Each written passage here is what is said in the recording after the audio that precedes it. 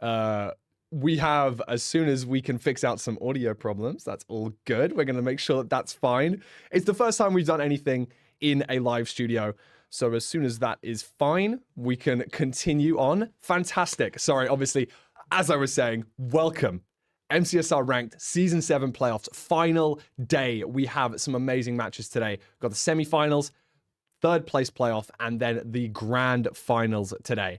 We're in a brand new studio, upgraded everything. So if there is some technical hitches and stuff today, we will be trying to fix it as fast as we can. We've got a bigger production team, and also we have a bigger commentary team, because alongside me today, I have the Season 7 player, Beef Salad. Hi. Welcome in. We are having a lovely dual commentary today. It's going to be absolutely awesome.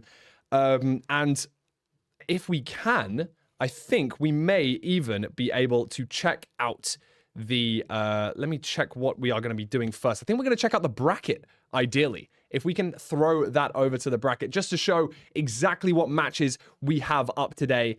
First up, we are going to be seeing Doogile play Crimson in our first semifinal. We've got Lowkey versus Hacks in our second semifinal. We've then got the third place matchup.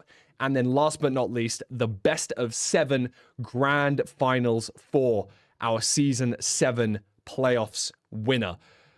I'm so excited to see what's going to happen today. I mean, I don't want to throw out any early predictions or anything, but I believe we're now going to go and head on over into our player spotlights. We want to get into this first match pretty swiftly.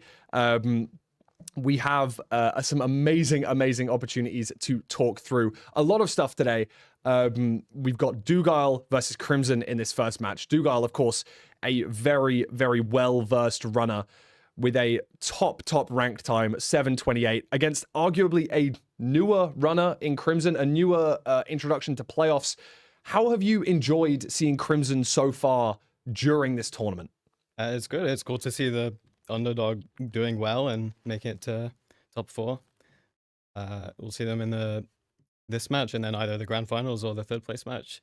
It is really cool to be able to guarantee that all of our runners today are going to be playing in at least 2 games. And no matter whether they win the first or don't, they're always going to have that chance of getting some of our amazing prize pool. Of course, that is going to be split up between our first, second, and third place runners. Interestingly, we did speak about this a little bit earlier. Both of these runners probably have a lower match number than we may be used to for the rest of the season. With Doogile playing, I think, if my math serves me right, 310 matches. And I think Crimson beating him out by 1 with 311 matches. I think you said earlier, obviously, you are a much more versed ranked player than myself. You're going to be playing up against these people. Hell, you did play up against these people earlier on in this tournament. You said that you were expecting them to have a little bit higher of a game count. Is that something that you could show today? I think Doogile only really played a lot like towards the end of the season in the later phases. Yeah. I think he was sort of on a hiatus in phase 1. Yeah, I mean, I think that makes a lot of sense. Obviously, I think they are still high seed. Doogile's still a pretty high seed today, but interestingly, across all 310 or 311 of their matches, we see no matches between one another, which is pretty interesting, I would say. There's no there's no real competition. There's no real previous history between these two runners. Obviously, Crimson not playing in a playoffs before. I'm going to ask you a very difficult question here. Do you think that you have any choice between who might take this best of 5 today? Well, it's hard to argue against Doogile at all, regardless of who the opponent is. But I'm sure Crimson can do a good job. Yeah, I mean, obviously, former RSG world record holder, former playoffs winner, second last season. I think you're right. It would be very difficult to not assume he's going to be getting forwards into this grand finals today. But Crimson has kind of come against the odds in his last 2 matches and has been able to make it all the way to the semis. So I don't think there's anything that would stop him from getting all the way through and possibly making it through to the finals. We're going to throw it over to the seed statistics now to see their breakdown between each of the different seed types. And I think that is going to show us some really interesting statistics. As we can see here, wow, I mean, Doogile having a sub 10 on every single seed type. And also, I think, trumping every single win percentage of Crimson. I think that's what we kind of come to expect, though, given the fact that the win percentage is so high on average for Doogile. He's likely going to be very strong on every single seed type. Now, of course, you did play Doogile earlier on in this. No. Who did you? I played Jay. You played Jay, of course. So when it came to your seed picks and bans, was there anything big that you were really looking for in your seed picks? Were you looking at the average times, or was it kind of It's just a really random more choice? just about the mental. Whatever you feel confident on is just whatever you think you can play best on the day. Perfect. So was there, if you were maybe to put yourself in Crimson's shoes here, obviously slight underdog to Doogile, coming into playoffs for the first time, is there anything that you would say, is there any seed that you personally felt less confident about? Is there anything you could maybe say Crimson might feel less confident about here? Well, maybe the ones with the lower win rate. It seems like his stats for Desert Temple are quite good. 60% win rate and a relatively fast average for a Desert Temple. Yeah, I mean, obviously, when you're comparing them to Doogile, they may not be quite as stellar, but you're definitely correct in saying I would say his Ocean seeds look probably more weak. Would you see? I think that maybe a Shipwreck ban could be coming out for Crimson here, and I don't think Doogile really has to worry about bans or picks. I think he's probably going to back himself on every single one of these seeds. But without further ado, I do want to now send us over to our shoutcasters and our commentators for the first two matches of the day. Curryway and Rekrap are going to be taking over from us for the next few seeds. So I'm going to send you guys over to them. Thanks for having our introduction, and we will see you all very soon. Thank you so much, Fulham. Welcome in, everybody, to the final day of Ranked Playoffs Season 7. It's Grand Finals Day, Parker. How are you feeling? It's Grand Finals Day. I'm freaking pumped. Also, warm welcome to Beef Salad and Fulham. I love to see this little community growing. It's like a homegrown thing. We're all in this together. I freaking love Ranked. We're going to have some good matches today. I'm pumped. Absolutely. I mean, already, like, just hearing from a runner who's played in this tournament, their kind of thought process in the seed pick ban selection, it's something we always talk about, and I feel like it's something where we maybe analyze it too much, and then Beef is like, yeah, I'm just like whatever I'm feeling that day, pretty much. Like, I'm just going with what makes me feel good. Like, I love that. I absolutely love that from Beef. So very warm welcome to him. Done a great job so far. We have a great matchup here between Doogile and Crimson. Any initial thoughts, Parker? I mean, Doogile is definitely the heavy favorite, but Crimson has proven everyone wrong, I feel like, at every point so far in playoffs. 100%. As we get further into this bracket, it just gets harder and harder to like pick people to root for because there's so many good storylines and players. But I really love the underdog story of Crimson. You know, maybe it's like a daydream of mine that I could like be Crimson one day, but I think he's really showing up. And now he's at a point where he's won 2 rounds, Curry, and he's starting to get this evidence behind him that I feel like it could really change his perception of like, hey, like maybe there's a shot that I can do this. I think it gives a lot of confidence.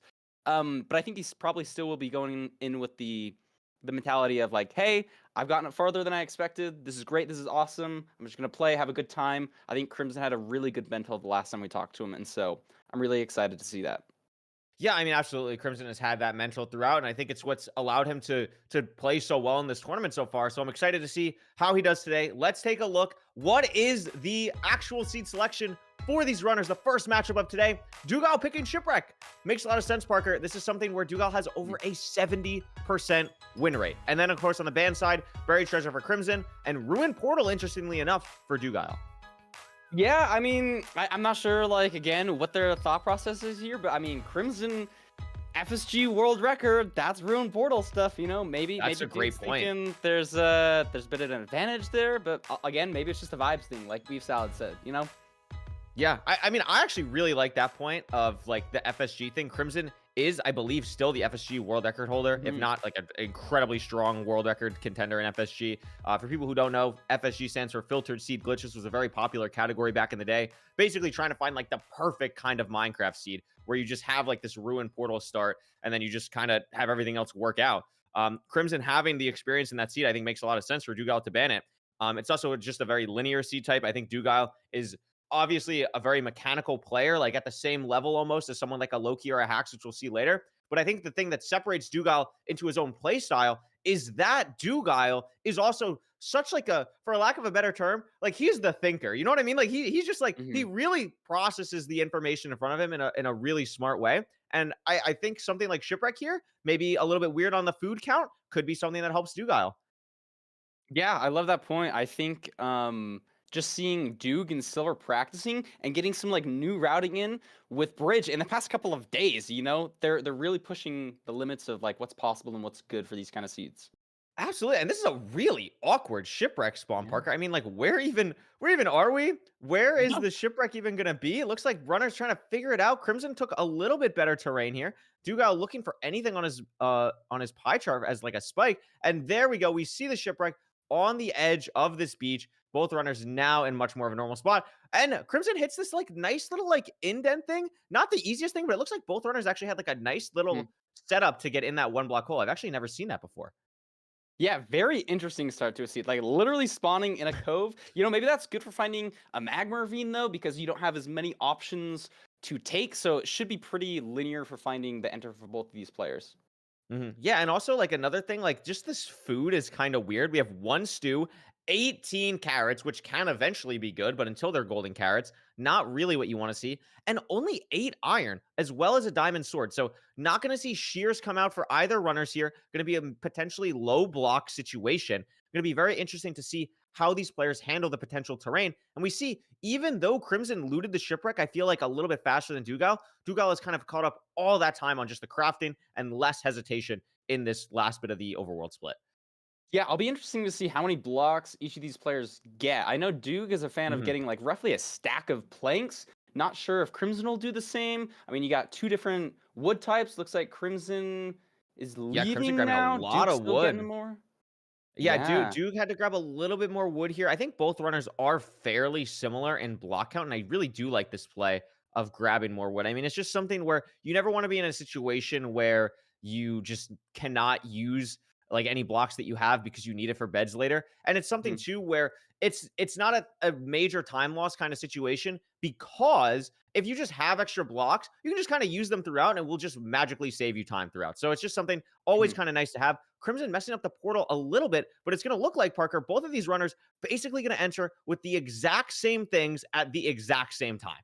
This is what we want to see, man. This is the quality of matches we came here to play. We're filtering down these players to the final 4. 3 of these people are going to be on podium. Only 1 is going home today with nothing. Absolutely. And all these runners want to get there. Look at this seed. Holy smokes. That's beautiful. A treasure, but right behind it, that's the fortress. Potential for a very fast nether split. We're going to see here no reason to break the mob spawner. We very clearly know where the fortress is going to be, and it's going to be very interesting here to see how these players handle the damage, because again, we don't have a lot of food, and sometimes in treasure, you're not going to be able to get that many gold blocks. Yeah, and it might matter quite a bit here. I think Duke has looted 1 chest that Crimson didn't, getting, I think, 12 obsidian. Is that in his inventory? I think is that 12 obsidian difference already for Doogile? Oh my goodness! Yeah, I mean, Crimson gets a little bit of an advantage taking some higher terrain. Oh my god, it is 12 obsidian for Doogile. Hello? But that's insane. Maybe Crimson can't make golden carrots anymore, and Duke can. And we've seen in previous matches that can matter a lot, Curry. I mean, that's a great point. That I'm assuming. I mean, I missed it, but the only place that Doogile could have gotten that chest is the bottom. Not the bottom treasure chest, but like the lava level chest in that opening. Getting 12 obsidian there. Some runners don't even check it in rank sometimes.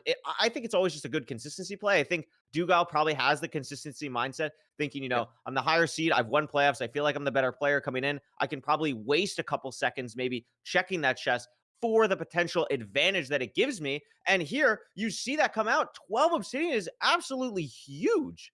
Oh my god, but look at that chest on the side of Crimson. 17 from Crimson already. So maybe it doesn't matter. No, it's not going to end up mattering. I mean, look at this nether highway on the fortress. We have a left and a right lane. Oh my goodness. That is going to be crazy for strays in about 45 seconds for Crimson. I mean, it has pretty much everything else except for pearls. Has a lot of potential extra gold as well, but throws all of it. And that might mean that he's not going to be able to craft golden carrots. And we've seen that play matter in the last couple days, especially yesterday, where we saw golden carrots really mattering in some of these matchups. 100%, and it can be a very aggressively played fort. You have the diamond sword. If you have the food, Oh, You're wow. in a Soul Sand Valley fort. You know, it looks like Crimson is immediately on a spawner. Doog not playing for Strays here, so maybe we won't see Yeah. some super aggressive plays. Oh, but gets them still a very anyway. close match. Gets the Yeah. strays anyway. I mean, Crimson on 1.5 hearts sitting in the Not middle of die, this spawner please. and doesn't have golden carrots while Doogile has 8. So this is the big Yeah. difference here. Even though Crimson is at the fortress first, maybe has a little bit of a lead here, is going to be in a situation where cannot regen nearly as fast as Doogile, and this could really matter purling to coordinates later for the second portal. 100%. I mean, it's good that you have that many carrots, but again, it's just a time thing. You're going to have to devote so much more time to eating the carrots. I don't think he's probably going to run out of food just because he has so many. Through the throws diamond sword! And his inventory's full, he can't pick it up. Oh my god. Maybe Gets there's it nerves, could finally. be flustered. I mean, you are playing Doogile here. Oh my goodness, that is a very scary situation. I'm not even sure how many rods Crimson's on because it's in his inventory. Only 4. Dougile's at 5, and all of a sudden, any lead that Crimson had is entirely gone. Is going to portal out, hasn't pre-crafted yet. Dougile's going to pre-craft now. So Crimson, although is going to be in the lead into this blind split, technically is not actually in the lead because he's behind on rods and hasn't pre-crafted yet. But even though I thought they were playing the same spawner, Parker, this looks like very different terrain, and it's going to be a little bit annoying for Doogile to pick up this eye. Yeah, so we'll see how far the distance is. I mean, I guess we won't on Crimson's screen, but it looks like 1400 for Doog here, swinging down, getting his eye back into the nether. And they're going to be leaving pretty soon. Yeah, I mean, Crimson has a Pearl Hang ready to go. The terrain looks pretty good. I don't think the food situation is actually going to end up mattering too much because this terrain is just so open. It's not like he's going to have to throw like pearls to get height or go down or anything like that. Like, seems very open on the side of Crimson. Does still need one more rod, though. Doogile got his last rod. Is going to be out. Barely grabbed it just in time. And we're going to see they are going to go to the same stronghold here. The Pearl Hang for Crimson is going to load, but Doogile basically on cords right now. Not going to have too much more to dig. And Crimson is, I would say, about 10 to 15 seconds behind right now. Yeah, Doog is just managing to claw back some time. You know, Crimson entered the Bastion slightly faster. Crimson doing like a double pearl while crawling. But Doog is going to be entering the stronghold very close to 7. Oh my god, they're building the portal at the same time. Gosh. Also, I did Crimson built it faster. They're in the same spot, and Crimson does have pre-craft. I missed it. Doogile in the stronghold maybe a second earlier than Crimson, but this is a phenomenal first game. Both players going mid. There's nothing there. Neither can press the button, and all of a sudden they're going to figure out the hidden here. Doogile slightly ahead. This has to be like basically the only way to go. Pearl. Crimson has to play for hunger reset. Dougile's in the portal room though, and Crimson went the wrong way. Just barely. It's back dragon. Pretty Duke standard 1 and 8 here. Oh wow. Very high though, very high. Yeah, very high. Lots of hesitation there. That could matter. You've really got to crank this speed bridge. I think he's gonna make it in time, and he is. Double a bed. He could even probably not a 2+2, but it's gonna finish it in 3 rotation. Very clean 0 from Doogile taking the first seed. Wow. Wow, and this is a very fast seed. A low 8 for the first matchup on the day on a shipwreck seed. I mean, that nether was ridiculous. Crimson gonna kindly bow out of the first seed there. And that's gonna be seed 1 going to Doogile. But I mean, they were neck and neck basically until Doogile just found the portal room. It was like a 50-50 way on that top right hidden. Doogile going farther right, Crimson taking the staircase down, purling aggressively, and it just ended up not working. I mean, Parker, before Doogile entered the end, look at these splits. They were never more than 10 seconds apart. That's incredibly even. That is insane. We were talking about the different decision of like which led to golden carrots, but at the end of the day, like I don't think it mattered. They both entered the Bastion at the same time and then found the stronghold at the same time. Yeah, unbelievable. I mean, very different ways too. Like Doogile left a little bit earlier. Crimson potentially took a little bit better terrain. One player had gold carrots, one player didn't. Just very different play style kind of things we're seeing. Doogile seemingly playing a little bit more consistently. Crimson, I think, is really trying to push pace for himself, really playing as aggressively as possible. I think that's the thing maybe I worry about if I'm like really rooting for Crimson in this match. Doogile seemed to be playing very calm, golden carrots, plenty of stuff, and Crimson was really pushing pace, and they're just barely tied going into the stronghold. Yeah, I think that's a great analysis of how the two players are running. You know, maybe it's also partly because of nerves. Like, again, people, this is Crimson's first playoffs. This is Doog's probably 5th or 6th or something. Yeah, too Like, many. Get this guy. too Can, many. can this guy relax? Oh my god. Oh my goodness. But seriously, amazing first match. I mean, shows exactly what we're trying to see in this final day. These runners are absolutely proving to show that they deserve to be here. And I'm very excited to see what the second seed pick is going to be for these two runners. I mean, we banned Ruin Portal and we banned BT. Mhm. So it's between Desert Temple and Village. Two a little bit more anti-traditional kind of seed types. I mean, now in season 7 of ranked and now it's in season 8 as well, it was the season where every seed type was 20% for the first time. Mhm. So a lot more variety. So runners might be a little bit more consistent in certain seed types. So Parker, remember, both of these players only have roughly 300 games played. Do you think that matters in these kind of wackier seed types? Maybe if we see, oh, we're going to see Village though. So maybe not as wacky of a seed type here. Yeah, I think that's a good point, though. I think it definitely does matter. People like B Salad, they can have like thousands of games in a season. People like Duke, they don't play as much. I know Duke has been doing a lot of private rooms though, so maybe they're doing Yes. a lot of practice that's not just that. But there's something to be said for just having an enormous catalog of games under your belt. There's so much to be learned. Yeah, absolutely. I think that's a great point. And even though, Doogile has maybe less matches this season, it's not like he doesn't have the experience in these situations, as we've said. I mean, an 809 shipwreck seed is absolutely incredible. So I would not be surprised if we see a very similar time here on Village. And I'm hoping, at least, Parker, I want to see a Toolsmith. It's the final day. I want to see a Toolsmith at some point here. Let's see it. It's obviously, I think everyone in the chat loves Toolsmiths just as much as we do. So I'm very excited to see what potentially we could get here. I mean, I'm sure it's the last day. Maybe the Seed Finders cooked up some stuff. Maybe they work together with the script writers. Maybe we see something crazy today. Who knows? Yeah, maybe. That's a fantastic point. If it is a Toolsmith, I think Doogile probably will know that it's a Toolsmith. Doogile will I hopefully think he know. might be a little bit scarred for life on that. Absolutely. All right. Let's see here. It is a desert. It is a desert. Oh, Hold the phone. I do hold see the a blacksmith, phone. but you never know. It's something where you gotta at least be aware potentially. You gotta at least be aware. 100%. It looks like the trees may be a little bit far away, so Yeah, absolutely. maybe a difference in routing here. You're next to an ocean, so probably not going to have to worry about gravel a ton. We have 8 iron, so you're not going to be having to kill a golem. And do we see a lava pool? Oh, is No, I that don't see that's a Toolsmith? anything It's a new. Toolsmith. Oh my Dude god. No, has that's not a Toolsmith. spotted No, that's the not a Toolsmith. This is Toolsmith not a, no, this is redemption, not a, and this he is not a only gets Toolsmith. spread. Is that not No, a 'cause Toolsmith? I'm it's not a tweaking. Toolsmith. Never Parker. mind. It's Pretend okay. I didn't It's say okay. anything. It's okay.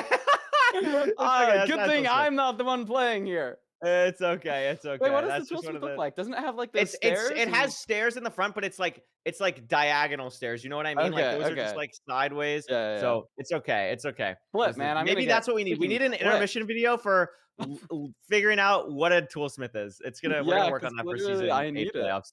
It's gonna be good. Both Have we seen a players lava seeming to pool? struggle finding a lava pool. Yeah, I don't see it on either runner's side. I mean, Doogile just grabbing wood now. I think Crimson's going to be kind of in a similar boat here, but I think both players trying to figure out just like, okay, yeah, sure, I can get wood over here, but like, where am I going for my enter, right? Like, I think that's Yeah. just every player, especially on Village Seeds, really want to just find that linear line, that linear way to enter the nether as quick as possible. And both players really haven't figured that out. I did just see a ruined portal in the distance on Crimson's screen. I mean, it is one that has completable lava, but it's potentially buried in a desert. Could be really awkward. And I mean, I just haven't seen a lava pool. I just haven't seen one yet. Yeah, I mean, Duke's going in this direction. Maybe it's a thought process of like, hey, there could be a lava pool in this desert, and if not, I'm guaranteed an enter with this ruined portal. Is that?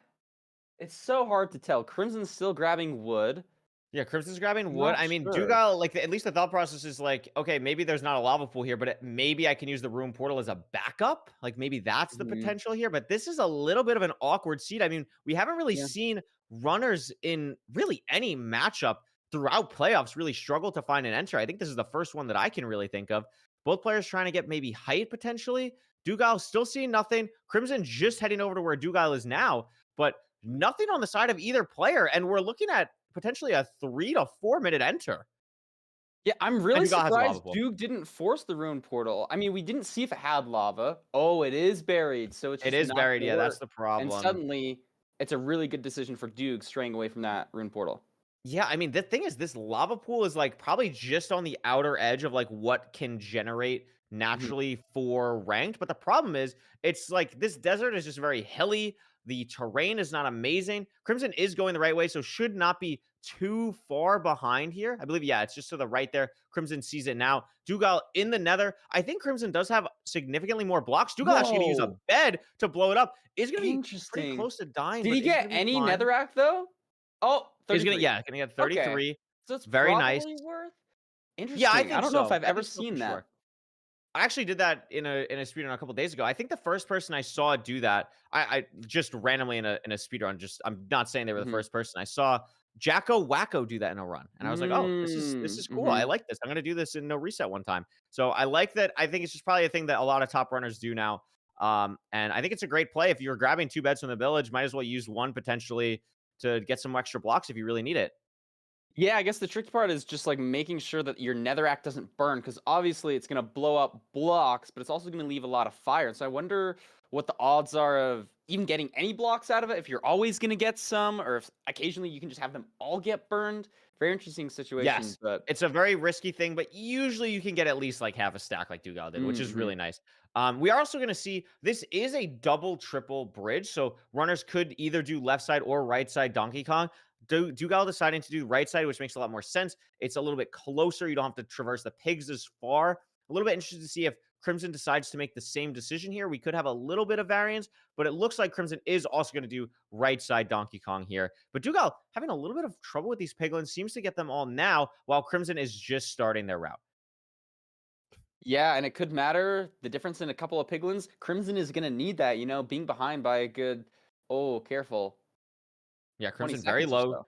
Should be okay, but just a little bit scary of a situation. Has another piglin. A little bit awkward just for both runners dealing with this. Crimson should be fine. Doogile pretty much fine now.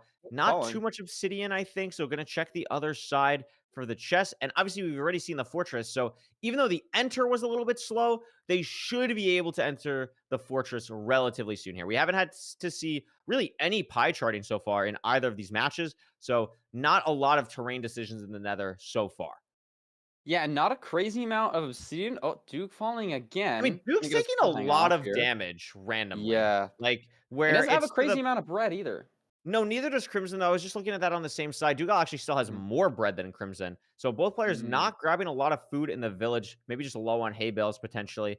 But yeah, both runners a little bit low on food, something to watch out for, especially if the stronghold ends up being far. But Doogile potentially going to be able to leave here. 19 obsidian, going to craft an iron sword, Parker. We haven't seen a lot of that this season in ranked.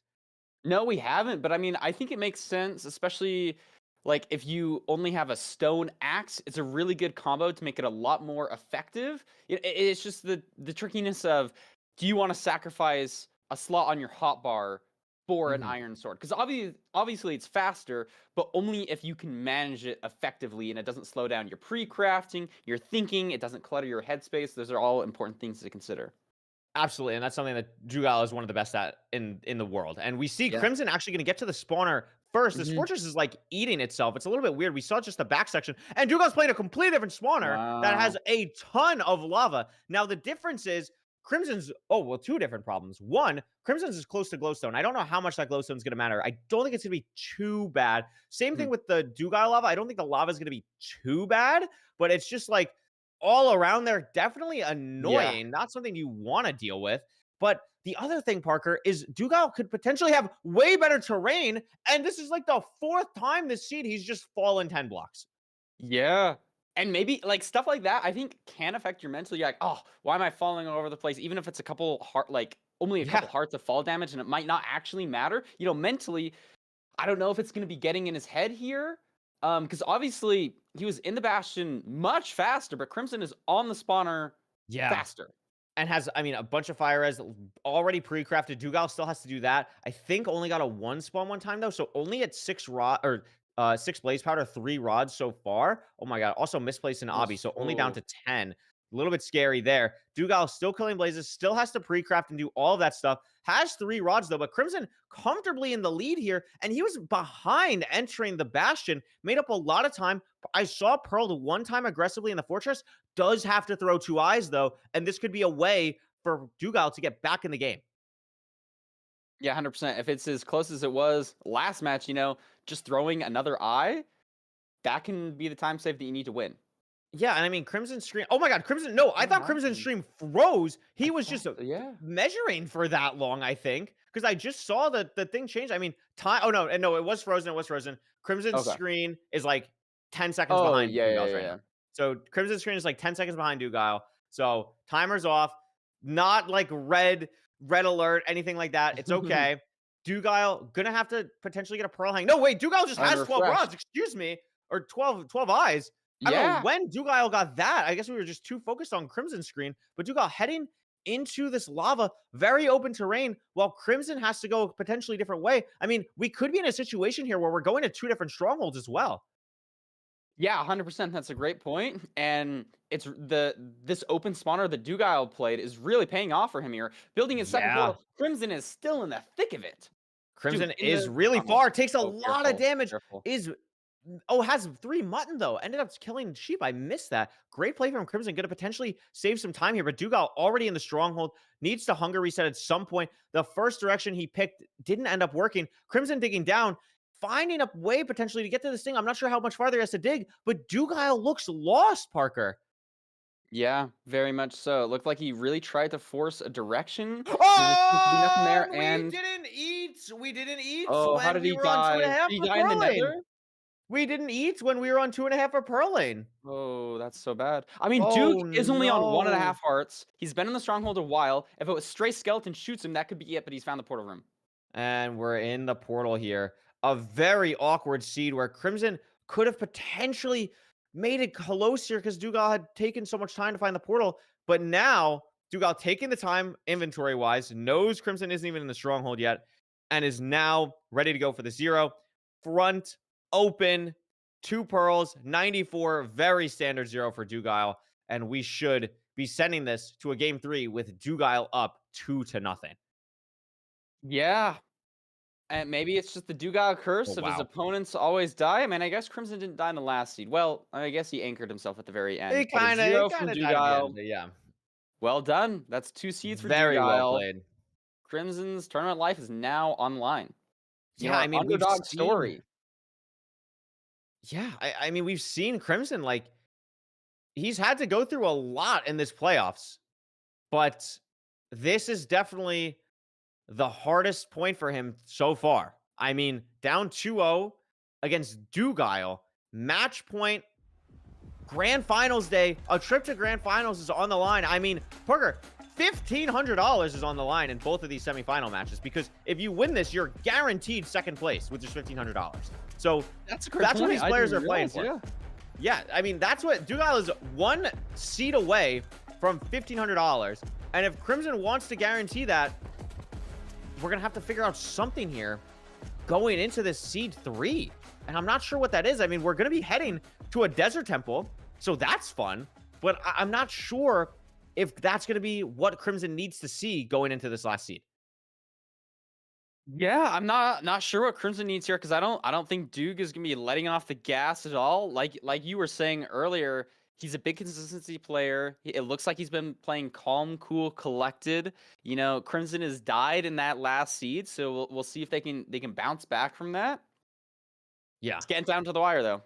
It really is getting down to the wire. I mean, this is a situation. Doogile still, I believe, has not dropped a map yet in this course of playoffs. I believe it's 8-0 so far. So Doogile has had an absolutely dominant performance. I mean, say what you want. Like, sure, his opponents have died at some points, but I mean, Doogile has just really been playing at a really impressive level throughout that last weekend and this weekend. And it's going to be a tough matchup for Crimson, but Parker, that's why he's here. That's why he's here. It's been tough so far. He's proven himself to absolutely deserves to be here going through the bracket so far. So I want to see, let's get it to at least a match 5, Crimson. Let's really pick it up here. Let's see what we can do. And let's see.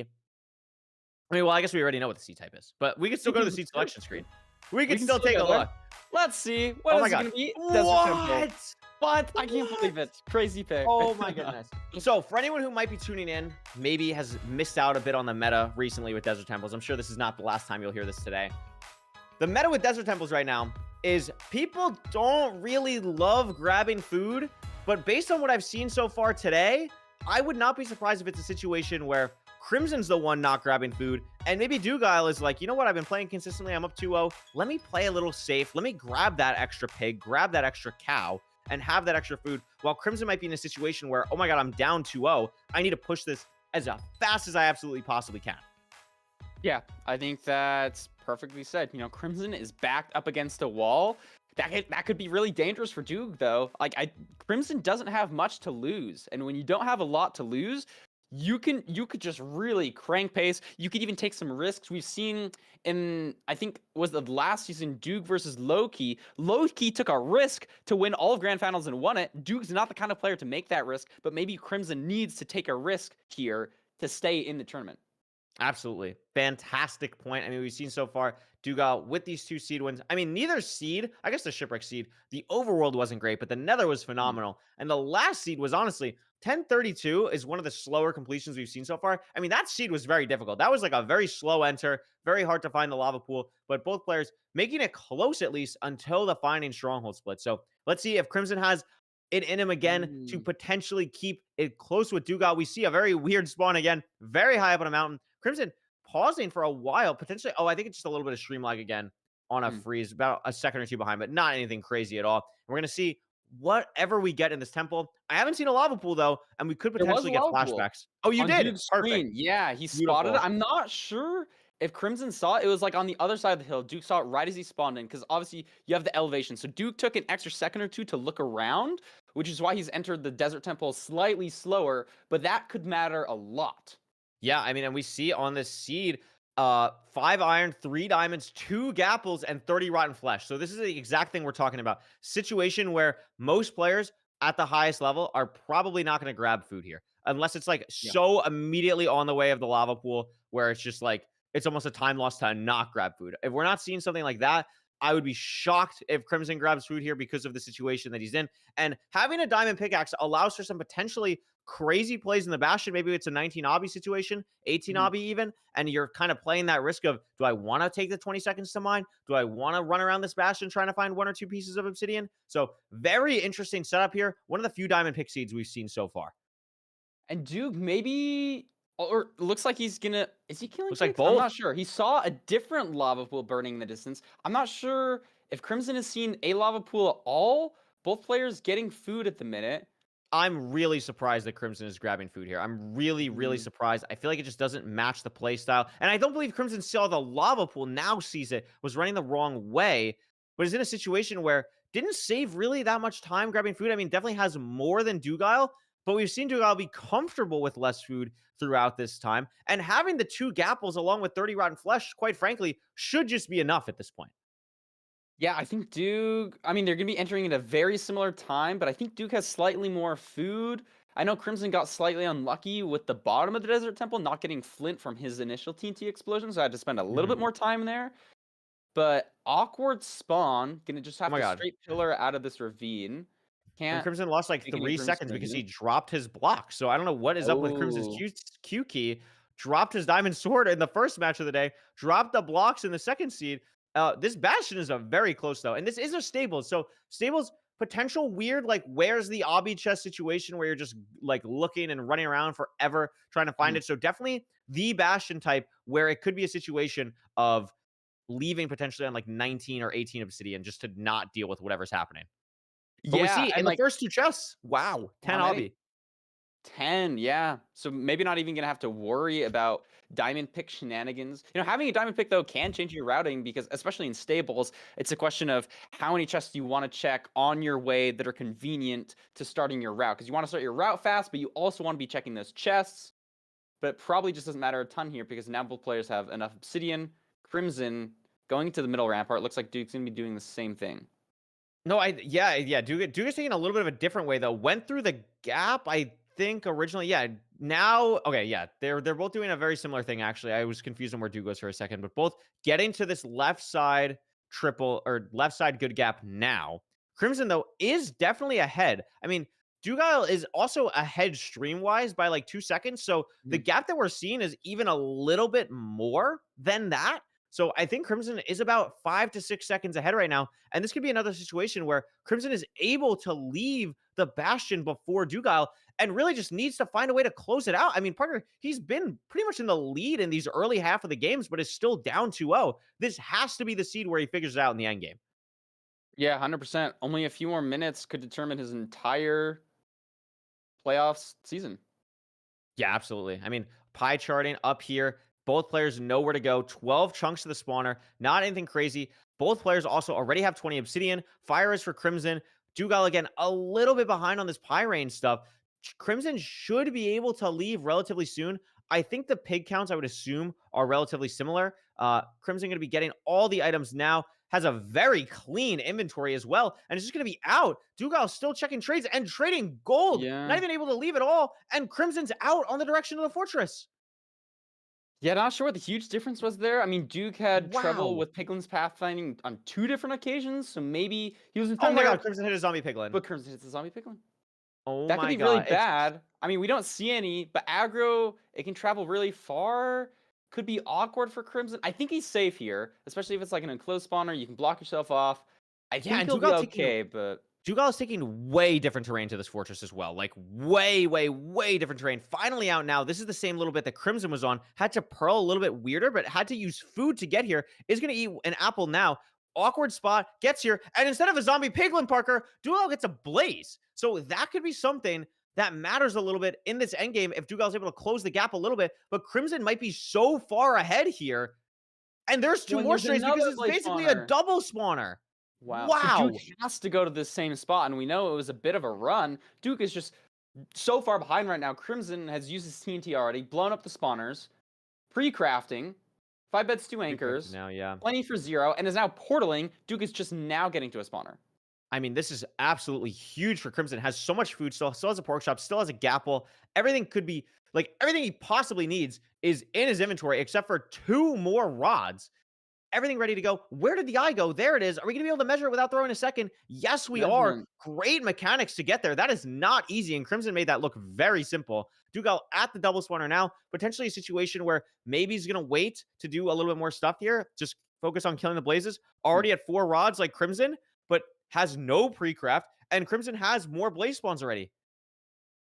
Yeah, this is scary. I mean, if you're a Duke fan, you're going to have to hope that Crimson messes up in the stronghold or can't hit a 0, because if you're just playing consistently and they both make the same decisions getting to cords, same decisions in the stronghold, both hit a 0, Crimson's just going to win this. You know, he's got Yeah, absolutely. 1 more rod on 10 eyes. Is this one going to And is drop? out. Yes, it does. Is able to leave. Is going to be leaving. Has a little bit of time hesitating getting to the coordinates. Has 2 golden apples still, not 1. And is going to be heading out. I'm not loving this terrain. It needs to open. It does. Potentially more open here. I'm not exactly sure how far that is on his screen. It's very difficult to read. Looks like he has to go 71 more blocks in the nether from where he is. Has the golden apples to heal. Doogile should be able to leave here soon. Is going to leave. Does he find better terrain? Yeah, maybe. I mean, Crimson's in a really awkward spot, you know, kind of pearled into lava under an overhang.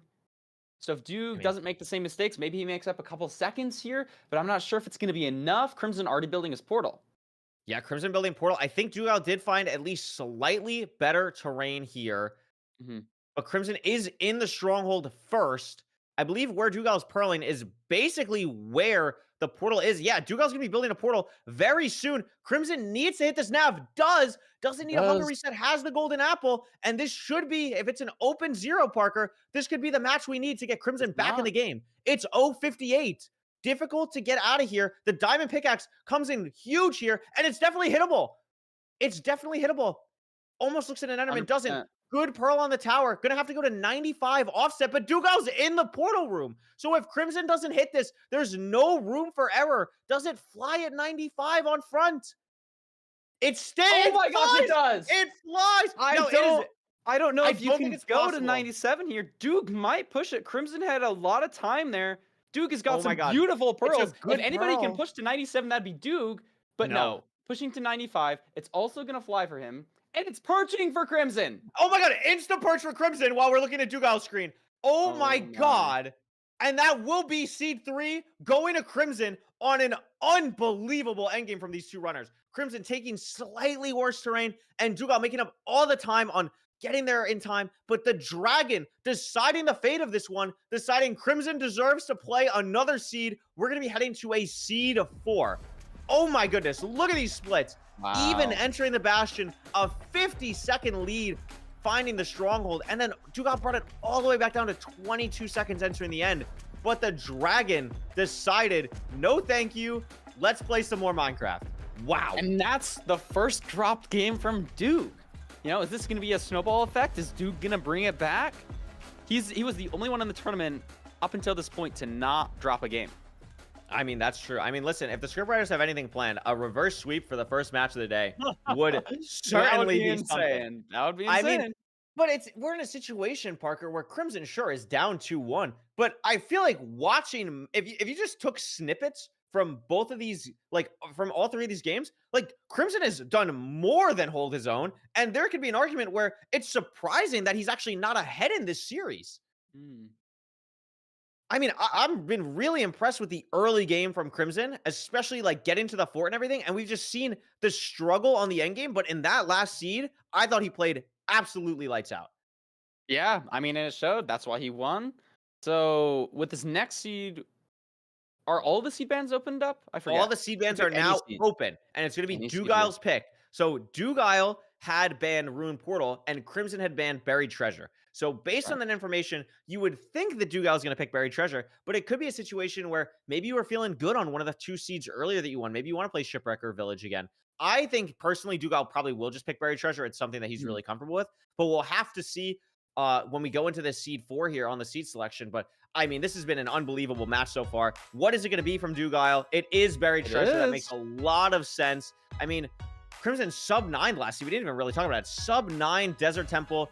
Buried Treasure here for Doogile. This is just his bread and butter. Originally much more of an RSG player. Has been doing more ranked. And this is something where Doogile has to feel very, very comfortable going into the seed. 100%. There's definitely going to be some warm feelings around Buried Treasure. I know that's what his world record in RSG was, like what, 2 years ago? Oh my God, is it already 2 years? Are we that old? Oh my goodness. I mean, that gracious. sounds like I think. I mean, I think you're right. Like started running. So it oh might my be God. 3? No, probably just 2.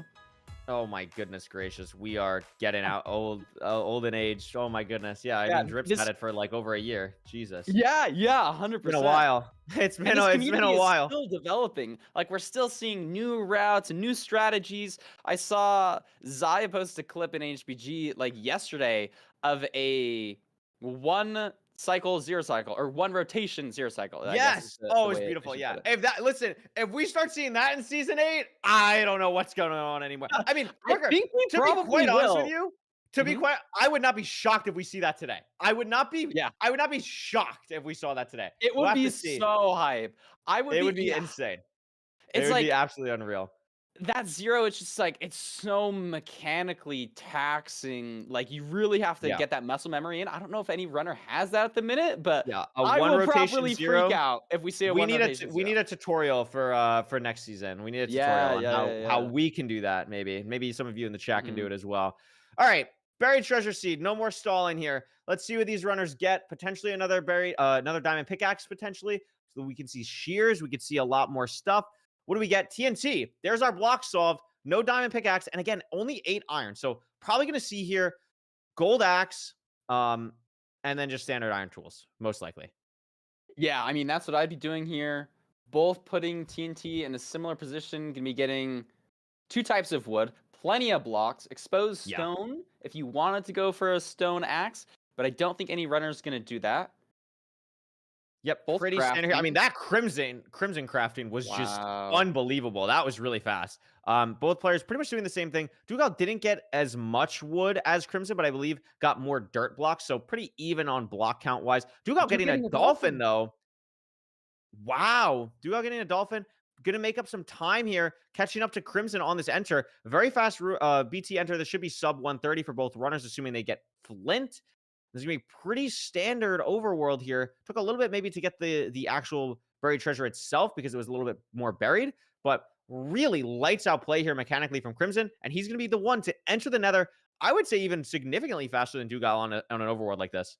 Yeah, and I think that's just a mechanics difference. Like Duke even had a dolphin, but Crimson said, "No, I'm just Yeah. gonna play faster today." I think he sees the Bastion on top of a fort. Yeah, this Bastion is a little bit far here, so these blocks from the TNT is going to really matter. Doogile taking very different terrain all the way on the Kind of like bottom this compared to though. Crimson holding height. I actually really like this terrain from Doogile, I think, because he's just going to be able to bridge over any lava he needs to. And this terrain up top is very, like, mountainous, rocky, for lack of a better term. It's not clean at all. Hits the boat clutch, so to cross this gap, but might be able to do a top-down housing. I'm not sure if this is housing or stables yet. It looks like it's housing. And Doogile entering from a completely different spot where Crimson can enter and do a normal top-down route here. Yeah, maybe there's an argument from Duke there to like not check the chest. It just could be so bad if you don't get 20. Like obviously going to the chests now is good if you need the obby.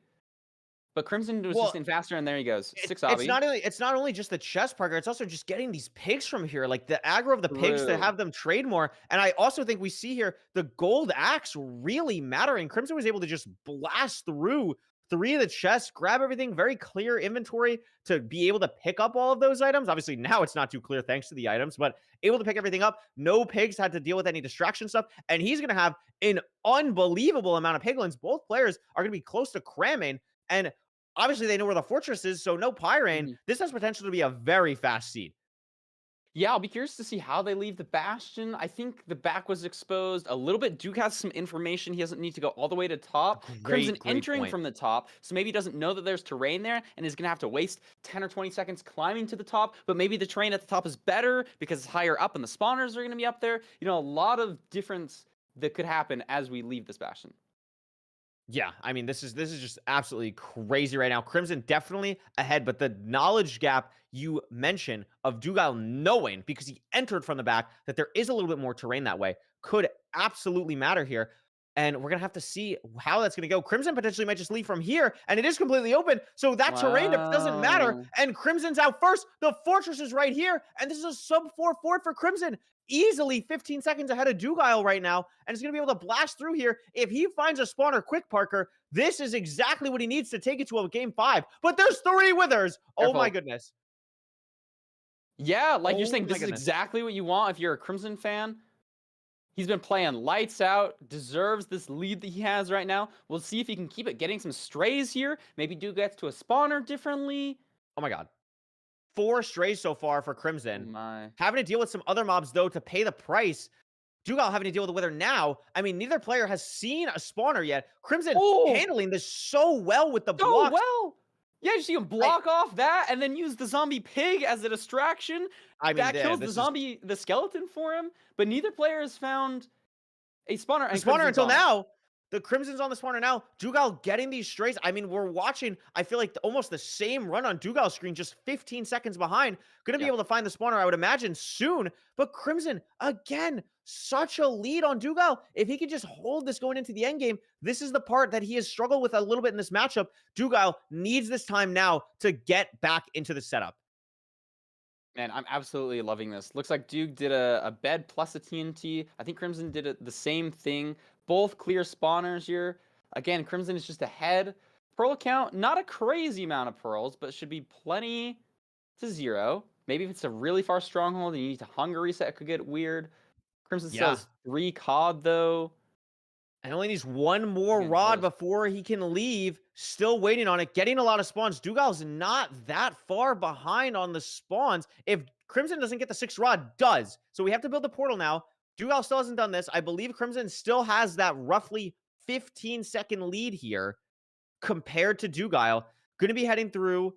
Has everything necessary here. I believe still has some COD in his inventory. And we'll see how far the stronghold is. I cannot read that on Crimson's screen at all. It's a lost cause. I'm going to be honest, Parker. It's a total lost cause. It's a 99% though. So he's going and Dougile's leaving now, but has 7 rods. Yeah, and maybe Doogile makes up some time here. I wasn't watching. Did Crimson have to throw 2 eyes? Crimson only have to throw 1, but Doogile doesn't have to pick up this eye because he has 7. Crimson is out though, has the COD still, but Doogile still has salmon. Great pearl from Crimson. Out of spawner though, going to take damage. This opens through here. Is Doogile going to take the same terrain? Yes, roughly. But Crimson is ahead still. No, Duke's going down. This could be bad. I think it's a far It's bad, yeah. portal. But I mean, Duke is able to get some easy pearls here. If anybody saw the pearls that Crimson had in Oh my that God. 3 tall space, absolutely beautiful. Oh, look Crimson's at this not having pearl heart, no from Crimson. fire res! Oh my gosh, and he's dead. He's gonna die! He's dead! He's on half heart. He's Crimson's gonna take an dead! instant tick. I don't No, think he's there's just any dead. way to solve this. I think he's just You're dead. just I dead think as he's soon just as you hit the fully dead. lava, and I think he's now realizing that. Wow. That might be him out of the tournament. You got to make a decision though. You got to tank it and then just hope that you can run I back don't the know what you seed. do. Yeah, He you just just- decides wow. to reset. Doesn't A even want to full die there. reset! That's A so full brutal. reset. That's so brutal. Maybe he just like forgot to drink the fire res, re-entering the nether, just like Oh forgot my to have it. Maybe he's God. nervous. He just lost his lead though, and that could be it for Crimson. I mean, that's the second time Wow. today we saw a pearl be the cause of Crimson's death. And Doogile now in the stronghold. I mean, again, it's a situation. Doogile has no idea how ahead he is now. It could be a situation. No mob is going to ruin this day for Doogile. A hunger reset. And this could be it. Doogile could be punching his ticket, not only for $1,500, but a chance for $3,000 and a ticket to the grand finals here. Everything is at stake here. Back, cage, Back easy low. 0. A free 95 height for Doogile here. And Crimson can do nothing but mine wood in the overworld. Unbelievable. Wow. I mean, maybe I don't even know. I think Duke is just gonna seal it off here with a clean 0. Nice first Doesn't bed. fly. Good second rotation. This should be a 3 rotation 0 for Duke. And there it is. Wow. An unbelievable match where back and forth throughout. Just a crazy situation where Dougile's able to pull ahead, win the seed, and made it happen. Raw Doogile. closet. You know, Crimson's still what putting did- what on did a the sign show for say? us. Maybe it said draw closet. You know? So I guess not a house. I thought for Oh. a second maybe he was making an application to join the house builder gang, but Potentially, Wow. yeah. I mean, again, like looking at these splits, if you're Crimson, obviously it's a tough way to go out in a 4-match set against Doogile. But Crimson's day is not over. We will be seeing Crimson that's very again true. in the 3rd place match. And I don't know about you, Parker, but you have to be feeling obviously down that you lost, but you held your own against arguably the best player in the world. Yeah.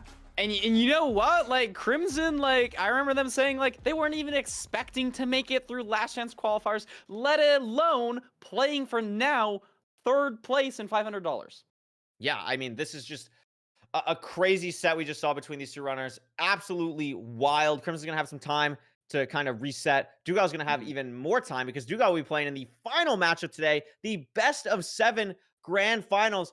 And Parker, I've heard that we also are going to have an interview with this said Doogile, and I'm very excited to hear his thoughts on the matchup between these two runners. I mean, it was just a crazy, crazy back and forth. And once we get everything set up, we will bring Doogile in here. Doogile, congratulations on punching your ticket to grand finals. I mean, Thank you. what a matchup. Mhm. I mean, it's really seemed to be a very interesting, like, back and forth situation throughout a lot of the seeds. How are you feeling Yeah. post-match? That was scary. Like, Yeah. there were like, I mean, I assume he died on the last seed, right? Yeah. Yes, he died. He had tried to hang a pearl. He was on 2.5 hearts, had no fire res. And when he lowered his render, it didn't like pick up the pearl hang and it was too late. And he died in the lava and just reset the seed. Yeah, that's unlucky. Like Unfortunate. on the first seed, he was like ahead of me for Yeah. most of the time, right? Yeah. And then like Died on that seed as well. that temple seed as well where he beat me, like I felt like I played that seed well and he just played it better than me. And like I don't know, like he was playing all these seeds very well and it got in my head a little bit. I'm glad I could still win in the end.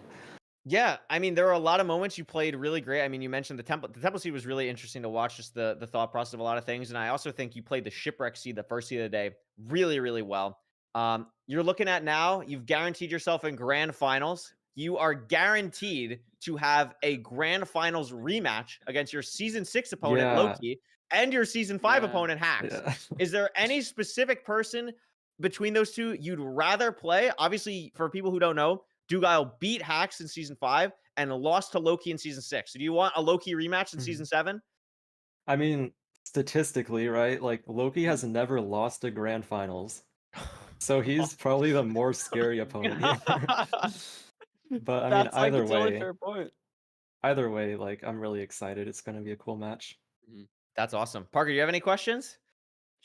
No, I think the fans are also going to be excited. I'm excited either way. Like, it'll be a rematch. Like, the last season we had Doogile and Lowkey go to a game 7. Like, that's what I'm hoping for. Love to see the close games. Love to see the high level gameplay. Congrats on the win, Duke. That was awesome. Yeah. Thank you, thank you. I have one other question. I think, do you come into today, like when you, I mean, obviously you have a ton of experience in playoffs. Like when you know, like you're the first seed of today, and now you have like, I don't know, let's say 3 to 4 hours to kill until your grand finals match. What kind of goes through your head in that time? How are you going to prepare for grand finals? And then how do you kind of approach today in general compared to like a normal playoff day when you have one match? I haven't thought too much about that. I think I'm just gonna like eat some lunch, maybe like just try to calm my nerves and like just Yeah. and then just like do some practice during the third place match. Yeah. Makes What a you lot having of for lunch? sense. What's the lunch Yeah, of what's the champions? Doogile lunch? What's the Doogile lunch? I have no idea. Maybe like a taco or something. Maybe a taco or something. Good answer. Love tacos. Good I answer. love Listen, tacos. well, best of luck. Congratulations. You've played lights out through this tournament. Best of luck in the grand finals. We will be watching. So will chat. And good luck prepping. Good luck figuring Thank out what you're you. going to eat for Thank lunch. you. And we'll see you soon. See ya. Awesome. Well, what a first match of the day. Parker, tacos are kind of fire. I think that's I that's like a lunch agree. of You know, champions, right? now I'm wondering, like, is it gonna be a hard shell taco or like a soft shell? What you putting in it? What kind of meat? Yeah, like Tacos can we are just good have regardless, like so how can you go wrong? ranked culinary corner? Can we get that section next season? Like, can we get a sponsor? Uh-huh. Hello? Like, what's going on? Well, speaking of cool stuff going on today, we have a desk that we can throw it to, which is True. awesome, which is so awesome. So instead of hearing us yap, instead of hearing so many interview screens and all that stuff, we're not going to worry about any of that right now. What we're going to do is we're going to throw you to our amazing, awesome host desk of Beef Salad and Fulham, and they're going to do a post-match breakdown, breaking down this match, show you all the things that we missed out on, give you top-level runner analysis from Beef Salad, and Fulham's going to be there too. I love that Fulham guy. So thank you guys for watching this first matchup. Don't go anywhere. We have a bunch of more cool stuff planned, and especially don't go anywhere because when you see us again, it means it's time for Lowkey versus Hacking Noises for a grand finals rematch from one of the last 2 seasons of Ranked. See you all very soon. See you soon. Amazing. What a fantastic first best of 5 match. Doogile taking it 3-1. What a fantastic game to watch, and what a great way to start off our day. Of course, we've got the second semi-final coming up to you very shortly. But before that, let's have a little look at the bracket and let's see what we are going to be in store with next. I'm so excited for this next game. It's going to be 2 absolute demons of the rank ladder. Lowkey taking on Hacks. Now, Beef, I know that you are well versed in playing these 2 opponents. It's going to be it's going to be a fire matchup. We're going to have an absolutely amazing time watching these guys. What are you looking forward to? Is there anything in particular? Yeah, they're 2 very mechanically skilled players. I'm hoping to see some really fast seeds and maybe some sub-7s even. I mean, yeah, we saw an amazing, I think it was the playoff record yesterday from Hacks with that 6:23. Just absolutely lights out fast. These guys playing absolutely insanely. And of course, what a fantastic best of 5 that we just saw. Lowkey and Hacks coming up very shortly. But just before then, I want to talk about our sponsor for today. And that is LilyPad GG, an amazing high-end Minecraft server hosting platform that is very affordable. They use really high-end hardware, and it's very easy for you guys to set it up. We've recently released, alongside LilyPad on their marketplace, a pretty much one-click install for all of the instantly verifiable mod pack so that you guys can run on speedrun.com any kind of stuff that you want. I know that people love to run their duos and their trios runs, and we've tried to make it as easy as possible for you guys to grab a server, one-click install, and make everything verifiable on speedrun.com. So head over to lilypad.gg. We should have a pinned message in the chat as well. You can click that link and head straight over there and pick up your servers. For now, we are going to quickly transition over to the post-match breakdown. Let's have a look at this stuff right here. We've got a little clip from the Crimson and Doogile match. And let's just talk about this second seed. This zero cycle was so close to hitting. And then we saw an insane finish to this seed. Unfortunately, misses the zero cycle, flies at 95. Of course, Doogile also getting his to fly at 95 and an instant diagonal perch. He recognizes that really quickly as well. He's already pearling over there before the dragon snapped. Yeah, ready to place the obsidian, ready to get the beds out of his hotbar. And I mean, look at this this one cycle as well. Clean 4-bed, no worries. And Crimson was able to take it down to a seed 4, which is absolutely beautiful. And it was great cinema for us because we were able to see some really high-level gameplay. And Crimson was able to take the lead in this seed, but unfortunately, we caught ourselves in this predicament. Half a Heart paused, about to show ourselves a lava death, most likely. And we've got this paused screenshot here. And Beef, we were able to have a little chat about this. We were able to have this little discussion. And you thought there might be a way that we could possibly get out of this. Now, this might be impossible in real time, but maybe TAS players, something like this, and we know these guys are high-level, mechanically skilled players. Would they be able to get out of this? Now, behind our webcams, what you don't see is a splash fire resistance potion in Crimson's offhand here. We were talking in the booth during the seed, analyzing a possible outcome that could go ahead. And I want to let you take it down before we see, unfortunately, what did happen. Yeah, we were thinking that maybe if Crimson unpauses and throws the fire res and then immediately places the boat, the fire res potion would interact with the boat, but we're not actually sure if that's how that works. But if it is, you sort of pause in the air for a second when you place the boat, when you're really close to it. So there would potentially be a small window of time where the fire res potion could hit the boat and give him fire res, and then he would get in the boat and be safe. And would possibly survive on Half a Heart, maybe dragging us all the way to a seed 5. I mean, we don't know if that's possible in real time, so I mean, we're asking for a lot, but unfortunately, as we saw by the end of this clip, it was just a reset world. I mean, you're going to struggle to think of that in real time in such a high pressure, high intensity situation. But unfortunately, obviously, we did see that he went for the reset, allowing Doogile to finish off the seed with a clean zero cycle, taking it 3-1. It's a beautiful, beautiful best of 5. And of course, we are going to see both of these runners still today. We're going to see the 3rd place match as well as the grand finals, which are going to be our final best of 7 today. But I don't really want to take up too much more time because we're going to see one of our amazing intermission videos. This one is by Silver, and it is going to be a stables tutorial, one of the most difficult bastions in the game. So we're going to send it to that right now. Maybe you'll learn a thing or two.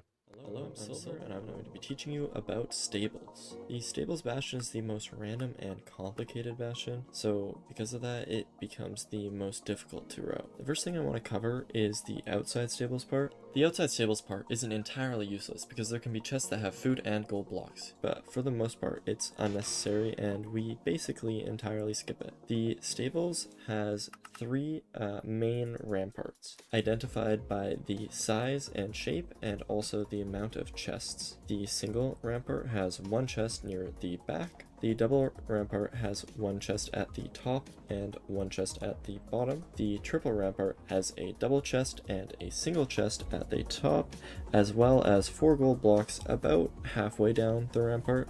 These ramparts cut off halfway down the bastion.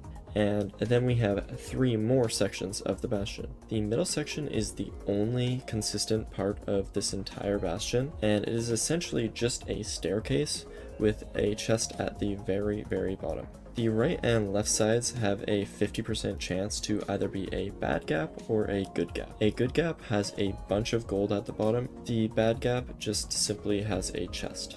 How the ranked filter works is that there will always be a good gap, meaning on one of the bottom parts of these ramparts, there will always be gold down there. Now that we've identified all the sections of the bastion, we can go through some cases and what speedrunners will do in those scenarios.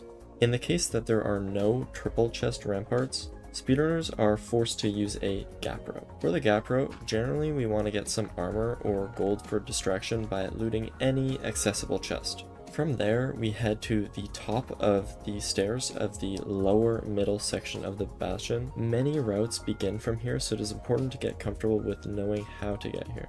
We then begin to identify the gaps. The left gap can be identified by mining through this wall. If it is open, then it is a good gap.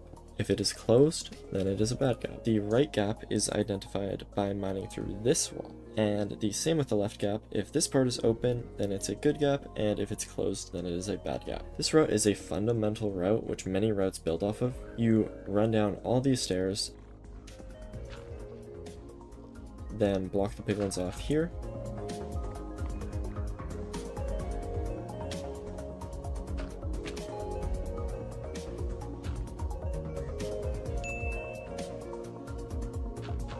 Make a piglin pit by placing 2 blocks here and mining 1 here. We then mine into this wall, which has some of our gold, and we just let our piglins in so that they all can path into the pit.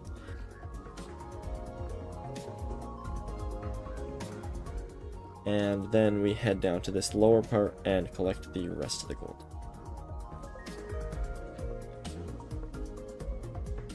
Speedrunners will also commonly go up here and grab these 2 backup blocks.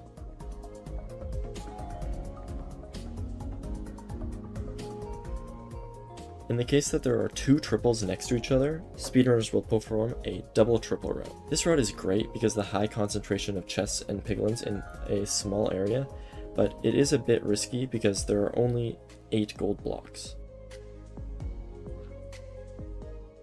We basically just use the 4 gold blocks here, and we trade with all the piglins.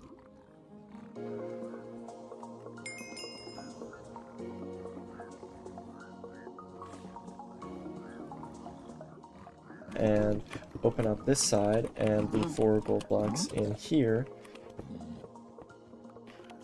And then you drop all the gold back to the pigs, and then you go up and loot all of the chests.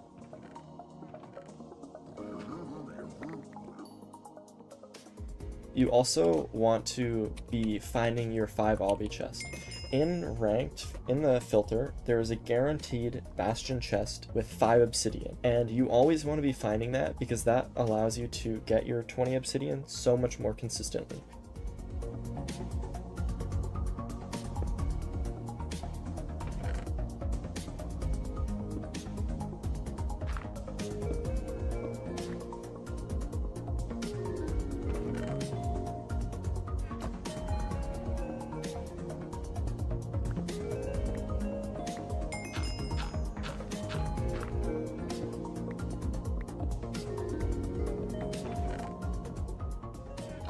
In the case that there is 1 triple, we will perform a triple to gap route. Essentially, this route involves looting the chests, then grabbing the gold blocks, and making a pathway for the piglins to follow you down to the gap.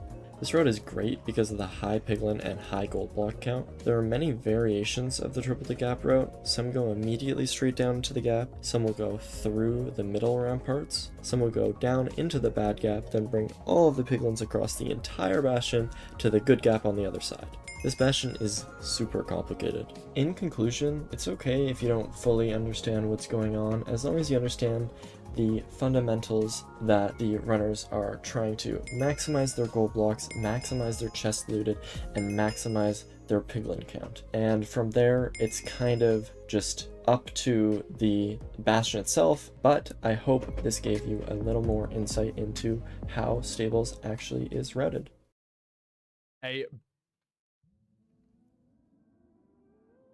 Fantastic. A big thank you to TJ Things right there. I was absolutely fantastic. A beautiful discussion there. TJ Things, thank you for the edit. Silver, thank you for telling us exactly how to route a stables. Obviously, there's a lot of different things involved in a stables bastion. There's a lot of different routes that you can do.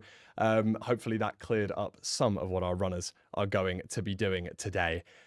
Now, we have a little bit of time before our next match, and we are going to show our player spotlights. We're going to talk about exactly who we've got up in this next game. It's going to be an insane game. two absolutely insane heavy hitters. And we're going to show you Lowkey and Hack statistics. Just so good these guys are.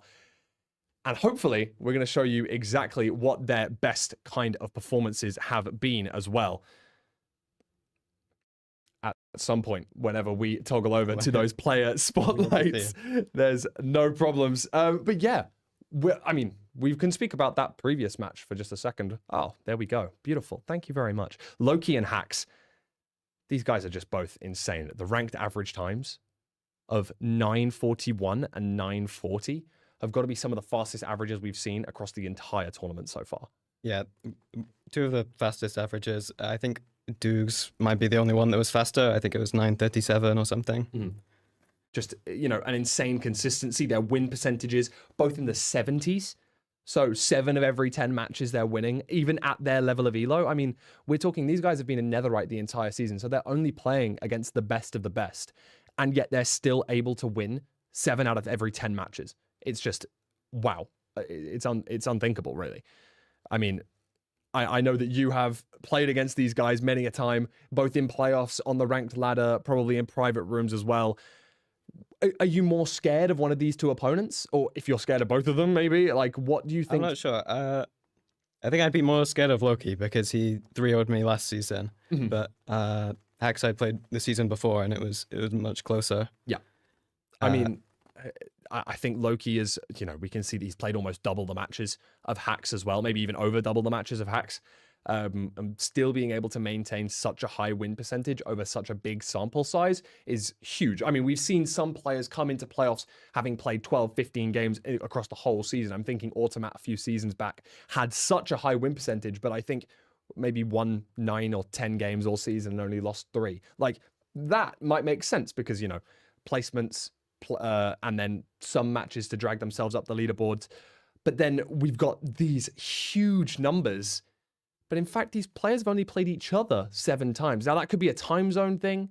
That could just be, when they decide to queue up. Obviously, Hacks in school at the moment, a lot of, a busy time. But I mean, 4-3. Do you think we could see this game going to a seed 5 potentially? Definitely. These players are very evenly matched. Yeah. I mean, look at the peak elos as well. Of course, Lowkey reaching 2,500 this season. Hack's not far behind with 2,400, and their RSGPBs both very close as well.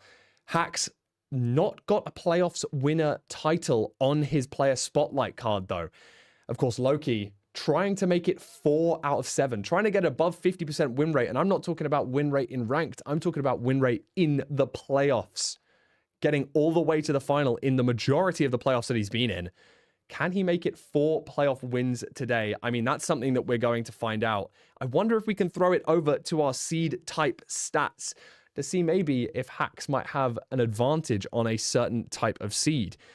And we can see he's got a higher win rate on 2 of those seeds, on the Shipwreck and the Desert Temple. But look at those average times as well, all of them being under 10 minutes on average. I mean, across such a big sample size, a 10-minute average is just unreal for every single one of these seeds. Again, you are a much more experienced playoff player than myself.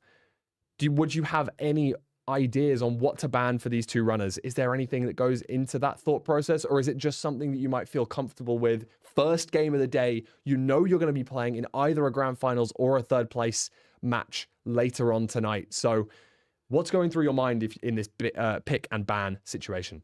Again, I think it's very important to just feel comfortable on the seed type. They both just have really impressive stats across all of them. The only thing that I would say maybe stands out is Hax's lower win rate on Ruined Portal, only 56%. So he might be banning that, and maybe Lowkey might be wanting to pick it. That's a very good point. Obviously, the lowest win percentage that we see on the screen there, but a very high average time. Of course, we also saw that Hax did pull a 6-minute time pretty much yesterday with a Ruined Portal. Not able to portal break to get into the stronghold, and after a little bit of a tough nav, we didn't see a new ranked world record, but it wasn't far behind, 20, 25 seconds off of that best pace that we've ever seen with a Ruined Portal. And of course, it was, I think, the playoffs record, the fastest seed we've seen in a ranked playoffs.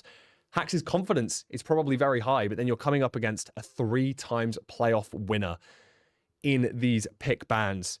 I mean, it's going to be a very, very tough situation. No matter what you're picking, you're going to be playing up against one of the top level runners. And I can't see how you're going to feel confident. I don't know how Lowkey is going to feel in this situation as well. Obviously, after beating Silver, after sending it all the way to a seed 5 yesterday, could have gone either way. Lowkey getting through. Will Hax be able to do one better than Silver did yesterday and send Lowkey to a 3rd place playoff? Something that we haven't really seen very often in playoffs, especially for the fact that we've seen him win 3 of the 6 that we've had so far. So, without further ado, I don't want to hold you guys off any longer. Let's see what the picks and the bans are by sending you guys back over to Kuriway and RecRap right about now. Thank you so much, Fulham and Beef. I think they did a great job explaining, quite really, the stakes of this match, how good these runners are. I mean, the thing that stands out to both of us, Parker, there was not a 1 on that seed screen. No, there were sir. just 9s. There were just 9s. nines. That is unbelievable. I mean, these 2 runners. I mean, Parker, in your opinion, I mean, have you played against Hax before? I'm sure you've played against Lowkey just I played maybe like against once. Lowkey like 2, maybe 3 times, and then I don't think I've ever played against Hax. I think it's like What goes through your mind when you queue and you get Lowkey? What's like the first thought that goes through your mind? fear, just fear. It's just fear.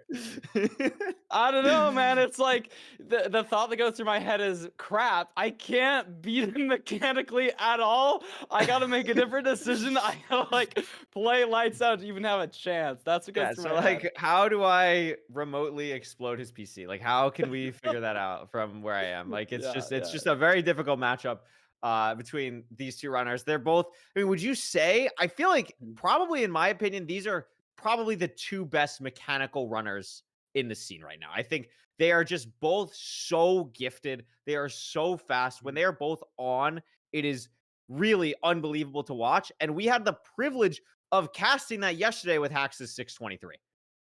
Yeah, and I think just like, even just statistically, this is gonna be like, these are the best stats that we've seen win percentage wise and average completion times, because both runners are just monsters at just all of the stats. And I think one chat message that I saw that I think sums it up really well was, somebody said, "Your Honor, they're cracked." And I think that they're both just insane. They're both just insane. If they're Absolutely. both on here, we get some crazy fast seeds where we might see like the best gameplay we've ever seen. Absolutely. excited. And remember, the winner of this, we will be getting a grand finals rematch of True. one of the last 2 seasons. Doogile has played both of these players in season 5 and then season 6 playoffs, Hax and Lowkey respectively. So whatever ends up happening in this match, we are guaranteed to get cinema in the grand finals. And I'm really excited for the 3rd place match as well, because Crimson clearly held his own, very much in the same tier of these runners as right now. So I don't know about you. I want to see the seed selection screen. I want to get going here. A ban for Desert Temple and Village, and Lowkey's going to pick Shipwreck. So we're going to have Ocean seeds. And Parker, I think most exciting for us, Ruin Portal is open at some point in these first 3 seeds. Yes, sir. I really like what Beef Salad said about like, that was the only like major discrepancy between the stats, with Hax having a lower win percentage on Ruin Portal. But again, like, Hax is just so fast. I think he plays so well on those linear seeds. I mean, yesterday we saw playoffs world record from Hax. Like, it could have been almost a sub 6 if a couple things went differently. I want to see a match that is slower and you need some different unique decision making, and I want to see one that's just so lights out, and I think Ruin Portal could be that one. Absolutely. I think the Shipwreck is kind of what you're talking about on that more methodical seed type. I mean, we saw Doogile got an 809 on it earlier. I mean, we could definitely see something faster with Shipwreck, but I think the thing with Shipwreck is it is one of those seed types where there just is more decision making. Even though it is fast, it's just like, okay, like, what are we doing food wise? Like, how am I going to manage whatever I'm dealing with? Like, what's the block situation going to be like? It's always just a little bit awkward. Like, how much wood are we going to mine? Can we do shears, et cetera, et cetera? So, you know, who knows what's going to happen there? We'll have to find out, but it looks like we're going to find out right now, Parker. It's go time. Yes, this sir. is an unbelievable match between 2 of the best runners, quite frankly, of all time. Let's see what we can do here. No shipwreck immediately on the screen for Hacks. Lowkey finds it now. A little bit far of a shipwreck. I'm not seeing Kelp either, but this shipwreck is pretty far. There could be a lot of decision making here. That ravine right next to shipwreck. I mean, it is a ravine, but I doubt there's going to be magma in there. So it's very open ocean, lots of water around. So it could matter a lot where these two players decide to boat to. Both still looking for. I mean, maybe they've seen something that we don't. Obviously, they have a bigger screen. We got plenty of iron. You're gonna be making shears. You're gonna be getting bread. Pretty Yeah, I mean, standard I overworld here. really like how Hax is playing this overworld. I think just a little bit more. Lowkey ended up taking 1 damage of like suffocation damage or drowning damage, I guess. And Hax didn't have to deal with that, and also is just shearing a little bit earlier than Lowkey, which I really like. In a little bit of a more awkward situation, but because he sheared the leaves, can then use the leaves to jump and parkour a little bit faster to the other trees, and now is going to be able to craft everything lightning speed, and is going to get a little bit more leaves here, a little bit more wood. Should be heading out here once he figures out a direction that he wants to go for the ravine. Yeah, I agree. I think I do like Hax's gameplay a little bit better on this overworld. We saw Lowkey strip a log, had trouble crafting the shears. But, like, honestly, I don't know how much it matters. Maybe Hax has a bit more wood, maybe difference in leaves, but they're both basically going to be making their portal at the same time. Yeah, I mean, pretty much the exact same thing. Lowkey taking potentially a little bit better terrain to this portal. Lowkey going to be in first as well. But again, this is within a second of each other. What's this nether going to be looking like? Immediately a stables. I hope these runners watch the silver video, Parker. I hope so. They're going to have to figure it out. There's a triple. Double single with a triple. Nothing in that chest that's too great. Or is this a double? No, this is double single. Yeah, double single with a triple. Lowkey not even going to check the other chest. That's probably because he's going to take this triple, go through the middle chest. Looks like Hax is going to potentially do the same thing. Going to go for the chest first. Really nice stuff from both runners. And both of them are going to have 10 obsidian already from this triple chest. As well as an extra gold block, so not going to be worrying about trades whatsoever. I'd imagine maybe the terrain is a bit different. Like, obviously, we only know from the top here it's open. Maybe towards the bottom, there aren't some great openings. Maybe one player finds one that another player doesn't. I don't think we've seen a fort yet, but both are just doing basically identical routes. I mean, it's watching a mirror. It's watching a mirror. They're so in sync right now. Hax taking a little bit of an advantage. Yeah, just like a tiny micro misplay from Lowkey, having to place a little bit more leaves, having to be a little bit more safe, and Hax maybe trading that safety for being on lower health here is going to be much lower. But the thing is, with it being a stables bastion, both of these players might be able to potentially kill a hoglin, maybe just snag an outer food chest on the way to the fort, maybe get some food there. So potential for something there, but something to watch early is that Hax is in a much worse food situation than Lowkey. Yeah, I think that's the big difference we're seeing here. Did they each have one suspicious stew in addition? They did. One sus stew, and then they both had 6 bread. Hax down to 4, still has the stew. Maybe Lowkey did eat the stew. Hax still has it. So that's the difference. That's the difference right now. Lowkey or Hax is probably going to eat that now. I mean, look at the inventories for both players. Like, Lowkey has nothing in his inventory. Like, just nothing. Now gets to get everything. But because his inventory was so clear, he's able to leave with barely any inventory management. And look at this. They're both out so fast. This is incredible gameplay. This is what I came here to see. We want these close matches. Both probably going to be purling. Oh my God. And Hax is at the fort. A little bit slower. This is another sub 4-4. Yeah, I mean, pretty much right here. Basically a sub 4-4 here. Lowkey entering maybe technically faster. Get some strays. Purling aggressively on low food. Not even going to kill them. Just going to focus on the spawner. What are your thoughts on that play? We've seen a lot of like just forcing spawner. And speaking of, look at the spawner that Lowkey's at compared to. Oh my God, it's a double. Oh my God. They're just doing the same thing at the same time, Curry. That spawner looks so bad. It's great that they have the second one here for an option. Wow. Like, I don't even know what to say.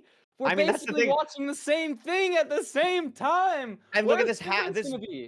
This Blaze is selling on Hax's side. Has to get out of there. I like the punch to make sure he gets kill credit. Yeah, he punched it so he gets kill credit. I was really worried about the situation because Lowkey was at this bottom Blaze spawner, but now with it being a double here, it's so interesting. I mean, Hax has 5 rods already, and there's another spawn cycle. How did Hax get so far ahead? Was it just Lowkey like staying at that lower spawner more? I think Lowkey just had to. enter Yeah, a Hax is on little bit 7 slower. rods, building his portal. Oh my Look, he's god. only I on mean, 3. Lowkey will be getting Wow. close now. Probably going to be able to get to 6 after these 2 blazes. I think this last one will drop. I think they were just like off cycle slightly. But this should drop. It does. So Lowkey's going to be able to build portal here. But the difference is Hax has 7 and the first die breaks, which means that Lowkey's going to have to get another Wow. rod that Hax already has. Wow. Do we know if Great. Loki's pre-crafted? Does he have an advantage there? Maybe different gold situations? Hax only has Lowkey is 1 bread. pre-crafted. Lowkey is pre-crafted. And Both so that runners makes have up 1 time. bread. He can enter much faster. But he Both have has to gold kill one picks. more blaze. He Oh, has to yeah. kill one more blaze. He Did not gets it. drop. Oh, it did. Okay. It did drop. He's out. Both players taking terrain. Looks pretty standard here. Very open. A little bit of a ravine, but this is where the gold pickaxes come into play. Hax digging down. Oh my gosh. Scary, but it's fine. Lowkey Yeah. digging down. Not even digging down yet. Using a boat. Potentially going to get to the terrain soon. Has to pick up the boat, but Hax is in the stronghold at 610. Not starter. Yeah. Could be weird. Lowkey going to build the portal now, building it slightly higher. This is going to potentially mean something when he falls. So he's going to lose a little bit of time here. So bad. He's going to be able to That could build be the it for him. portal.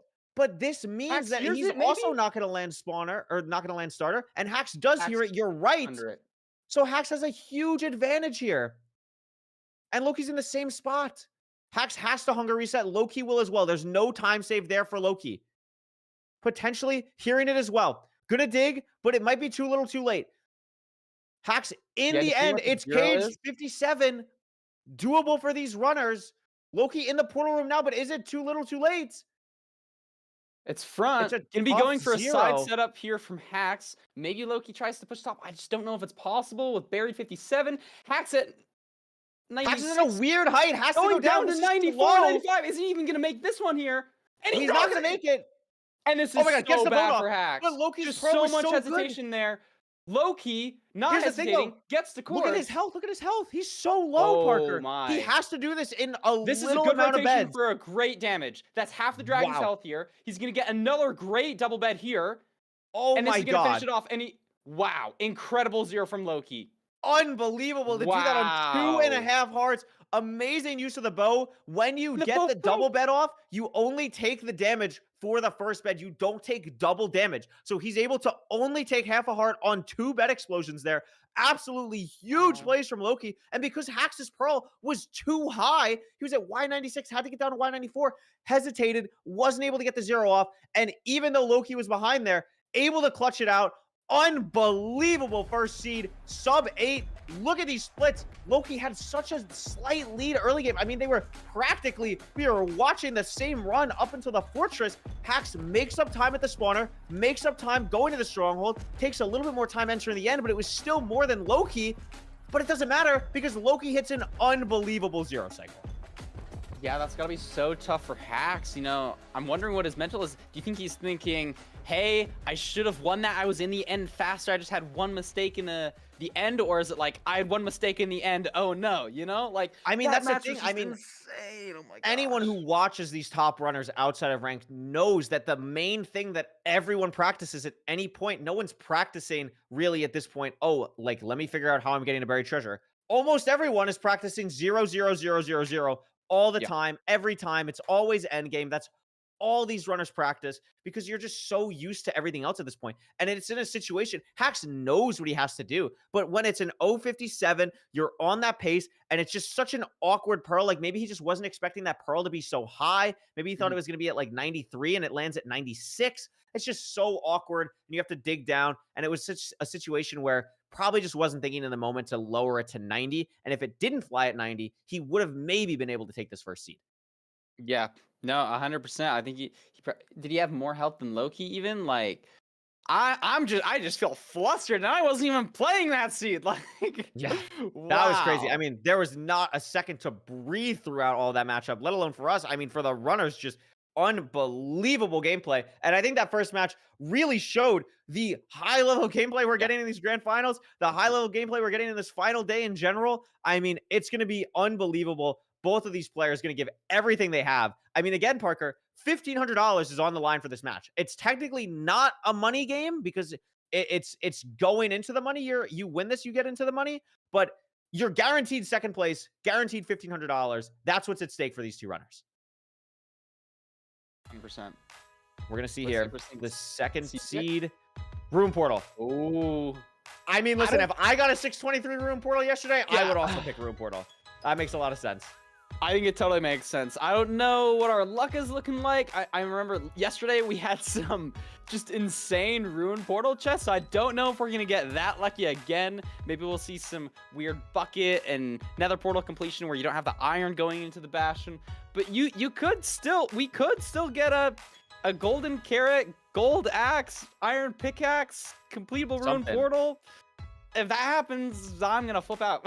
These two I'm players. gonna flip out Oh too. my I gosh. mean, it's just a 751 shipwreck is just absolutely bananas. And now we get to a seed type where we can get some crazier pace. And I mean, I'm trying to remember. I mean, back to that seed, like that was not an easy Bastion to play. Like they had to figure out everything, triple the gap from top to mid to back to under the original triple. A really impressive route from both runners, and just the gameplay we're seeing so far, the decision making from both runners has been absolutely lights out perfection. And very similar, you know, we can tell that it's like very good decision making because both of them are making it. What? Oh my God, jump scare. Village Rune Portal seed. But I mean, this Let's is gonna see be what's in it. completable. I mean, this looks really good. It's a But no god gold apple. axe. Oh, Oh my goodness gracious. nice. No That's gold nice. axe, but they are going to have a gold apple. They do have flint and steel. They'll probably kill like a cow. We have a gold shovel that'll help get potentially. I'm curious what these runners are going to do. Do we dig down to get stone tools? I Interesting. think so. I like the play of Lowkey actually using the gold shovel. I mean, this is such a micro time save, but Hack's kind of muscle memory and digging on the netherrack because usually that's faster. Lowkey recognizing that he has the gold shovel, so digging on the dirt instead ends up getting the stone a little bit quicker. And Hack's, this is a major deviance. Hack's is going to make shears here, Parker. Shears. This is a really big decision. Do you want to tell the audience why this is crazy? Because in the Bastion, Lowkey needs 1 more iron ingot. Hax needs 3. Hax could just get rolled on a chest where Lowkey doesn't, but Hax is just so far ahead with the leaves, doesn't have to mine as much wood, is in the nether faster. But let's see this chest. Gets a couple nuggets. I wonder if with the nuggets, if it's enough for Lowkey to finish. I don't think so, but Hax gets enough iron from here. No, it's not. And so suddenly, his decision is paid off, and he's ahead by 10 or 20 seconds. Maybe not 20 seconds. By 10 seconds. Both similar food. I'm not sure, actually. How much food did Hax get? I don't think either got too many. Lowkey I mean, Lowkey's going to eat the notch now. already. Hax has no 4 food, steak. and Lowkey has 4 steak. Hax has no food, Lowkey has 4 steak. So that's a really big difference. And that's why Hax has to kind of hold on to the Enchanted Golden Apple right now. Yeah. Whereas Lowkey can kind of eat it now, not have to worry about food, not really have to worry about anything, can play a lot more aggressive in this Bastion. And I don't know. I don't think this was a good gap. It's not. Look at this route that Hax is going to do to get to the middle rampart. Just a beautiful showcase of the knowledge that he has about this Bastion. Going to break the chest here to aggro even more piglins. Dig down. This left side, we know has to be the good gap. I mean, it's just a beautiful play. But because Lowkey can play so much more aggressively, he's actually going to be in this gap almost the exact same time. And again, we're watching a mirror match. We're watching a mirror match again. Yeah, it's just going so back and forth. Hax was ahead, but Lowkey has the 4 steak here. That's like so powerful. Like, sure, you have a notch, but that's not going to carry you throughout the whole seed. Hax, like, depending how far the fortress is, I didn't see it. Hax is probably going to be eating that before the stronghold split. I mean, to be honest with you, Parker, I don't really like him waiting a little bit any more than he currently is because an apple only heals 2 hunger bars. He's already down 3. If he gets down to it being 1.5, he's not even going to regen naturally. So this is going to be a really awkward food situation for Hax here. I mean, I would assume you eat it now. Like, I'm very surprised he hasn't eaten it yet. Maybe wants to get at least 1 more pearl off, but I usually like to prefer the saturation for at least a little bit. But obviously, I'm going to be quite honest. I would defer to Hax rather than myself here. Clearly, he knows what he's doing. Yeah, that's fair. And I'm wondering too now, because like I would probably wait to eat it because I think there's more value on the absorption hearts and the regen effect from the notch rather than just the saturation that you get. Sure. But the saturation definitely is a deal. Looks like both players are leaving. Hack's using that absorption really well, but now it's just out. Needs to I mean, they're in find the fort spawner. at the exact same time. I think they're entering from a Oh very my. similar spot, and it's a buried fort. So no spawner for anyone. Just going to have to kind of guess, Oh, do a little wrong bit turn of for Hack. guesswork here. Hack's already backtracking. Lowkey hears Blazes, not the spawner, though, is obviously going to kill them, but nothing on any side of the screen yet in the department of a spawner. Nothing for Hacks. You know- Potentially down this way. Still nothing. Lowkey at the It's really same awkward. exact part. There's a spawner for Hacks, I believe. And Lowkey now in the open part as well. Both at the spawner at the exact same time. Oh my gosh, Curry! Like, the only difference here is Lowkey has the food, proing to a second spawner. Hack's getting some strays now. So I think is Wow. maybe up a blaze now because I mean, Lowkey Hacks has is two- lowering the render entirely. Lowkey deciding to fully play the spawner here. This is something where it could totally matter. It is very rare, I feel, for top runners to lower their render. A lot of them really just prefer to play the spawner. But I think this really kind of coincides with Hacks' play style of really always pushing each seed as much as possible. This isn't a warped forest, which makes fortresses spawn more mobs. So it's more of a necessary play to do this here. It has a bigger payoff. And we see 4 rods to 3. It might be the slight difference Hacks needs to stay ahead here. But he's going to need that difference because I think Lowkey probably might not have to hunger reset the entire rest of the seed. Hack's probably going to be hunger resetting in the overworld here, and going to have to be hunger resetting again in the stronghold, depending how far it is. Yeah, but it's a fast blind. 520 for Hacks. That's a great point. Lowkey building portal now. Still needs 1 more rod. Hacks needs 2. Are we going to hunger reset? Yes, we are going to hunger reset. No shovel. So has to pearl down a little bit slower. Gets everything. Are we going to kill a pig? We are going to kill a pig on the side of Hacks. I like this play. And now we're out. How many pork, though? This could matter. Behind. If it's only 1 pork, maybe it still needs hunger reset. It is only 1 pork. It is only 1 pork. It's just going to really depend how he plays his food here. Probably going to want to throw 2 pearls. Lowkey also on the same amount of food, though. But I think up a rod? No, Hacks is out. Hacks is out. Hacks leaving. is fully out. Hacks is down on saturation a little bit, but should be okay. I mean, this terrain is really awkward. Potentially Lowkey finds something else. This rod should drop. Lowkey, it drops for Lowkey. Takes a lot of damage getting it, and is going to actually take the exact same terrain that Hacks took. And now all of a sudden, it could be a situation where, again, Hacks is in the driver's seat. Lowkey has 4 gold pickaxes, deciding to mine through. Opens terrain, going to go up. Only on a heart, though. Lives, but very low. Has to eat here. Both players are going to have to hunger reset in the stronghold. Hacks there now. Another sub 7 stronghold. I don't love this spike for Hacks. Yeah, this could be really bad for Hacks. I mean, we saw the entered first last Hacks has time, 11 eyes, Parker. Hacks has 11 eyes. No way. Why does Hacks have 11 eyes? Oh, no. I just don't even know. Oh my god. I just don't Hacks has 11 know. eyes. No spike still. Is Lowkey going to get a spike sooner? Not going to have as many mobs as Hacks does. Lowkey has a good spike. That's a good spike. Hacks finds the bottom, though. Is it a 1 eye? Is it a 1 eye? He doesn't even check. We have to hunger reset first. It has He's to be just a 1 fully eye. playing It for it. has to be Lowkey's a here 1 eye. too. It is. It is. Hacks He's is entering in. faster. But Lowkey, Oh not my far God. behind. Lowkey could still make up time if Hacks doesn't nail this 0. If it's This 2 is gonna plus come 2, down. potentially, maybe versus like a 3 rotation. Hacks, literally might early, depend on the good little 0. pearl, Oh my God. probably pushing 95. Awkward. No, pushing 97. Should have time here. Has a crossbow. 1 rotation. Lowkey gets here so much has earlier. He the can do a double crossbow bet already, earlier. though. It could Oh be my a gosh, 2 it plus means 2 for 2 plus Lowkey. 2's here. No way. Oh my God, 2 god. plus 2. He was Does have so another crossbow. close. Oh my gosh. That could have been it, Curry. Lowkey, That was almost 2 so plus 2. close. Hacks 3 rotation. Oh my gosh. Surely nothing weird with the stream delay happened. It's not gonna be another Feinberg hack situation, right? No, Am I gonna think Hacks it's just won, fully right? Hacks here. I think it's fully Hacks Oh here. my It is. gosh. Lowkey was That was so insane. close to 2 plus 2-ing. So unbelievably close to 2 gosh. plus 2-ing. Look at these splits. I Oh. mean, Lowkey taking less time in the stronghold, entering this 4 seconds slower. If he hit the 2+2 there, that genuinely might have been enough. And they were literally dead even entering the fortress.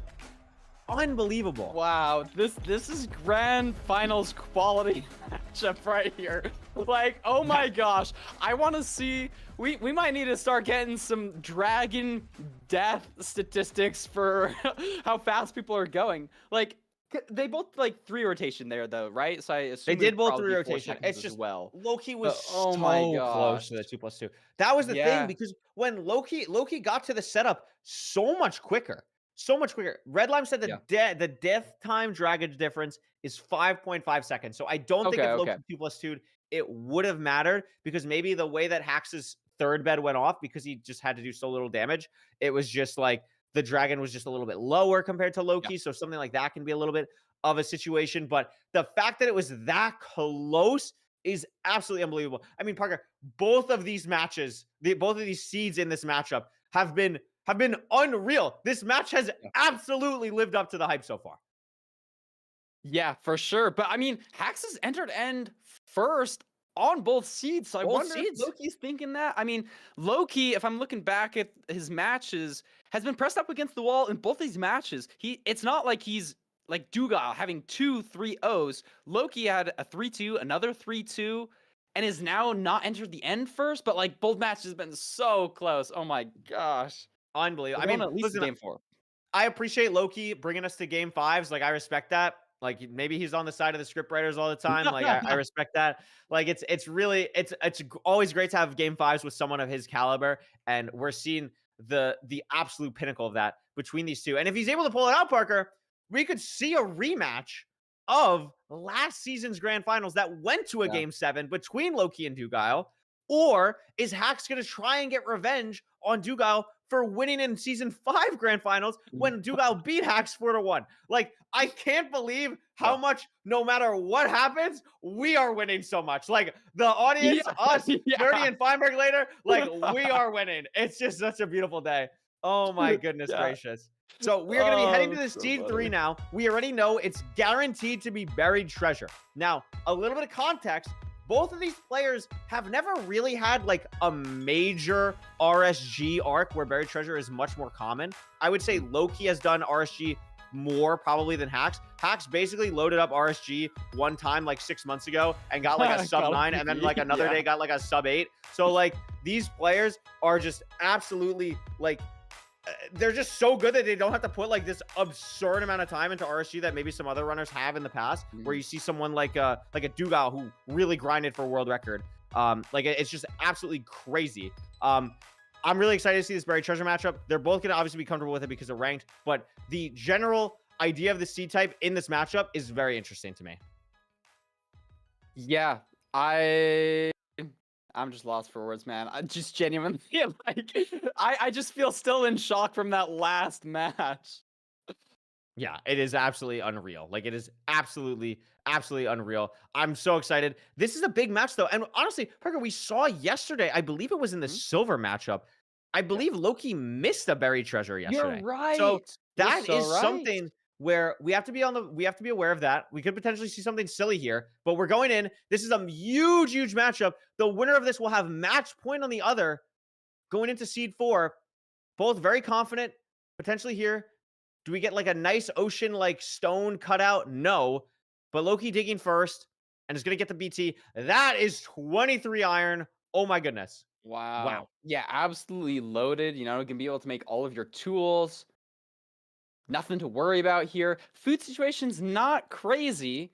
2 salmon, 3 cod, but should be comfortable for both runners. And we're going to see some iron doors from Hax, but not Lowkey. Very interesting here. You know, Hax has the iron door, so it's not going to be able to, or not needing to mine as much wood. Lowkey having wood doors, not sure how much it matters in general, but like every little time save, you're going to want with these two players. We're seeing them go back and forth, but where are they leaving for their ravine now?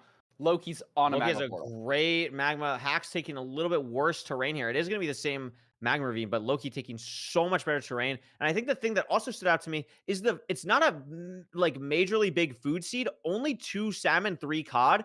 We saw in the shipwreck seed how much this food matters. I mean, even in the room portal seed, we also saw how much this food matters. So both these players have not really had a comfortable, I would say, food situation really at any point. And this is going to be another seed where even though it's BT, sometimes you can get really comfortable food. Having only 5 pieces, especially when 3 of them are cod, could be a potential point of something we notice later on in this matchup.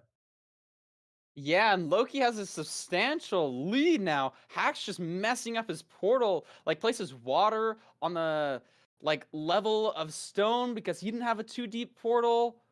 Lowkey did, so it's just like that time difference might determine the whole seed. Oh, I like to see Lowkey going on top of the fossil there. Nice Yeah, I movement. really like this terrain knowledge. I mean, we see the Bridge Bastion here. I see a triple on both sides, so we're probably going to see something similar to the Bridge Bastion we saw in the last matchup, where both of these runners are almost certainly going to force the right side Donkey Kong route because it's just less places for the Piglins to traverse. They have less of a chance to be stupid. Sometimes Piglins just do not want to cooperate in a Bridge Bastion. They're going to probably push the right side here, unless we see a fort, but I haven't seen a fort for either runner yet. Hax is looking. Lowkey's been pie charting, and it seems like it's very close. Also having to deal with some Hoglins, and Lowkey's going to decide to go left side Donkey Kong here. I don't know if I fully agree with this, unless that's also the direction that the pie chart was, which I missed. So that could be the case. Yeah, that's totally fair. Lots of things to consider, you know. The Bridge Bastion is still getting a little bit fleshed my out. God. Oh, Hax already has Did a you Pearl see that? trade from the distraction and is deciding to play Jason. So they're going to be on different ramparts. You know, if one gets Obby and the other doesn't, that could be a difference in decision making and time. Hax kind of out of wood now, having to use that. Lowkey had more blocks than Hax. Hax has exactly 15 wood, 3 birch planks in his inventory, 12 oak. He has 2 random birch planks somewhere later in his inventory, but a very interesting difference of route. I thought that was a beautifully played Jason from Hax there. That was really, really well done. But we see the Obby actually, Parker, is in the other rampart. So Lowkey just has all the Obby he's going to need. Never has to really check this other triple here. Yeah, this is kind of bad for Hax because not only does he need to go to the other rampart to get his obsidian, he also is probably going to be wanting to mine some of his wood he used on the bridge for maybe some more gold picks, maybe another bed. That can matter a lot because even though he does a route that typically gets more pigs, he did Jason as opposed to Lowkey's. I guess not more pigs, but like just difference in routing. Just Lowkey's quicker, out yeah. first.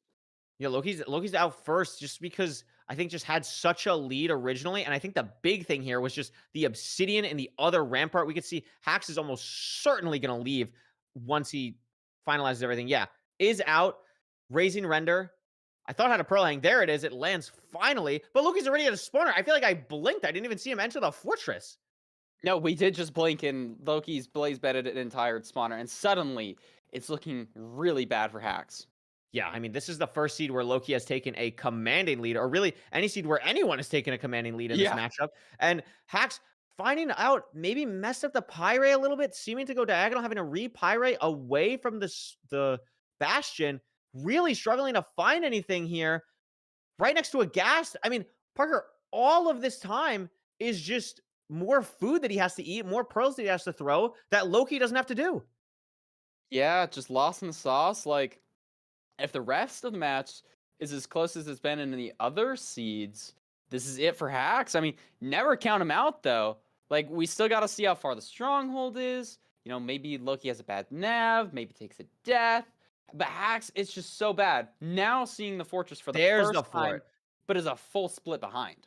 A full split behind, I believe, is also fully out of food. Gonna pearl on 2 hearts, knows he has to push it. A very risky play, but necessary in this type of situation. But Parker, Lowkey's throwing a second eye. It's not a lot, but it's something where it gets Hax at least somewhat back if another thing like that could potentially happen. Yeah, a couple seconds here, there. Hax is going to lose time. Probably going to be Hungary setting in the overworld. Kind of scary with all these blazes here. Yeah, I mean, this is terrifying. This is terrifying. I'm not sure how many more rods Lowkey needs, but should be able to leave. Only needs 1. Only needs 1 here, and we'll be able to leave. Going to pre-charge a crossbow. Everything else is done. We've pre-crafted all Lowkey needs is a rod, and it's not far. It's only 90 blocks to burns! travel in that, but he Robert burned has the to wait another rod, cycle. And so and he has to wait. Hax Oh could my save God. 2 full spawn rotations if he sends the 2-eye, which I don't know if he'll do, but he's definitely saving at least 1 if he doesn't have any rods burn like Lowkey does. This is so bad. The rates are so slow. It's a Soul Sand Valley for it. Maybe Hax makes up time with Strays, and suddenly the door's kind of open. You know, Hax lost so much time getting to the fortress, but the rod burning was just so bad. Especially if Hax doesn't have to throw another eye, and he doesn't, and it's only 340 blocks for Hax. Are they playing different spawners Wait, and we what? didn't realize? Did they That's miss- only I thought 340. they were both forest, and I thought they both had a hill like this, but maybe not. I mean, No. that is ridiculously close for Hax. Still Look at needs what the one Lowkey is striker. doing. Yeah, Purling has to- onto the roof to get blocks down to build his portal a little bit faster. Wait, but he's here so he's here so fast. Was it also 300 for Lowkey? It wasn't 300. It was like 700 or 800 or something. Okay, but they were the same spot. Hax is only 300. I thought they were the same spawners too. Maybe it's just the bit rate or something. It looked very, very close. But Lowkey's in the stronghold. I mean, is hesitating a little bit. There's like a little bit of just this awkwardness from Lowkey right now that Hax could potentially make up time on. This doesn't look great, Parker. I don't know if Lowkey knows where to go. Oh my gosh. Wait, I did not think Hax was going to be able to make it back on the seed. Still a little bit awkward for him. Lowkey, if he finds the portal room, it could just be a lock. But just going the wrong ways, maybe didn't like spawn in starter. I mean, and like the door's still open, just a crack. The door is fully open now. I mean, they are now in the same split. Oh my gosh. Lowkey's back wide now. open now. Lowkey's been is this a here. different stronghold? Like, wait. He's like in I a don't know. cave corrupted. Did he build slightly lower? Oh, I thought that was the portal Oh room. my Lowkey's in the portal room. Lowkey's in the portal room though. Hax has to Let's see what back zero nav here. is. Has a good spike, potentially just sending whatever spike he has now, but Lowkey's just going to enter, and Parker, it was a 3-eye if Hax wanted to get crazy, but it is going to be a situation where Lowkey just has the chance to fully pull ahead here in this game 3, but it's just such a low pearl! He goes for a second one. He's on Oh my half God. hearts curry. He needs. He should have He's on plenty 2 of hearts. time here. He has to hit needs a another 3 rotation. clutch Okay. 3 rotation. He regen though. He regen. This That should was be not great fine. damage. That was scary though. Really scary. Has some armor that's helping out as well. Totally fine. Huge damage here, and it's actually going to die in 3 rotations. Oh my gosh. Unbelievable 0 for Lowkey. Wow. No boat break, and what a crazy roller coaster for Lowkey believers. I was so scared with that regen. Oh my gosh. 2 In billion chat, mistakes. 2 billion mistakes. 2 billion mistakes. But look at what Hax did. Oh Hax my also had a low pearl. gosh. It didn't end up mattering, but Really? very interesting situation from both of these runners on this seed. I mean, another sub-9 in this matchup. Just, wow. The back and forth has been crazy. Hax was behind a minute entering the fortress. Brought it down to 30 seconds. You got to at least be feeling somewhat good about that if you're Hax. You brought it all the way back. You had so much time lost trying to find the fortress. And Lowkey, you could see it, is at least somewhat in his head, typing out 2 billion mistakes. Yeah, 100%. Like, even though you got a sub-9 and you won the match, like, I don't, like, that wasn't Lowkey's cleanest gameplay. So is it going to be in his head? Is that going to dictate how he plays in the next seed? Hax needs to win this next seed if he wants to stay in the tournament. Absolutely. I mean, this is match point for Lowkey now. Grand finals trip on the line. And before we head into a game 4 here, a seed 4, we actually do have some mid-match analysis from our lovely hosts, Beef Salad and Fulham, to break down this incredible seed that we just had. I believe Fulham had caught out a moment with Beef Salad that they want to analyze in a little bit more detail, which I'm very excited about. So why don't we, in a moment, take a look? I'm double checking. I'm looking over here because I'm like, Oliver, are we ready? Oliver, are we ready? I think we have to change something very quickly, but we are good to go. So we're going to throw it over to Beef Salad and Fulham, and we'll see you back here very shortly for a match 4.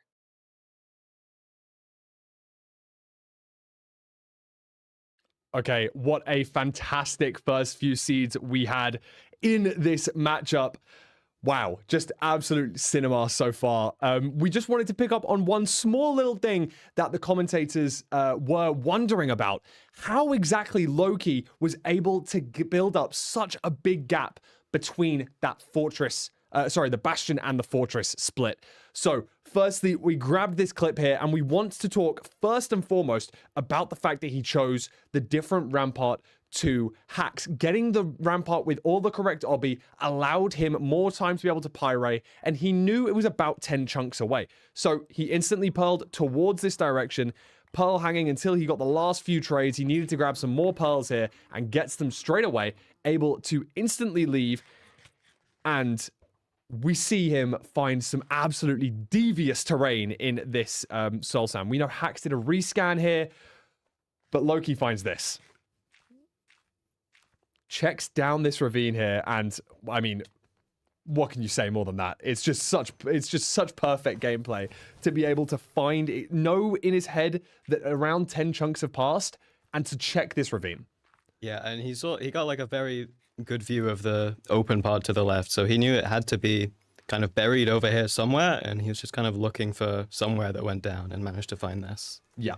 And obviously, being right on the spawner, he set up so much earlier. Obviously, he did end up burning a rod, was a little bit behind, made a few mistakes, but was able to clutch out the rest of the seed very cleanly ahead of hacking noises in this seed number 3. So we're going to send you back to seed 4. I don't want to keep this holding off any longer. Will Hax be able to pull this one back, or will it be all up to Lowkey in the grand final? Remember, if Lowkey wins this seed, he's moving on to the grand final. We'll be having the 3rd place match no matter what after this, so we will see you then. But Curry and Rekrap, take it away for seed number 4. Thank you so much, Fulham and Beef Salad. Wow. I mean, that is incredible gameplay from Lowkey to figure that out. And we also saw Lowkey in the chat saying, I saw it on wide. I saw it on wide. And that's, you know, I mean, that's impressive. Just scouting it out, figuring it out. It's always good to just double check, see as much as you can. And then what a great job using all of that information to combine to get to the spawner much, much quicker. And it was exactly what he needed, because Parker, if it took him any more time, Hax was closing the gap. So that was, he needed all the time he saved there. 100%. Yeah, I think Lowkey played the beginning half of that seed much better, but Hax played the latter half much better than Lowkey did there. And it's interesting. I always find it interesting that to see these little snowball decisions happen in the seed where Hax decides to play a different route, is on a different rampart, and doesn't even have the opportunity to do a wide scan like Lowkey did. And that was the biggest difference, finding the fortress, you know? That's why Hax lost the seed. Yeah, I mean, this is an unbelievable matchup so far. It is 2-1 Lowkey. This is going to be match point going into grand finals. Let's see what the seed selection is going to be. Hax has decided Ruined Portal again. Ruined Portal again. Hax is deciding, you know what? I'm just a Ruined Portal main. Like, I actually, you know, this is for all the stat people out there. I'd love to see a stat of like what runners have picked over the course of the seasons. Like, does Hax like always try and pick Ruined Portal? Is he like a 60% when he has the opportunity, he will pick Ruined Portal? I'd be very curious in like if certain runners favor like specific seed types over the course of the seasons. I think that'd be really cool. But we're gonna see again. This has been Hax's bread and butter so far this entire tournament. Do you think he can pull it out again here, Parker, and send us to a game 5? I think if anybody can do it, and if any seed can do it for Hax, it's this situation here. Yeah, I mean, you're absolutely right. It's going to be very interesting. If Hax ends up winning, we could see a situation where Desert Temple is opened into Seed 5.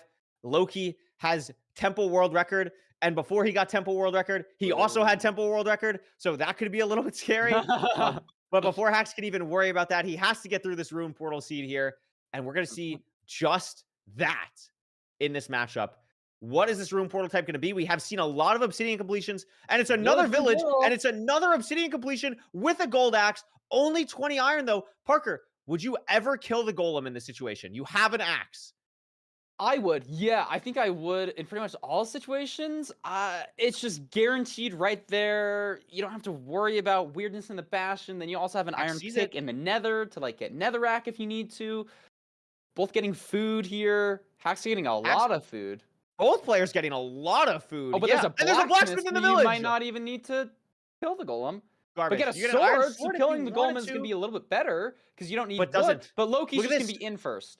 This is a massive difference in gameplay between these two runners. Both grabbed a lot of food. Hack's taking much more time here. I feel like checking the blacksmith, I don't even hate that play, but it's just, it was so far. And it was a situation where maybe killing the golem's like a little bit faster, but maybe you're just banking on, you only need the 1 iron for the pick. That's all you needed. You were hoping just for 1 there. Doesn't get it. We have a treasure bastion, but this is a situation where it is like the most awkward bastion, in my opinion, to play before you have an iron pickaxe. This is going to be funky. Yeah, I agree. Like, you got to go all the way to the top of the rampart. And that's why I'm kind of sad Hax didn't get the sword and kill the iron golem. Because, I mean, no, I don't know if that would be faster than just It's looting a the tough chest here. It's just weird. They both have good food, so you're not going to have to worry about Well, look at these block breaks that. from Lowkey. And there's the iron. Really like how Lowkey handled this. Is also going to be able to get an iron axe out of this situation as well. This is going to be super nice. Going to head all the way back down to start the route. But Hax is just so behind doing these things that Lowkey already did. And it's very, very difficult to make up time on someone like Lowkey in this situation. It was very rare that it happened last seed, and it would be even rarer to happen again. So Hax is going to have to find some type of way to make up the difference now, and is going to be in a tough spot. Checks the iron chest first. That helps. That does help. I mean, man. like you're saying that, like, Hax needs to play lights out. Like, is Lowkey even gonna give an opportunity for Hax to make up time? It's just so brutal. Hax needs this win so bad, and he's already just down and dealing with a gas. There's fire now. Gonna mess with pigment pathfinding. Meanwhile, Lowkey is just, did he see the fort? I wasn't looking properly. I don't think either has seen the fort yet. Lowkey had checked before. I'm not 100%, but I haven't seen anything on either side. This is going to be a tough time for both runners, because again, it's a difficult decision anyway in a treasure bastion to like decide, oh, am I going to look for the fortress? Am I going to break the spawner? But I feel like in a situation where maybe does Lowkey want to play a little bit safer? He knows he entered the bastion 20 seconds ahead. He knows he is up. He doesn't have to win this game. Do you play it a little bit safer? Does Hax try and play a little bit more aggressively? We're going to have to see. Both runners still getting gold blocks. Fantastic point there. It's just, oh, it's just so tough. I mean, there is a lot of opportunity for making up time here. Both runners are probably going to make the same decisions leaving the bastion, though. I don't know what kind of quadrants we're in. There's good visibility, but Lowkey is still just looking for a fortress. Maybe he pushes... He doesn't see anything. Yeah, it's tough. Wasting a lot of time here. Maybe Hax just commits to breaking the spawner. Looks like Lowkey's going to break the spawner. This is an opportunity for Hax to make up time here. It's just, I feel like Hax kind of has to just send a direction here. Really just looking so hard. They both need obby. Lowkey has 16 obby. Lowkey only has 16 obby. Oh, yeah, that's huge. So they have to go bottom regardless. And Lowkey's handling this in a really awkward way. I've actually never seen this. There are 5 billion gold blocks in the chest. Diamond pickaxe. Wow. I mean, here's the thing though, Parker. That was like a really weird, like time lossy thing for Lowkey there with just how he managed the chest and stuff. I think Hax has made up at least sometime. I think could be in a situation. Time also getting a lava bucket. Yeah, getting a lava bucket. I mean, that's the thing now, right? Like crafting. Oh my, 9 gold blocks in that chest. Yeah, that's just unbelievable. I know you not said there was the a diamonds. That is crazy. That is ridiculous. Lowkey is going to be leaving. Also has the diamond pick now instead of the iron that Hax is going to have. Hax leaving though. No, just a pearl hang. Lowkey still looking for the fort. Doesn't see it. Back at home portal. Still nothing on his screen. Has 19 obby though. So decided to leave. Is going to have to spend 10 seconds mining the pick. Or mining the obsidian with the pick. Hax is still only on 17 obsidian, though. Has obviously a tremendous amount of gold, but Lowkey finally finds the fortress and pearled directly on the blaze spawner.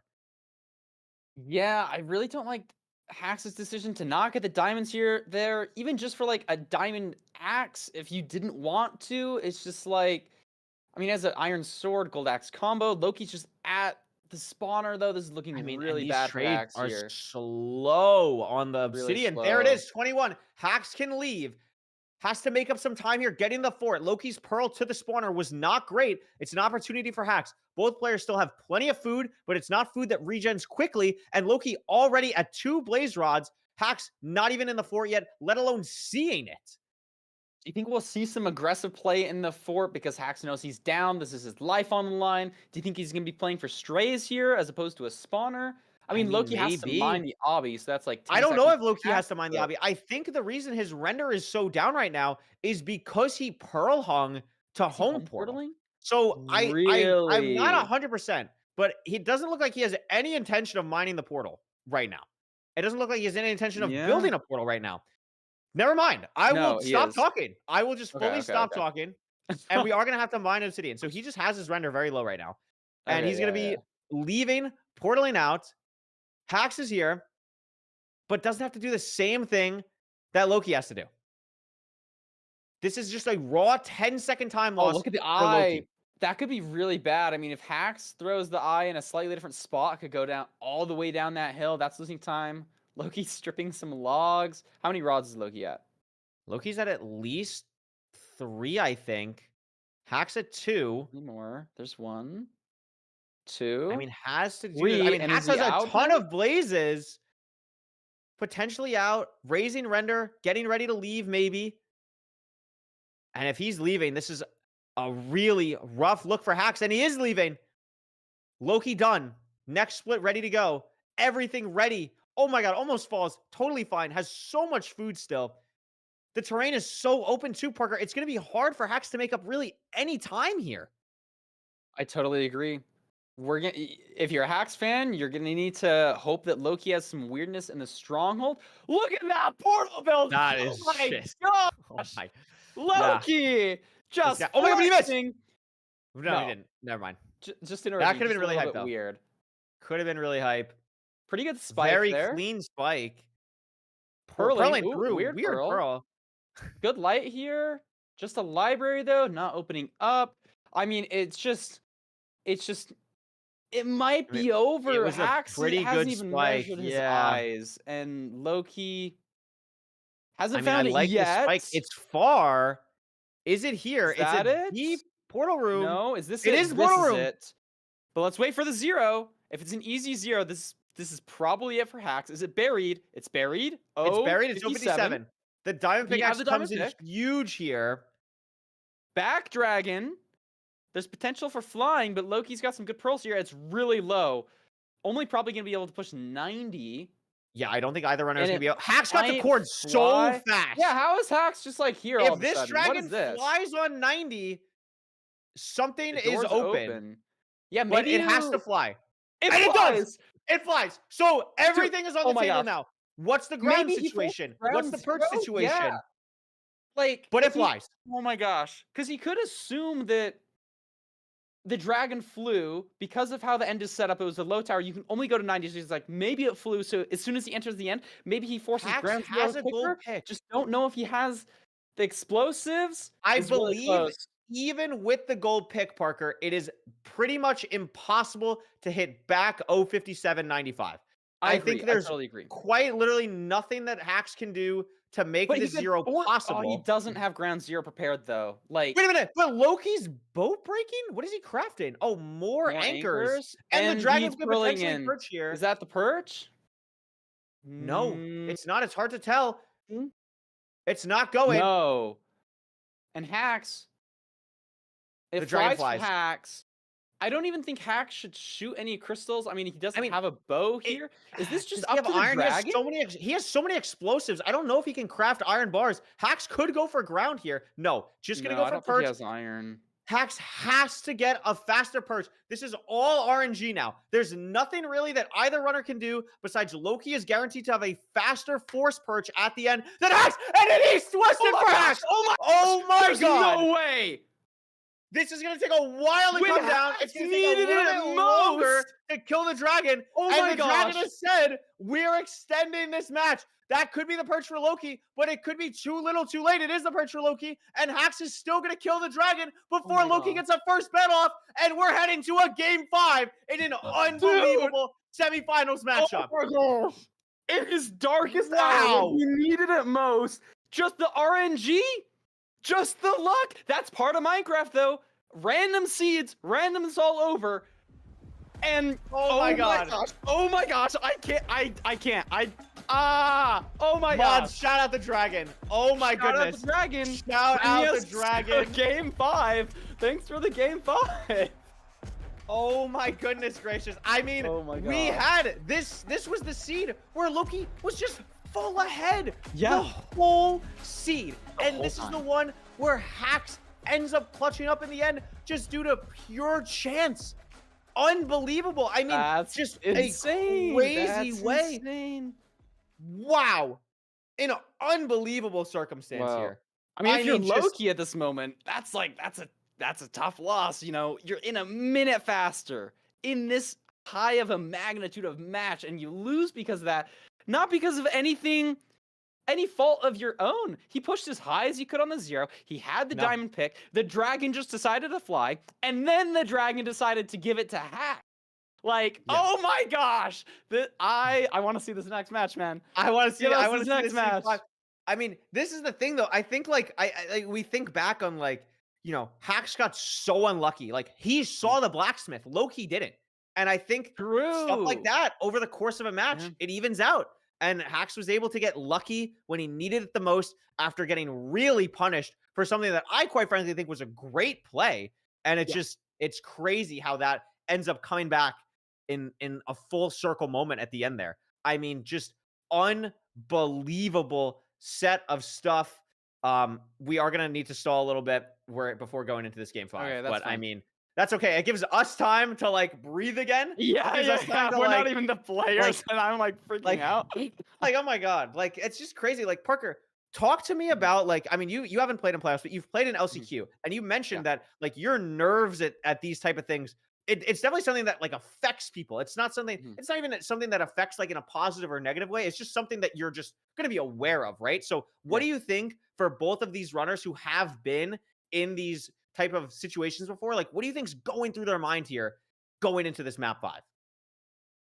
I don't know. Lowkey, I think it's hard to say because he doesn't use a mic. I mean, he like messages in chat a little bit, but I feel like I don't have a good read on Lowkey. He does obviously have a lot of just data behind him and evidence that he's been here. He's been in these kind of situations. He's played in a lot of tournaments. So I think he's probably doing fine. I think Hax is also probably doing well. He's not one to, you know, make any crazy like forfeit streaks. I think he's good mentally. He's always been like in the upper echelon of gameplay.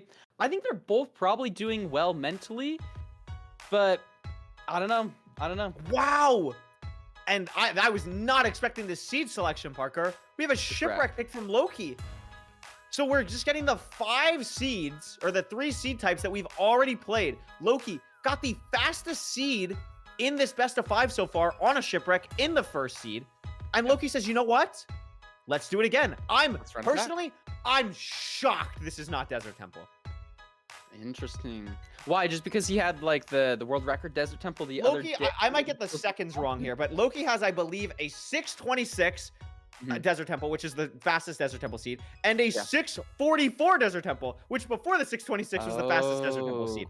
So the fact that Hax banned that, I think that was what was going through Hax's head, and I feel Mhm. like it's something that Lowkey's so comfortable with. But maybe again, it's Lowkey's probably the runner that we have like the least read on. Maybe it's a situation where Lowkey is just very comfortable on a shipwrecked style seed. So he just wants to stay ocean, doesn't want to do BT, wants to do shipwreck instead, maybe mess with Hax a little bit, knows that he got a sub 8. But Parker, if we remember correctly, on that shipwreck seed, wasn't Hax ahead going into the end? That was the seed that he messed up You're the 0, right. right? So yeah, this that is was a the very interesting seed pick from Lowkey. That is. I mean, I wonder if anybody does what I would do and just like random number generator and just says Random- like, yeah, "Screw it, right? I don't care. Give me any seed." But like those are such interesting points. We got a lot of iron here. You're gonna be able to make full tools plus shears. Yeah. As well as Golden 7 on carrots. the door. Yeah, I mean, this is the thing. Like, I feel like personally, I feel like the pressure's on Lowkey now, right? Like, you just Yeah, lost. I You were agree. up 2-1. You're picking the seed type. This is what you wanted. So you have to now clutch this out and head to grand finals. Punch your ticket. But we're gonna see here. Hax is not gonna make that easy. Shears, unbelievable crafting on both sides, and we're gonna be entering Yeah. very soon. Yeah, I was about to say, just like they're just so good. They're just so good. Have we seen a It is magma crazy. ravine yet? This could be a I don't big decision believe making. so. Watch how each of these runners leaves the island. If they leave from even slightly different positions, you know, both grabbing gravel, probably. Lowkey spending a little bit more time looking around. Likes this ravine towards the shipwreck. I think Hax Yeah. also likes this one, but it's just slightly ahead, making the decision It a is. little bit faster. And so even if this It's is a bad far. ravine, they both made the same decision. But no, it's good, and Hax should be entering here 10 or 20 It's an seconds awkward faster. ravine. There's like not a It is great awkward. spot to build a portal. Like I guess you go here. Hax is not going to really think about it too much. Misplaces the door. Lowkey finds a better spot earlier on, and Lowkey's going to make up all the time that This he is lost on bad this for portal build. Hax. This Really is actually awkward. quite bad. Lowkey messes Has up a slightly, but lot just to made mess up up. so much time. So much time. This is a absolute Oh, this is a catastrophe for nightmare Hax. for Hax. Nightmare. He is in, but he lost What's up with so my much gravel? time there. And suddenly, he's behind again. I mean, last seed we saw him behind, but that was only because he got lucky. I don't know if he can rely on luck to carry him through the seed again. Oh I mean, my this is going to be gosh. tough. Hax checking for the fort, doesn't see It's like anything. housing. It is housing. It's going to be fast. It's a really nice terrain setup for Lowkey. Going to be able to just take immediate terrain up here to go to the triple. Hax, I'm not even sure where he's going to be entering from. Basically the same terrain. No fortress on either side. But I mean, Parker, this is like a 15, maybe 10-second lead for Lowkey. And housing's quick. We're gonna be in and out of here pretty quick. Yeah. Yeah, we are gonna be out of here pretty quick. Lowkey gonna be aggroing these pigs here. Hack's probably just playing this very similar, looting the chest. Oh my god, yeah. I mean, just like unbelievable looting. Almost leaves wood in the chest. Doesn't. I think Hax maybe saves a little bit of time there, but it's just I agree. it's so marginal in this set of circumstances where Lowkey just has this commanding lead because of the enter.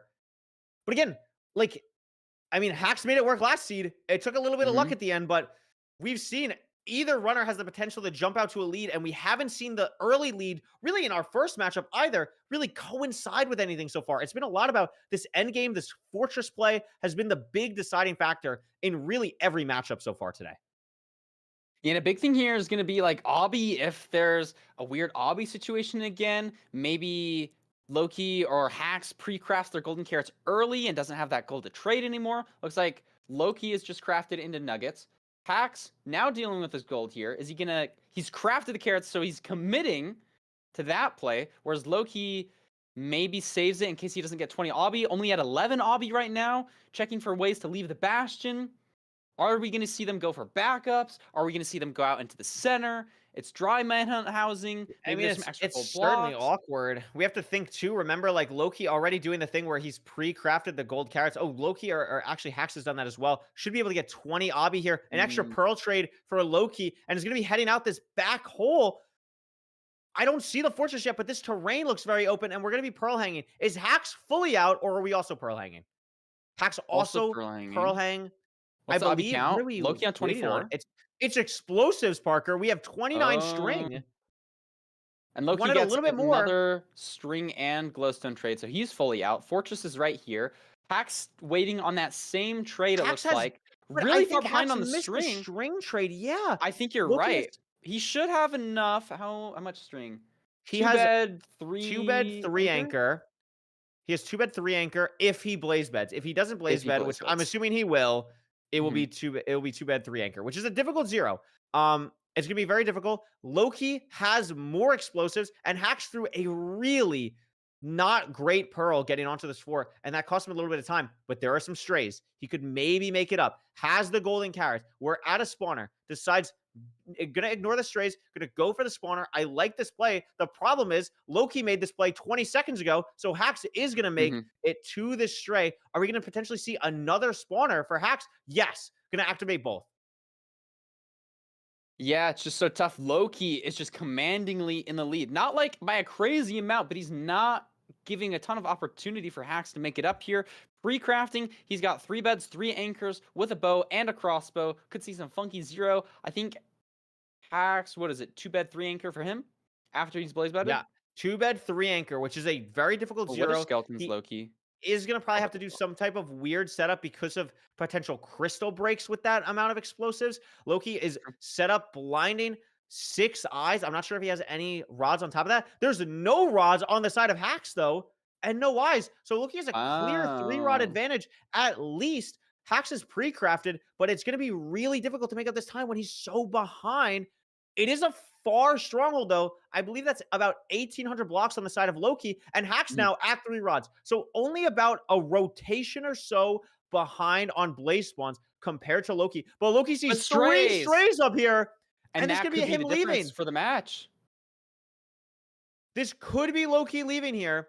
Has And terrain, he's is going to leave. leaving. Wow. Has plenty of pearls, has plenty of food. It's open terrain. Not a ton you can do here to make up time. So Lowkey might just be sealing the deal here by this play, just leaving. I mean, You know, it he's is had far. some Has to spend a trouble in little the bit of time. stronghold on the previous 2 seeds, but that's not a guarantee that he's going to have trouble this time. I mean, this is Lowkey we're talking about. A little bit trouble bridging. Needs to get 1 block Yeah. higher so that you can bridge so you're not touching the And lava. Hax has 2 strays as well, so might be able to leave off these 2. But again, Lowkey didn't take the most amazing drop. terrain here. So maybe Hax finds something better. I didn't see anything No, amazing, he but got he 2 can't strays, even not leave yet. 3. He can't That's even leave so yet. He still bad. needs 2 more. And we could see a 2 situation more, where he full 2 does more. leave on a potential 1 eye again for the second time in the seed. Or for the second It time is in this awkward matchup. though. This is a mine shaft stronghold. Spikes can It be is. a little bit different. Maybe you get baited by one. Lowkey seems pretty confident in this direction, but there's just nothing here. There's a library. looks Maybe that plus ugly. a spawner baited him a little bit. There's one more path really this direction. I believe If it- Hax is leaving for a 1 eye. No, he has both. He's able to leave with both. Lowkey, nothing. Hax is edging closer by the second to closing this gap between Lowkey. Don't know if it's enough though. Like, the stronghold is bad. Lowkey can be forcing this staircase down, but it's just dead end Nothing. after dead end.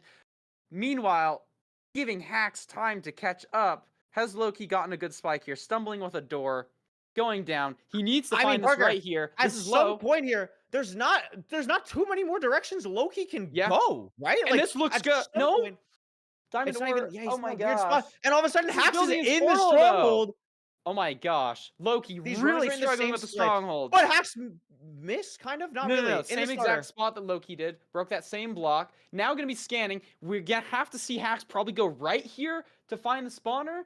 But no, he's going left. Lowkey has been here. There's nothing here, I don't think, unless Hax just magically finds a Yeah, unless passageway. Hax pushes something. Where is farther. this There are stronghold? Lowkey! 7 Oh my zombies on gosh. Lowkey's screen. Look at this ruined portal in the middle of everything, too. It's just anybody's game at this point. Who's going to find the portal room first?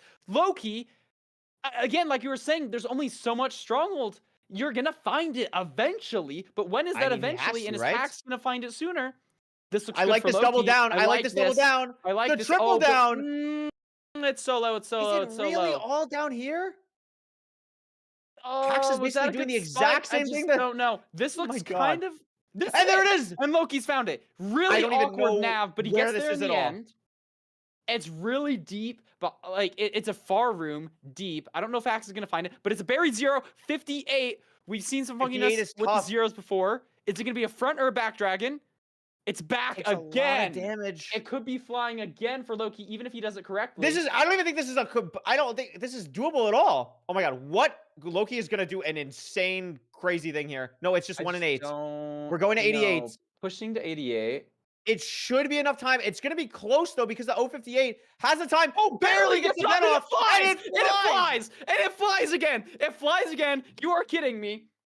I just, Oh my Hax God. just might not find the portal room though, and so it still might already be over. And it was that a perch for Lowkey? That's a perch. That's a perch for Lowkey. Oh my God. Is he gonna Did he- get set up fast enough? He got an insta How many perch. explosives?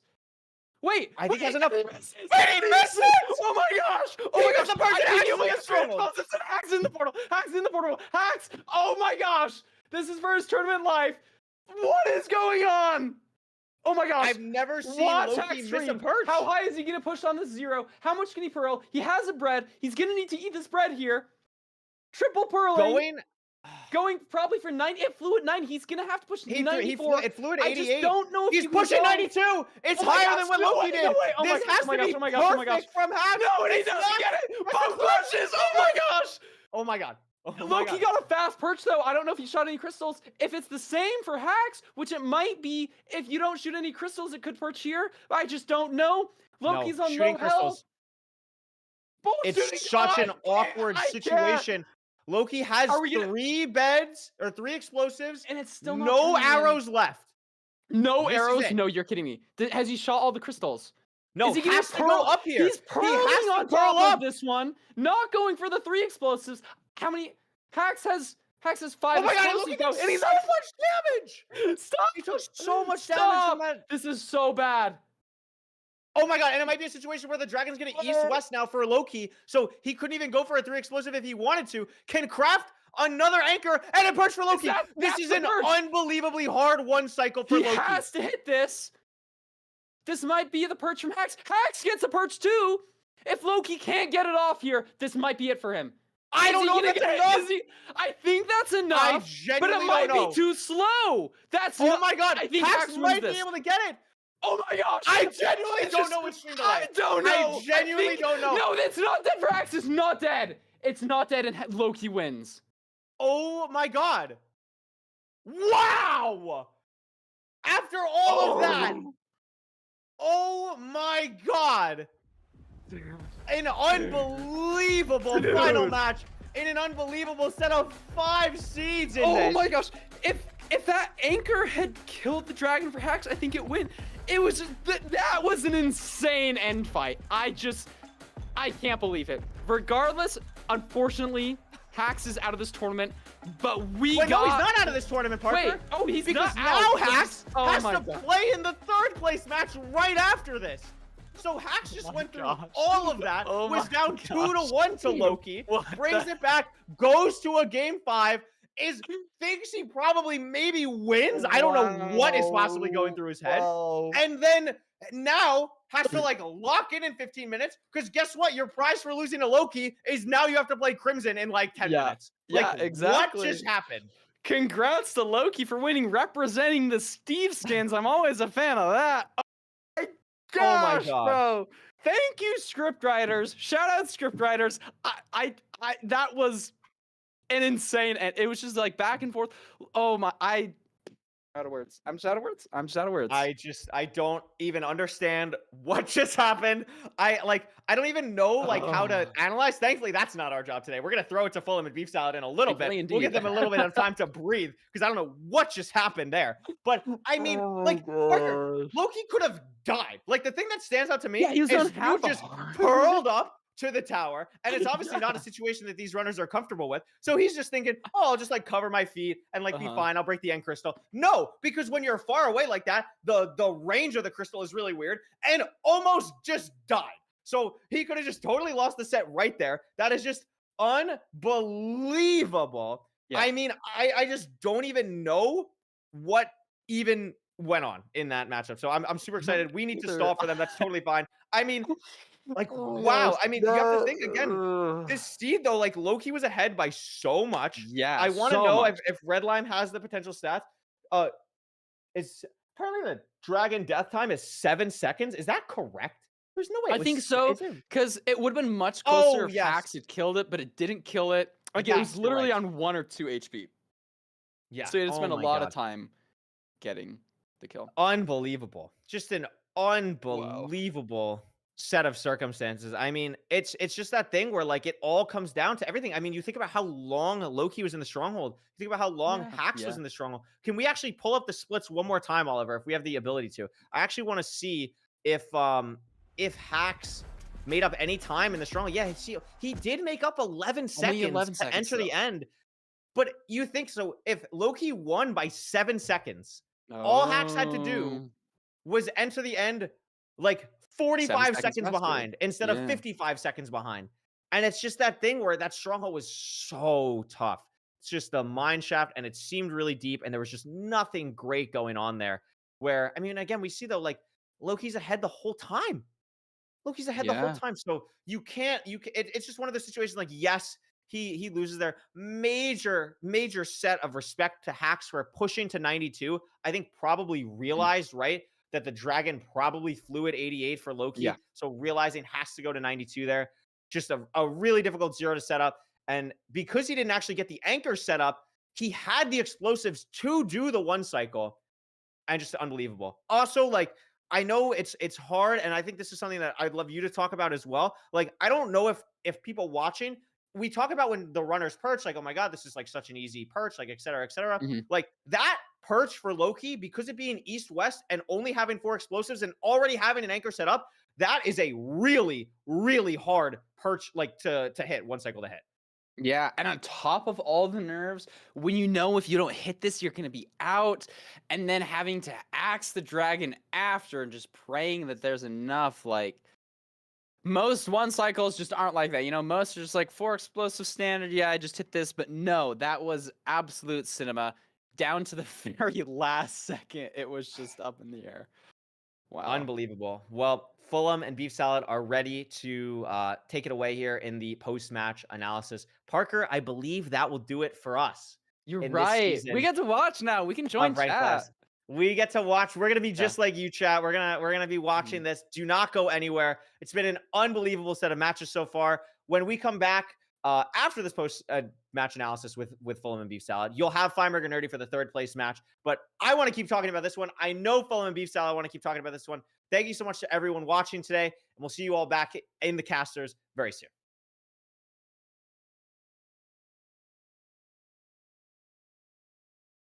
Wow. I have no words for the best of 5 that we just saw. We're gonna have to break that down, and I have no idea how we're gonna do that. We've got some clips from every single seed, and we're gonna just take you back. We're gonna reminisce over this best of 5 a little bit, because this was truly insane. It does really show how good the top level runners in this game are, and how close they were as well. For most of these seeds, we see both of the runners entering the end. And so I've got some clips, we've got some talking points, we've got some analysis to do about seed 4 as well. Maybe a way that Lowkey could have brought things away, not even sending it to a seed 5.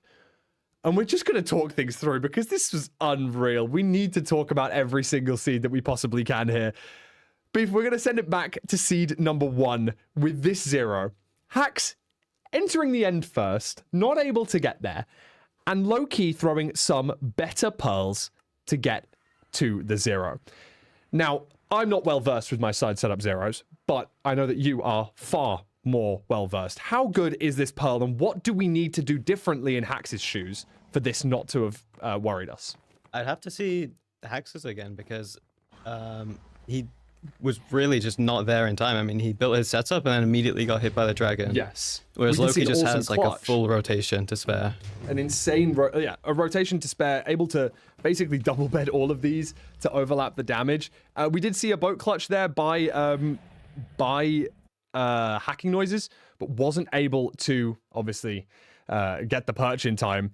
In this seed, you know, as much as how awesome that was, because both runners in the end at the same time, it really truly was nothing on the next 4 seeds that we have to watch. I'm going to skip it straight over to seed 2, where we can see in the chat in the language that you know, it's Danish, thank you. Danish achievements in chat for Ol Betsy and Take Aim, meaning that Hax has fired the crossbow at the dragon just a tiny bit earlier than Lowkey. But what we could see is Lowkey almost hitting a 2+2. Now, you are more well versed in this. You don't think that there would have been enough time, even if he did hit this 2+2, for the for Lowkey to win this seed. Obviously, I think Hacking Noise is getting the free the end achievement slightly before the dragons, before the second rotation's bed was tagged here. As we can see in the bottom corner, we can see free the end. This was insanely close. Again, we're talking seconds between these runners on multiple different seeds. And this was just seed 2, and this brings it to 1 seed apiece. And now seed 3, we did interject. We brought you guys back after seed 3 to talk about the terrain decision. So we'll gloss over this one a little bit. We'll let it play in the background while we talk about what is about to happen in seed 4 and 5. Now, Lowkey wins this seed 3, goes up 2-1, and had a substantial lead on this on the 4th seed. But what we saw was him making a potential mistake. Would you say it's a mistake to do what we've discussed in this next clip? I guess I would say that. Yeah, and like that mistake could have cost him the seed and possibly the series in the end. And that mistake is about to be shown as we go over to our next clip here. After Hax misses the 0, we do see an insane one cycle after an east-west perch. After he just places the obsidian here, the dragon locks on to the node, and he knows that it's going to east-west. As you can see it rotating around the towers in the distance, and it flies in east-west. He notices it here, and he has enough explosives. He should be comfortable to hit this 0, although he did leave it a little bit close. Obviously, the damage is going to go down, having set up for a north-south perch and having to take it east-west, as we can see rotating with a different orientation to what we're used to. I can only apologize if the bitrate is a little bit low on some of these scenes for you guys as well. Does finish off the dragon comfortably in the end with many explosives to spare. But something that we really pick up on is that Lowkey was in the end substantially earlier, and after going for a 91 height 0 or a 90 standing, 90 standing, apologies. Unfortunately, after entering the end, noticing it's an 057, so has to hit Pearl Clip here, he opens his inventory and noticed that we have 8 explosives. I understand that there is a little bit of words covering this, so let me see if I can get it. Okay, there is a 1 bed behind this text on screen here. Just here, there is 1 more bed. But we can see 8 explosives here. But there's one thing substantial that we're missing. And I know you wanted to talk about this. You know that he's heavily in the lead. Hax is not even in the stronghold yet. So what would you have done differently, possibly, during this seed? If he had enough iron to have crafted iron bars at the spawner here, he would have been able to do round 0. It meant he had 100% chance of being able to just win the seed and just get about a 120 end fight, rather than risk the dragon flying away and then getting a slow perch, which, although it's unlikely, that is what happened here. Exactly. So it's guaranteed to be longer than a 0 cycle, but given the fact that he's so far in the lead going into the end on this seed, he could have been able to maybe hit the ground 0 and not have to worry about, you know, the dragon flying on a 0 and then getting a very long perch. Of course, on his 0 setup here, he ends up using these two respawn anchors as explosives, meaning that he can't then use them for the ground 0. We can see the still frame of it here with the 2 respawn anchors on the screen. But of course, as we mentioned earlier on, he doesn't have iron in his inventory here, so maybe it doesn't matter. But as we went through the seed and located where he made this mistake, it was in the lower treasure, exactly 6 iron ingots, enough to make the iron bars that we would have needed for this ground 0. Guaranteed locking up the series, basically, assuming he hits the ground 0 with a comfortable amount of explosives. He was able to craft 2 more respawn anchors in his inventory, giving him, 10 explosives for a ground 0. So it would have all but guaranteed the victory after just seed 4.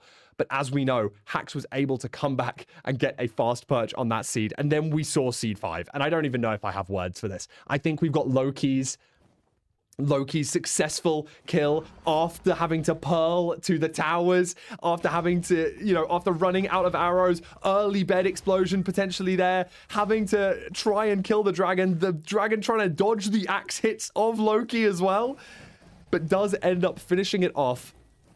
But there's one thing that we have to mention. Notice when the free the end achievement is from Lowkey, and then when it is from Hax. There's about 7 seconds between them, which is shorter than we had in a previous seed. But it's really how those 7 seconds were spent that makes all the difference. And if we go back to Hacking Noises 1 cycle, now there was a ton of stuff going on time. The commentators are screaming. We were screaming here in the booth. And with 5 explosives, Hax does great damage on the first 2. Decent respawn anchor, and with just a slither of health left, Hax pushes for a +1. Doesn't go for the extra rotation. I was so certain that it was dead after this anchor. It's on such low health, and he blows it up, and it just doesn't do enough damage. The anchor explodes, and from this screenshot, the dragon's dead, right? Hax wins. Hax wins the seed, right, guys? And then all of a sudden we realize it must have literally been on 1 health. Yeah. Because we can slowly see. Yep. And there it comes in chat, the free the end achievement. assuming that Hax gets this kill on the +1, here, no free the end achievement. That is the series. Hax wins. If the anchor did, I would assume, 1 more damage. Maybe he blows it up a tick earlier or a tick later, and he wins the best of 3. But now, for what could be 1/20th of a second difference, he moves on to the 3rd place playoffs, which I don't need you guys to go anywhere for, because we're about to see it in not long at all. We've had an amazing best of 5, but don't go anywhere, because we are about to see Crimson face off against Hax in our next best of 5 for our 3rd place prize. Now, we're going to take just a few minutes. I need to recollect my thoughts. I need to grab a water. I need to relax for just a minute. But while we do that, we are going to send you over to a nice intermission video. Something just to ease our minds, make everything calm down, just a little touch. And let's get Seven Raul to explain Bridge to us. Hi, I'm Raul, and I'm gonna tell you everything I know about the Bridge Bastion. So, the Bridge Bastion, also known as Pig Face, is a unique bastion in a sense of routing because all the gold is super separated from the piglins.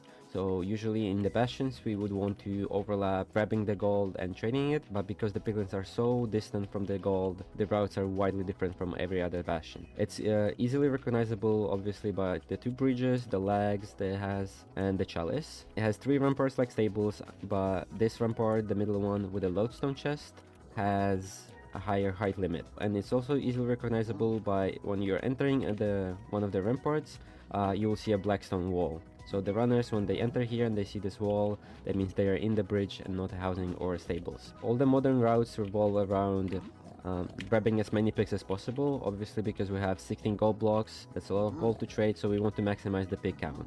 All the modern routes grab as many picks as possible, and from basically 3 places. You want to grab the picks from the lodestone area, from this corridor, and the main bridge. And we do that by making one of the 2 bridges.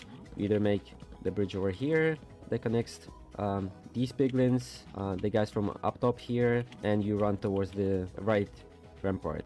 That would be a triple or a single, depending on how many chests the rampart has. Or the other route, which is called DK, Donkey Kong, you would make this bridge that connects, once again, the piglins from over here, this rampart, lodestone pigs, and depending on the info you have, where the triple is, you would either go to the left side or to the right side. The reason we prefer to go to the triple, obviously because triples have way more chests, so there's more chances of extra gold, obby, and just more loot in general, but they also have way more pigs. As you can see, this triple has a bunch of pigs, and the single only has 2 pigs down here. There also is another unique route that revolves around going over here, breaking the gold block, placing this block, and toggling difficulty to hard. This way, the lodestone piglins aggroes at you and they have a block to fall on, and the hard difficulty lets them fall higher distance. And then after doing that, a runner would make a bridge over here, connect these ramparts, and make a hole down here. This route you can see people usually utilizing when the terrain is open, the reason being because it's easier to make the bridge over here. Otherwise you would have to dig through the netherrack, and there's also a lot of variety in the decisions you would need to make. But this route is also good and widely used by the top runners. There's a couple of unique strategies used in the bridge, one of them being TNT Chalice. Because all the gold is concentrated in one spot, it's easy to use the TNT to grab all of it. And another strategy that I just used, using Flint and Steel to prevent the knockback from the TNT, which is also used against the Hoglins, because if you TNT yourself right as the Hoglin is about to hit you, you're not going to take any knockback. People will usually use this to not get knocked out into the lava by the Hoglin. There's multiple areas where you can find additional gold blocks in the bridge bastion, up to 4 blocks in the shoulder of the right rampart. There can be up to 3 gold blocks in here near this lava stream, and slightly diagonally and below them at Y55 there can be 2 gold blocks. There's also can be up to 3 gold blocks at the bottom of the left rampart. We were fast there. Beautiful. We are back. Thank you very much, Seven Raoul, for that amazing tutorial. And a big thank you to Sonia for editing that video as well. A fantastic intermission videos that we've had so far. And we're going to have some absolutely banger one coming up as well after our third place match. So make sure you don't go anywhere between the third place match and the grand finals. So what a brilliant seed that was. What a fantastic best of 5 that was. I honestly don't even know how we're going to top that for the rest of the day. But we have possibly a best of 7 later. We have the potential for a seed 7. I don't know how often in playoffs we've seen 7 seeds in our grand finale. I think we saw it last season. I hope we get to see it again because Yeah. it's very entertaining. It's absolutely fantastic to see such amazing top runners at the absolute best of their game, showing how awesome the top level of Minecraft speedrunning can be. Let us talk about possibly the upcoming match. Hacks and Crimson, I'm noticing, are our 14th and 15th seed runners in this matchup. Like, they're not slouches, but they're definitely probably not who we would have expected to get all the way through to the third place matchup. Yeah, I would guess if you compare from previous seasons and like you add the seeding together of each player, this might be like the biggest total of any third place match. Yeah, I would assume so. I would definitely guess so. Both of these runners coming in through the LCQ. Now, remember, the last chance qualifiers is open to an amazing amount of people based on your elo throughout the season. You're able to pick up phase points and then qualify for the last 4 spots in this tournament. And as we can quickly peep over at the player spotlights, wow, fantastic. I mean, obviously, we've already discussed these 2 players so far today. There's not an absolute ton that we need to talk about on this scene particularly, but it is a beautiful, beautiful array of fantastic statistics. 719 best rank time, 729 best rank time. The one thing that you would again say, low number of matches played and no matches against each other for these 2 opponents, Hacks and Crimson. Yeah, again, the time zones just didn't match up or something. Very true. Yeah, time zones, of course, Crimson, I think probably around about 5 a.m. for Crimson at the moment or something. Australia for Crimson, so versus Hacks, who is, I believe, living in the UK at the moment.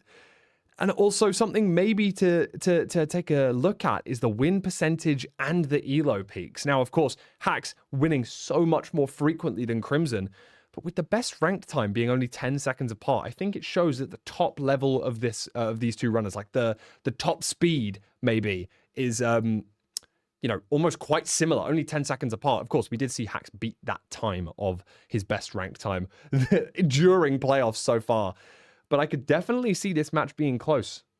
Yeah, it seems like maybe Hex is more consistently fast across a larger sample size, but on a good day, Crimson can lock in and definitely win this match. Yeah, and of course, both of these players did lock in during the last chance qualifiers, really making it count when they needed to the most to qualify in for the playoffs. And of course, this match is not for just a little nice highlighted achievement on your profile on the MCSR ranked client. No, this is for $500 as well, cold hard cash. This one is an important match. That third place prize is going to one of these 2 runners who qualified through last chance playoffs. Now, I think that's really awesome. I love to see some underdogs do well. Now, Hacks I wouldn't particularly classify as an underdog, playing in many a ranked playoffs before, but this is Crimson's first playoffs, and I can see that him making it all the way could be big. And while we talk a little bit more about that, let's have a little look at the seed splits as well to see if there's a big percentage difference in any of those. And now, well, I mean, there's a big percentage difference between the 2 runners, but once again, Hacks lower on the Ruined Portal, although he picked it twice against Lowkey.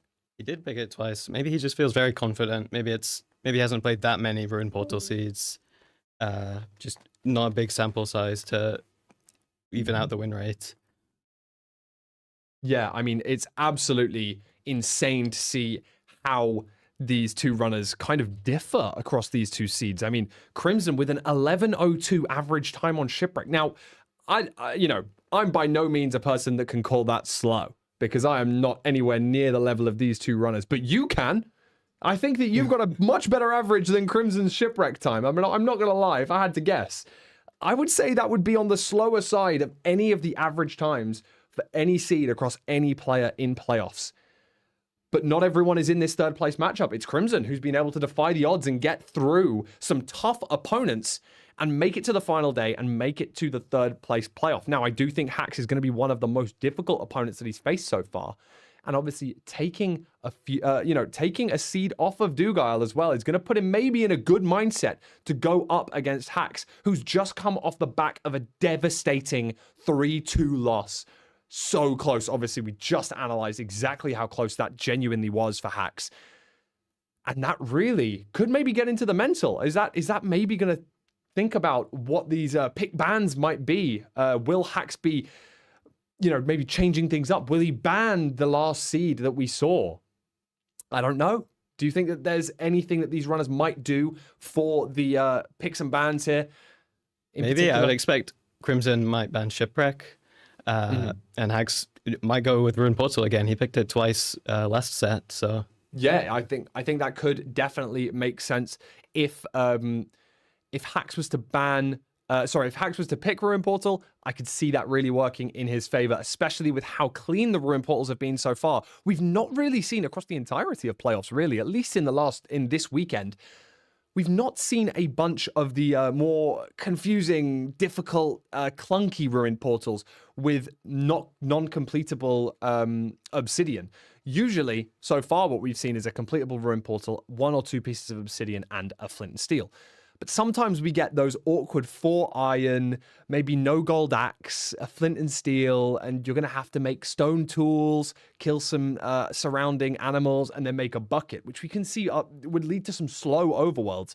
But it would also introduce a lot of variance versus what Hax has been playing recently with these Ruin Portals. Now, talking about variance, do we think that Crimson is going to want more of that variance to try and extend, to try and push Hax maybe out of his comfort zone? Or do you think that Hax is going to be able to comfortably deal with any of that variance between these two runners?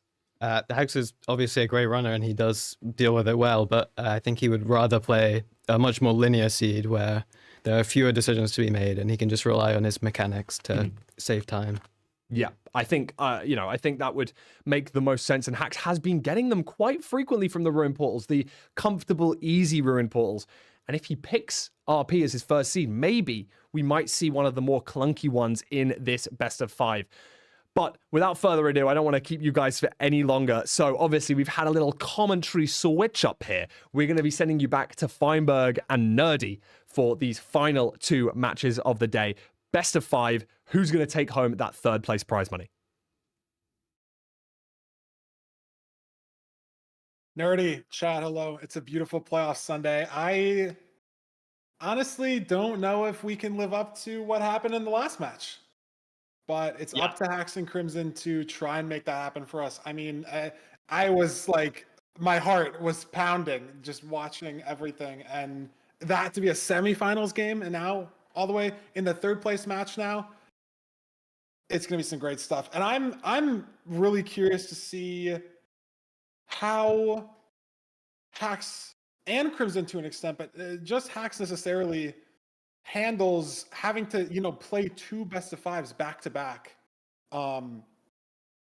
He's been in this situation a lot before, which is unfortunate to say the least. He was so close. Literally, I looked, and if he got the anchor off on that game 5, he would have won by like half a second, if not even closer. He's been so close every time. Nice. If Hax beats Crimson here, it'll be Hax's 5th time in a row where he's gotten top 3 in playoffs, and none of those have been wins. 2 seconds, 2 thirds, and now potentially another 3rd in this one. He's been in this situation more than I think anybody else, especially having to like back-to-back rebound games. And it's just, how does that weigh on the mental? Like, how do you lose like the closest best of 5 of your life? Not only do you lose playoffs, not only do you lose a chance at that $3,000 prize pool, even that seed alone is $1,500, right? Even if you lose and get 2nd place, now you're only playing for $500. You have to wait an entire another season to try to get a playoffs victory. Like, how can you bounce back from that and even play like comprehensible Minecraft? And you can't even just kind of play. You have to be so focused against a guy like Crimson. It's not like you're just sort of queuing up on ladder. Like you still have to play so well. And like, can we bounce back from that? I don't know. It's gonna be tough. I think Hax is definitely someone who we've seen struggle a little bit in sort of the more intense matches. He's never won, right? But I do think Hax has the ability. I mean, he's so fast. He's so mechanically talented that if you're Crimson, you're still nervous, right? Crimson has no playoff experience, so I feel like there's a lot of pressure on this game for him as well. I don't know if you're Hax or Crimson. Obviously, I think it's difficult mentally, and we're just gonna have to see who's ultimately the stronger one. Yeah, I mean, I've gotten word Hax is currently eating dinner, presumably. 7 p.m. something, 8 p.m. I'd say that's dinner for. Yeah, I think you can call it dinner, even if it's not necessarily dinner. Like my first meal of the day is lunch, and I know some people might say that that's breakfast if it's your first meal. But like, if you're eating a meal at 7 p.m., I feel like you call it dinner. You know, even if you're like a night shift worker first, I feel like you call it dinner. But he's eating dinner. Maybe he's meditating. Maybe he's eating his favorite meal. I don't know. Doing whatever he can to bounce back the mental. I mean, again, he has gotten in the podium for the last 4 playoffs in a row. So he's been in this third place match twice. He's won it twice. So he obviously knows what he needs to do to make it happen here. But he's got to. I feel like this loss to Lowkey might hurt more than the last season's. I don't know. Just from the circumstances and the pace and just how close it was, I don't know. It definitely might be. I don't know. I when I think of Hax, I don't know. Maybe I'm just biased or whatever, but I really do think of that one game where it was like they didn't see the Toolsmith. I always just think of that seed. That was just such a fantastic. I was absolute cinema. So we've definitely seen Hax in some very intense matchups that are maybe a little bit scuffed. But I don't know. I do feel like he is a very, like I said before, I mean, I think he's a very skilled runner. I hear what you're saying, that it is going to be hard for him mentally, but I don't know. Can we see Crimson handle the pressure as well? I think that's going to be tough either way. Like, I don't know. I feel like no matter how you look at it, it is just so difficult for both these runners. I think we're going to end up getting a really good matchup, is at least what I'm hoping for. I really hope it's a good matchup. I don't have some great news for you from historical data, Nerdy. In the last 3 seasons, the third place match has been a 3-0 every time. Season 4, 5, and 6. Really? 3-0, 3-0, 3-0. Yeah. So is it always the person who had a break that wins? I feel like that would be an interesting question. I don't know if you have that. Probably not. I mean, let me look. That would So be an season interesting 4. Season 4. Such a random question. No, it's okay. This is a good question. Season 4, Hax played second, lost to Enko Boy 3-0 in semifinals, and then 3-0'd V-Strid right after in the third place match. Okay. Season 5, Ral lost 3-1 to Doog, and then 3-0'd Enko Boy right away in the third place match. Okay. Season 6, Hax lost 3-0 to Lowkey in the first match of the day this time instead of the second, and then 3-0'd Monji in the third place match. So it hasn't been the match directly after every time. I mean, we only have 3 sample sizes whatsoever, but it hasn't been the like insta you can like lock back in, like the revenge match almost. Yeah. And here we go. Gotten word. Hax is done eating. We're ready to get into the game soon. We have a temple and a shipwreck ban, and Hax is picking the rune portal. Lines up with what Film and B-Style were saying pretty well. Yeah. Banning the shipwreck, Hax picking the rune portal. One of these days, we're going to get a good looting 3 sword. We're going to get looting 3. We're going to get maybe some golden Maybe it'll be today. Maybe it'll be today, Feinberg. It's very possible it's today. I mean, today's the last day we have for another 4 months. That is fair. That is fair. It better be today if it's going to happen. And we're running out of seeds, Nerdy. We're running out of matches. Yeah, and I mean, the Desert Temple ban I think makes sense. You know, you want to get rid of that variance. You want to make sure that maybe you want to play like a higher food seed, since those seeds we tend to see runners get less food in. And going for the rune portal pick from Hax, I think, just wanting to get momentum in this first seed, wanting to just go. Like let's just get the most linear seed possible. Let's put that other match behind us. Let's get into the Nether and beat the dragon as fast as possible. Just to take a win and get the momentum back on your side here. Exactly. Like, I mean, it was such like a devastating loss to Lowkey being that close, but also you can be able to think about it positively, knowing that like Hax did play so well and did take Lowkey to a seed 5. I don't know if that is going to outweigh the fact that like he did lose, and you are just kind of thinking about that you lost, and you think about like how close you were, like literally one anchor or one different turn in the stronghold or one different build on the magma portal. Like there's so much that could have went different that your mind can kind of get stuck on. But again, Nerdy, this is Hacks, and we've seen him in these situations before, and he's 3-0'd both the times he's been in the third place match. Yep. And if I'm him, I'd like to keep that streak up at least. Like ideally you keep the streak up of, not going to the third place match all the time. But if you're in the third place match, you might as well make a statement while you're in there. And here we go. Off to the races. As we see the rune portal here, it looks ugly. like. Let's There's see. some Oh, it crying is ugly. I didn't obsidians, see that yeah. crying. Yeah, but let's check out this chest here. And oh, there is a sword. I didn't see what the sword had. Did you catch it? No, I did not. And both these runners don't play on. It's not fire aspect. We got 2 chickens. Two chicken. Looting. So it's looting, It's right? looting. Yeah. It's looting. We did it. It's exactly what we hoped for. One of the final opportunities here to get looting in playoffs, and we do have it. I I'm will glad say to see that it in Steam Type in is a pretty. It is like an ugly overworld though. Like Yeah, this is. no, that is we don't true. have an axe. Hacks did find a chicken, but that's kind of it. This is a really smart grab on this gold block here to be able to make the gold axe, right? Instead of digging down for stone. Crimson finds the chicken as well. And I noticed Crimson was at some water source earlier. That's the only other weird thing about this seed is the rivers seemed pretty dry. And these runners do have to use the lava here to complete the portal. We don't have obsidian. Also, there's crying obby in the way. So we're going to just have to kind of use this as a lava pool. And there is just water literally right down here at the bottom. Okay, so the river is okay. And it looks like Hack's going to start entering here. It's fast, but it's not like room portal 20 seconds fast, This is like, we've seen faster BT enters. We've seen like 1 flat BT enters in playoffs, and this is going to be like a 130. I think it's still fast, and that looting will really speed things up, especially if the rates are solid. For If sure. we I get, mean, like, some when I 2 or played against 3 Hacks rod- and had looting, Yeah, like we were exactly. in and out of the fort in 12 seconds. Like you can spawn on a pack of 2 strays and you can get 6 rods with looting too. Like it is so absurd. How fast it is. Like you don't need the blaze bed.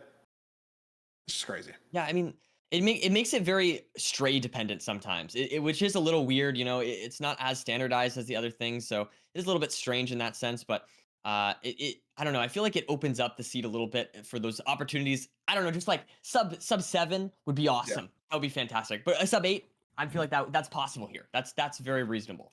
As we enter Unless this this treasure goes bastion. terrible, I feel like sub 8 is pretty not guaranteed. Obviously, we've seen a lot of strong mishaps, but like these runners should be out of the treasure pretty quickly. And I don't know if we've seen the fort, but if we just kind of send a direction, this is a good play from Hacks here, using the inside of the treasure here to save blocks, pathing up.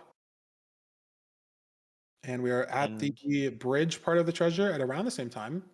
A little bit of decoration from Hacks, using birch wood and some oak planks as well. Double plank action. I do always find it funny with the looting when you get 2 chickens from 1. So he has a little bit extra food there.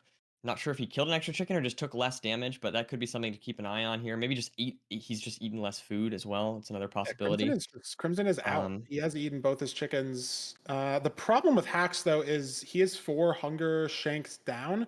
So if he wants to get maximum value out of these chickens, he wants to eat them at a point where he's like 7 or 8 hearts down. So he has to play a little risky to get max value. But even without getting max value from the food, he's still in such a better position because Crimson is now on 8.5 hearts and he has no healing left at all. So Crimson can throw 3 pearls at most, and then if he gets hit by anything, he's going to die. Or he throws 2 pearls and plays it a little bit safer. And we don't even really know where the fort is. Like even if you see the fort, sometimes it's 3 pearls to get to the spawner, and we don't even see it right now.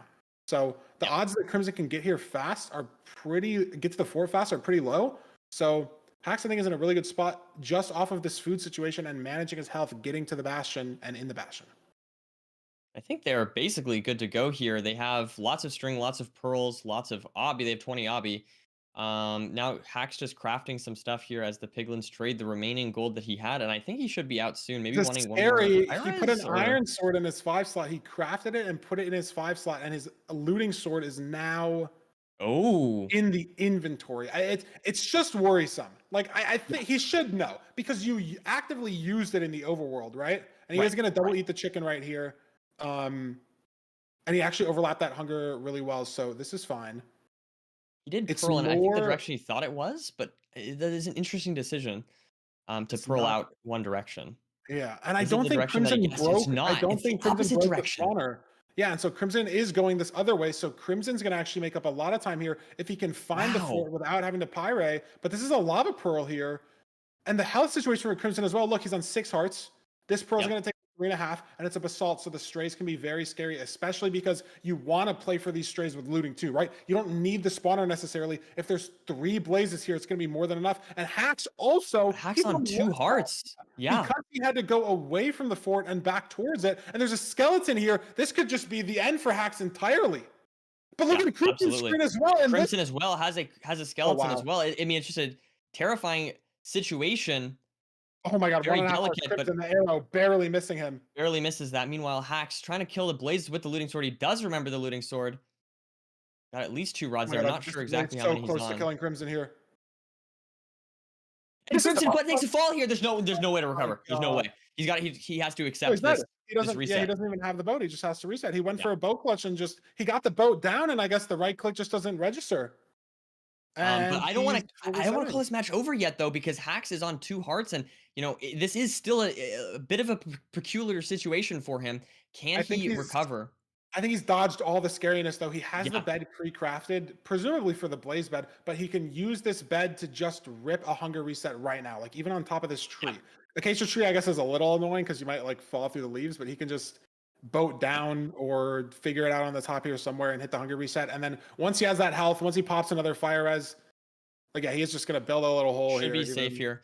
I mean, if he knew, if he plays this safe, which I think he Figuring it should, but out playing safe is somehow. just super huge. If he knew that Crimson took the death, which he obviously does not, then this seed would be totally free. But I'm just wondering if maybe he's gonna go for some aggressive pearling or Hey, things like it is that. possible, right? He does have no Yeah. food. Now he and will I- see that Crimson did not blind, and Oh, so that boat. will give him Nice some info. boat. Oh Beautiful. wow, that was awesome. Gets the You love last to see it. rod. And yeah, I it's think just we if he should realize can- soon. Exactly right, Nody, because it's not going to say that Crimson blinded. Crimson's going to be in this fort for minutes. And on looting especially, Haxon knows Yeah. that something's up, right? He'll know when he gets into the stronghold that I have some time to kill.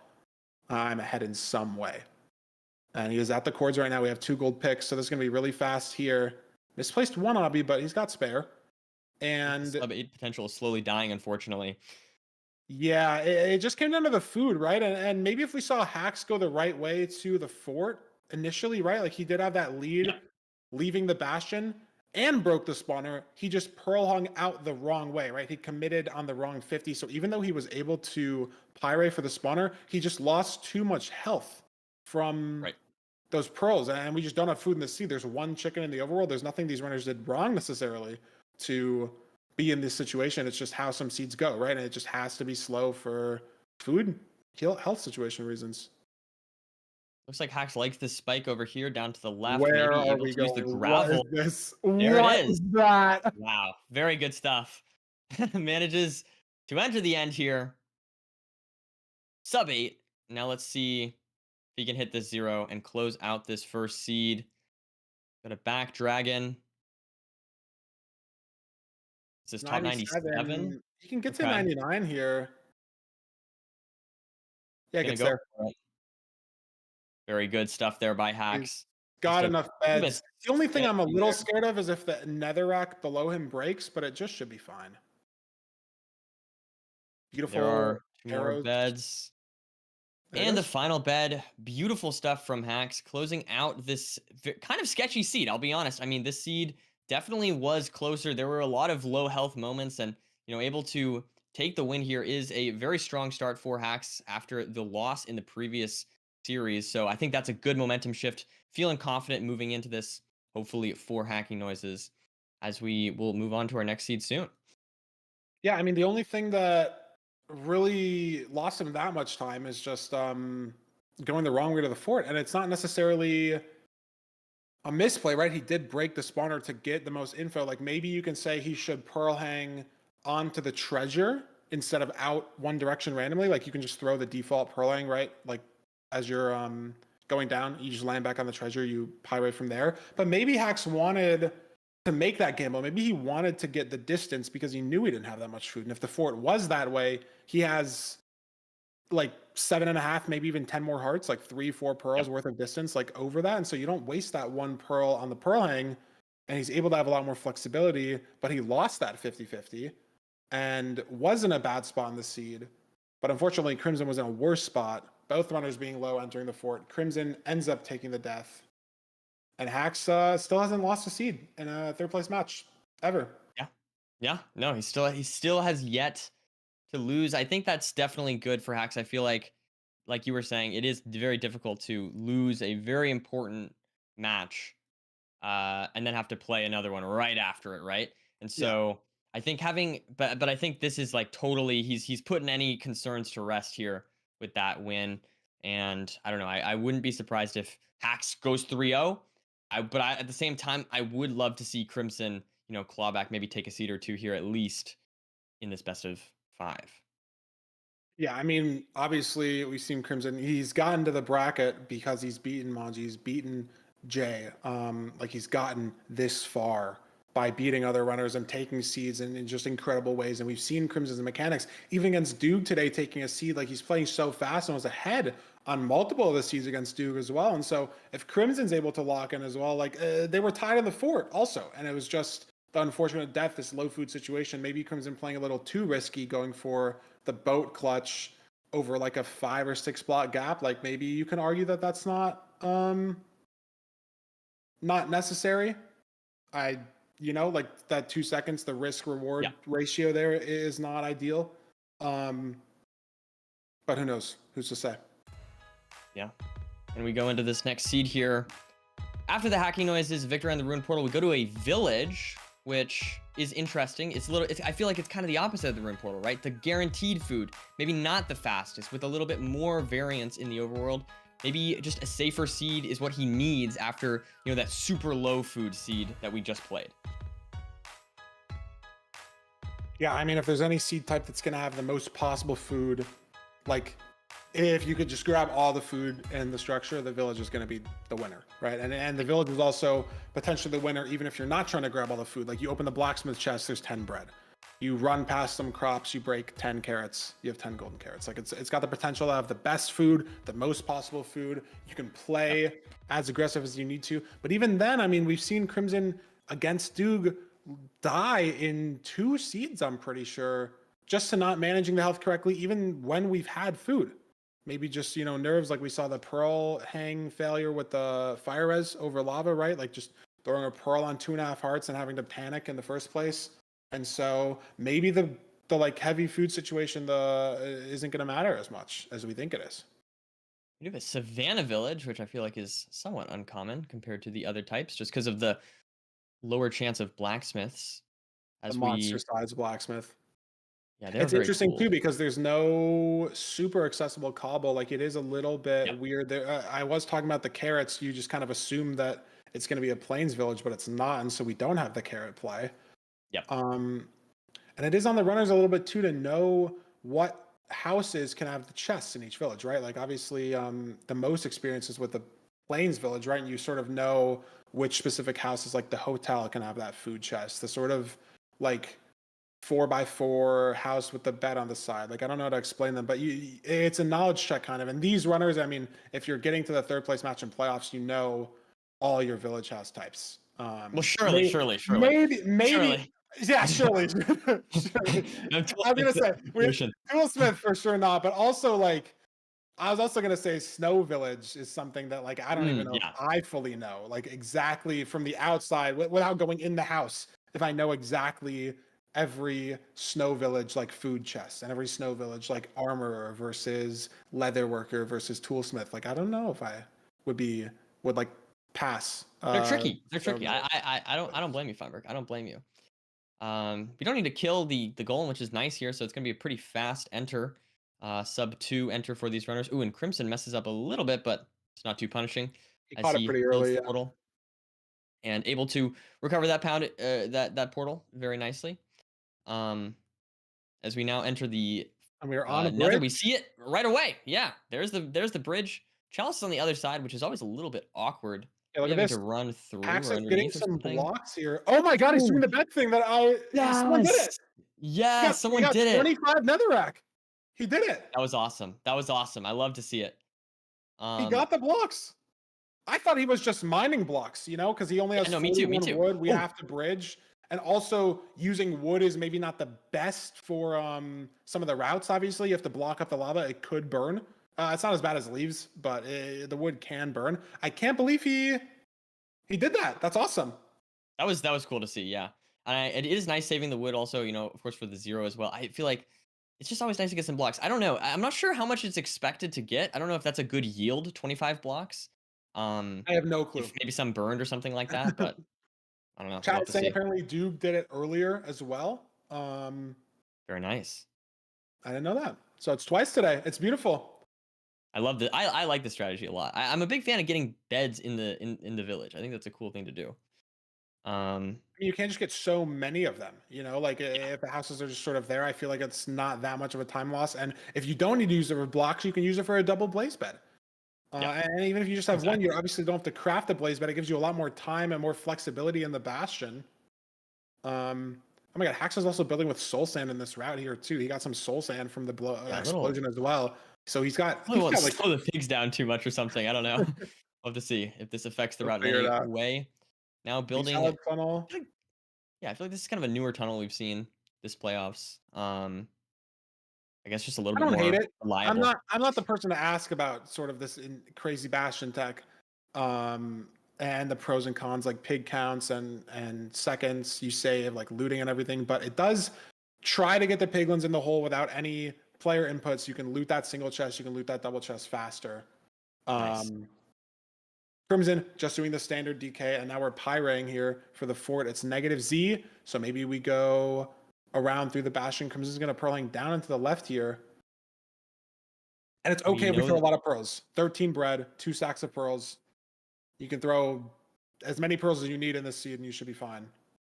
But Crimson, again, look at this food situation. Oh I know, it's not in maybe his, nerves. It's hard to think about eating. I'm not sure. I don't know an explanation for it, but 1 heart and 11 bread, you're just putting yourself in a scary position. And we've seen Crimson in those positions, and it doesn't matter if you're the best runner in the world.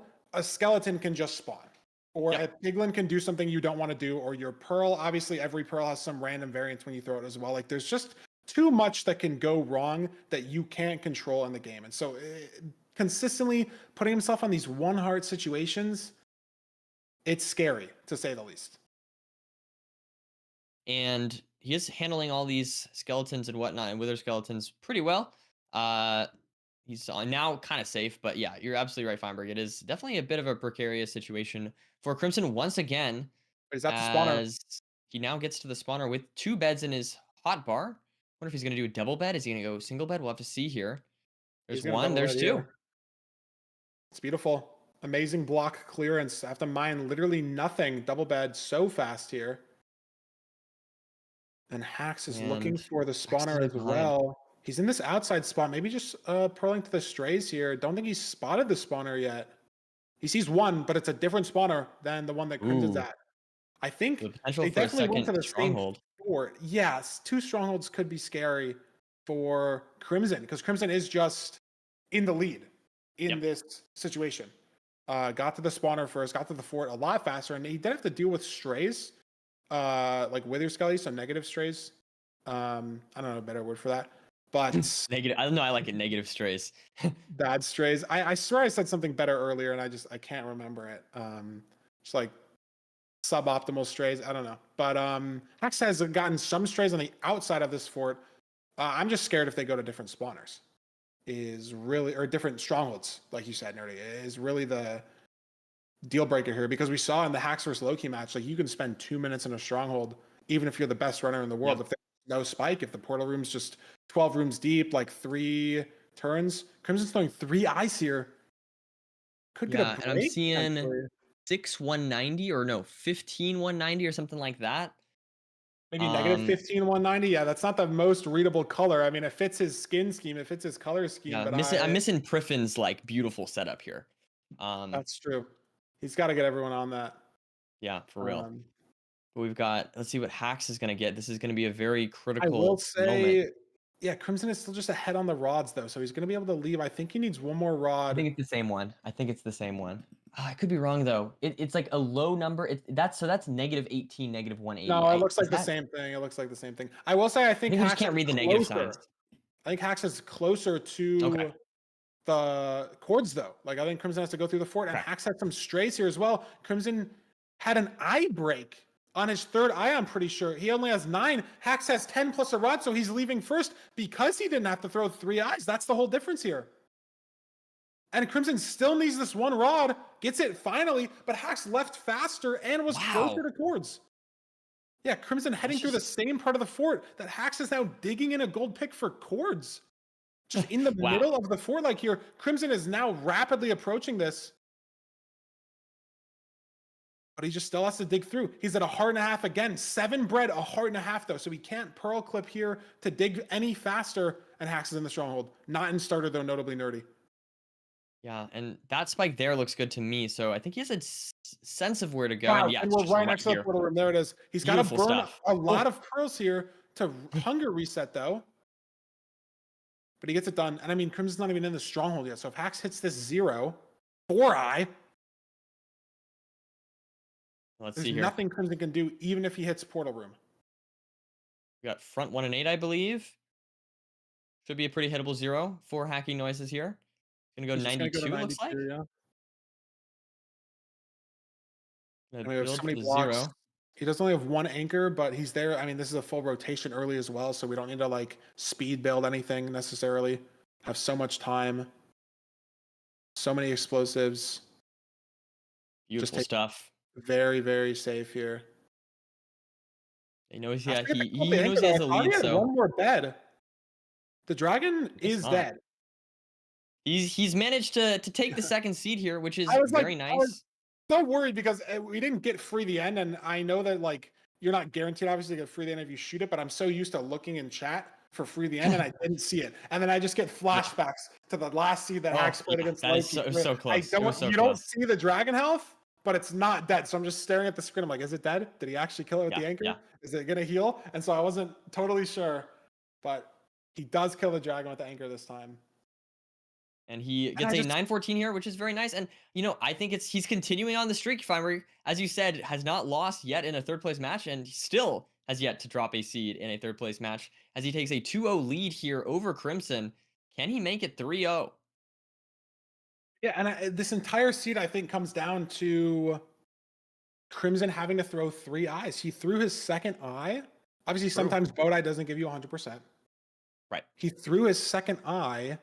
And the second eye is guaranteed to never break as well in ranked, because we do realize that it is impossible to standardize like players throwing from the same exact coordinates, because it's so precise. Like even if you're in a different corner of a block or like 0.1 pixels off, if your angle's just barely different, it can give you different percentages. And so the second eye will never break, because it's not the player's fault whatsoever that they have to throw 2, but it is the player's fault if they have to throw 3. And so Crimson didn't get in his boat to like reset his boat eye angle for his second eye. So he had to get in his boat and then throw a third one. That third break, nerdy, he had to play an entire another spawner cycle. And that could have been the whole seed. It seemed like it was 30 seconds and he only lost by 25 entering the end, at least, right? If he hits the 0, like that could have been the whole seed. I don't know if Hacks ended up saving time navving to the chords. I mean, obviously his spawner was closer, but I don't know exactly how both runners side by side would have like managed that terrain, right? Digging through the fort, having to crawl, and obviously the stronghold split itself. It's just hard to tell because they weren't, lined up. It was just that big difference because Hacks didn't need an extra rod. Really decided the whole seed. Yeah, and I mean, we are moving into some pretty heavy momentum here for hacking noises. Do you think Crimson can recover? I mean, this is difficult, right? You already lost a match today. It's your first place, as we mentioned before. There's a lot of pressure on this last couple seeds potentially. Do you think he can bounce back here, Feinberg, or do you think it's Hacks to take the 3-0? It's hard to be down 3-0 no matter what, or 2-0, excuse me, no matter what. Like, it's just knowing that you have to win 3 seeds in a row. As someone who's been down 2-0 a lot, in playoffs. And by a lot I mean twice, and I just have lost both times. It's hard to win 3 seeds in a row because, like I said earlier, the game is just random. Like that you can play so well, and then if the stronghold is just a mine shaft, you get no spike. Or you have a situation like this seed where you go to the spawner that you find first, but someone else goes to a different spawner, they get strays, they have better terrain accords, they have a different stronghold entirely. Like there's just so much that can happen where like you can play the seed to the best of your possible abilities, someone just throws a different pearl, or they go a different way in the overworld, or they find a rune portal in the overworld that you didn't, like because they went to different gravel, like a river, and it just sort of happened. There's so much that can happen. There's just, you can't list out all of it.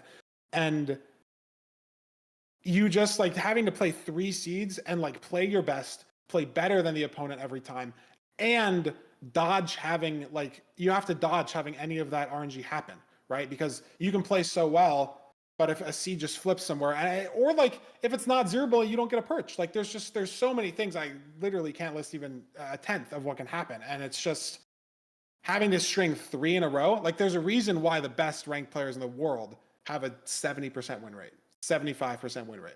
Like the highest win rate we've that's a good way of putting it. seen in an entire season. The highest win rate we've ever seen out of anybody is like over a large sample of games at the top level is like 80%, and that was season 1, and it has not gotten back there ever since. Like people, because we're pushing the level so high, people are getting so good, so close to the top, and so there's less and less that you can do to separate yourself from other runners, which means there's more and more situations. Like maybe back in the day, you could be a minute better than somebody else. And so maybe if you get a worse stronghold, it doesn't matter as often. Or maybe if you go to the wrong spawner, or your eye breaks because you throw in a wall. Like maybe some things happen, and because you are a minute faster than everybody else, you can sort of bounce back from those mistakes easier. But now in a situation like this where the win rates, the averages, everyone's so close together, if you play a seed perfectly, maybe you're only gapping someone by 10, 15 seconds. There's so much more that can go wrong that can lose you the entire seed.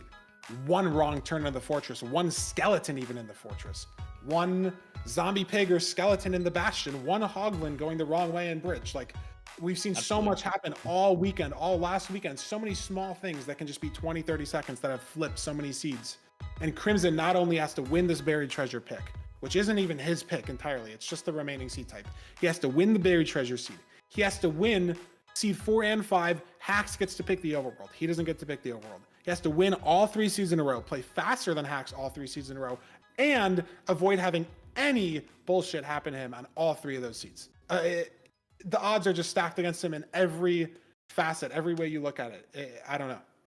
It's so hard. Yeah, and I don't know about you, Farmer, but I'm ready. I am so ready. I'm so excited for this final match, or potentially final. I leaked the script. My bad, guys. My bad. I leaked the script. There it is, leaking the potentially final match. Potentially. Sorry. We'll have to see what we've got in store for us here, as immediately the runners scan for the BT. It looks like they both find the chunk. Maybe Hax finds it a little bit more. He's a little more aggressive, a little bit more. Hax went down to the confident. chunk wrong.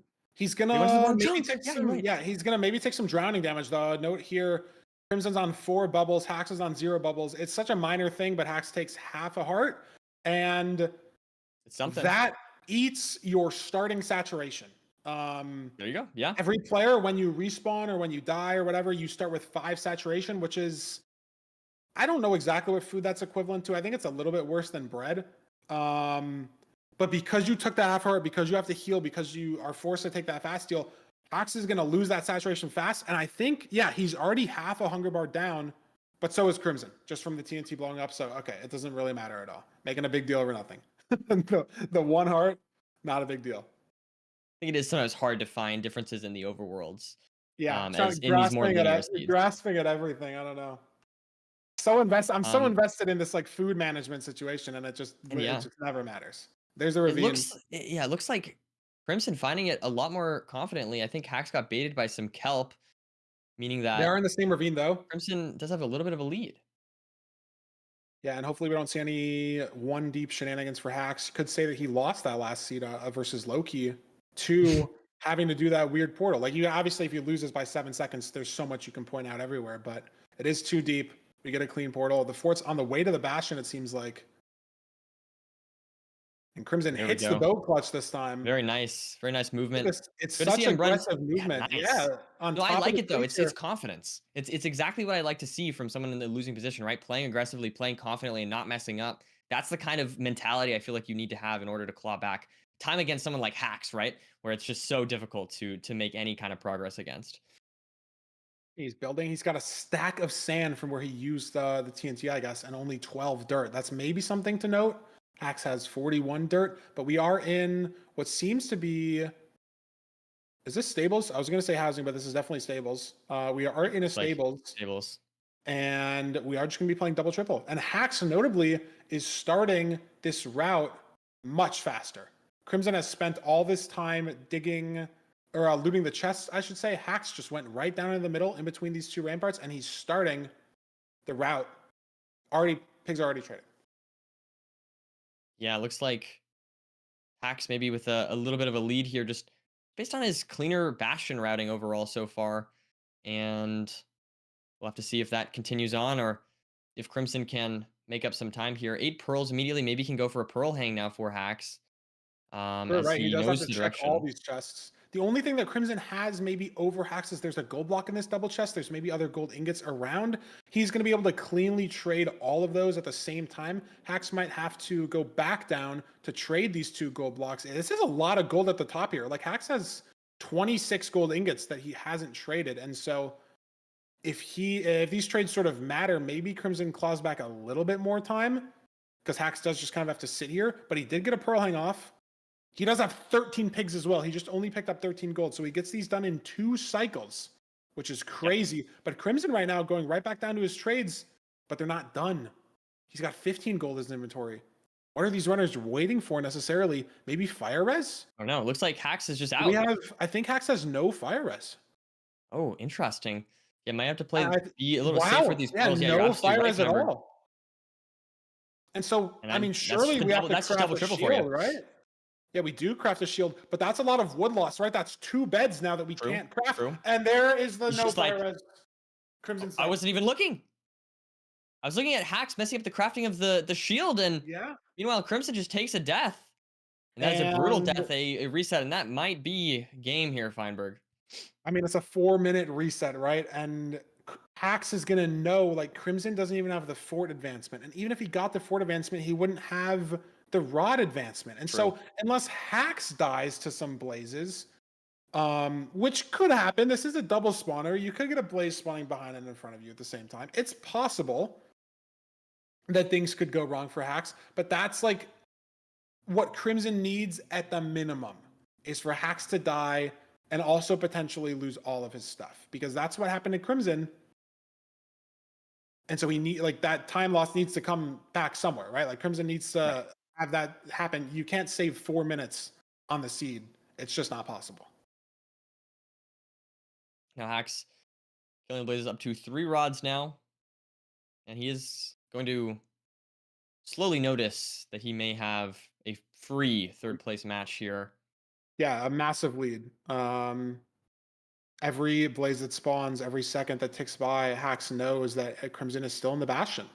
Yeah. And something must have happened. And he might know also that it's probably a fire res situation, right? Because obviously if he has no fire res, the trades are standardized. Crimson's not going to have any fire res either. And I am curious, I mean, we'll definitely get to see that in the lily pad post-match analysis, how exactly Crimson threw that pearl. Because I wasn't looking at a screen either. I was watching Hax craft the shield. I look over, Crimson's paused in lava and he's just dead. I missed the action.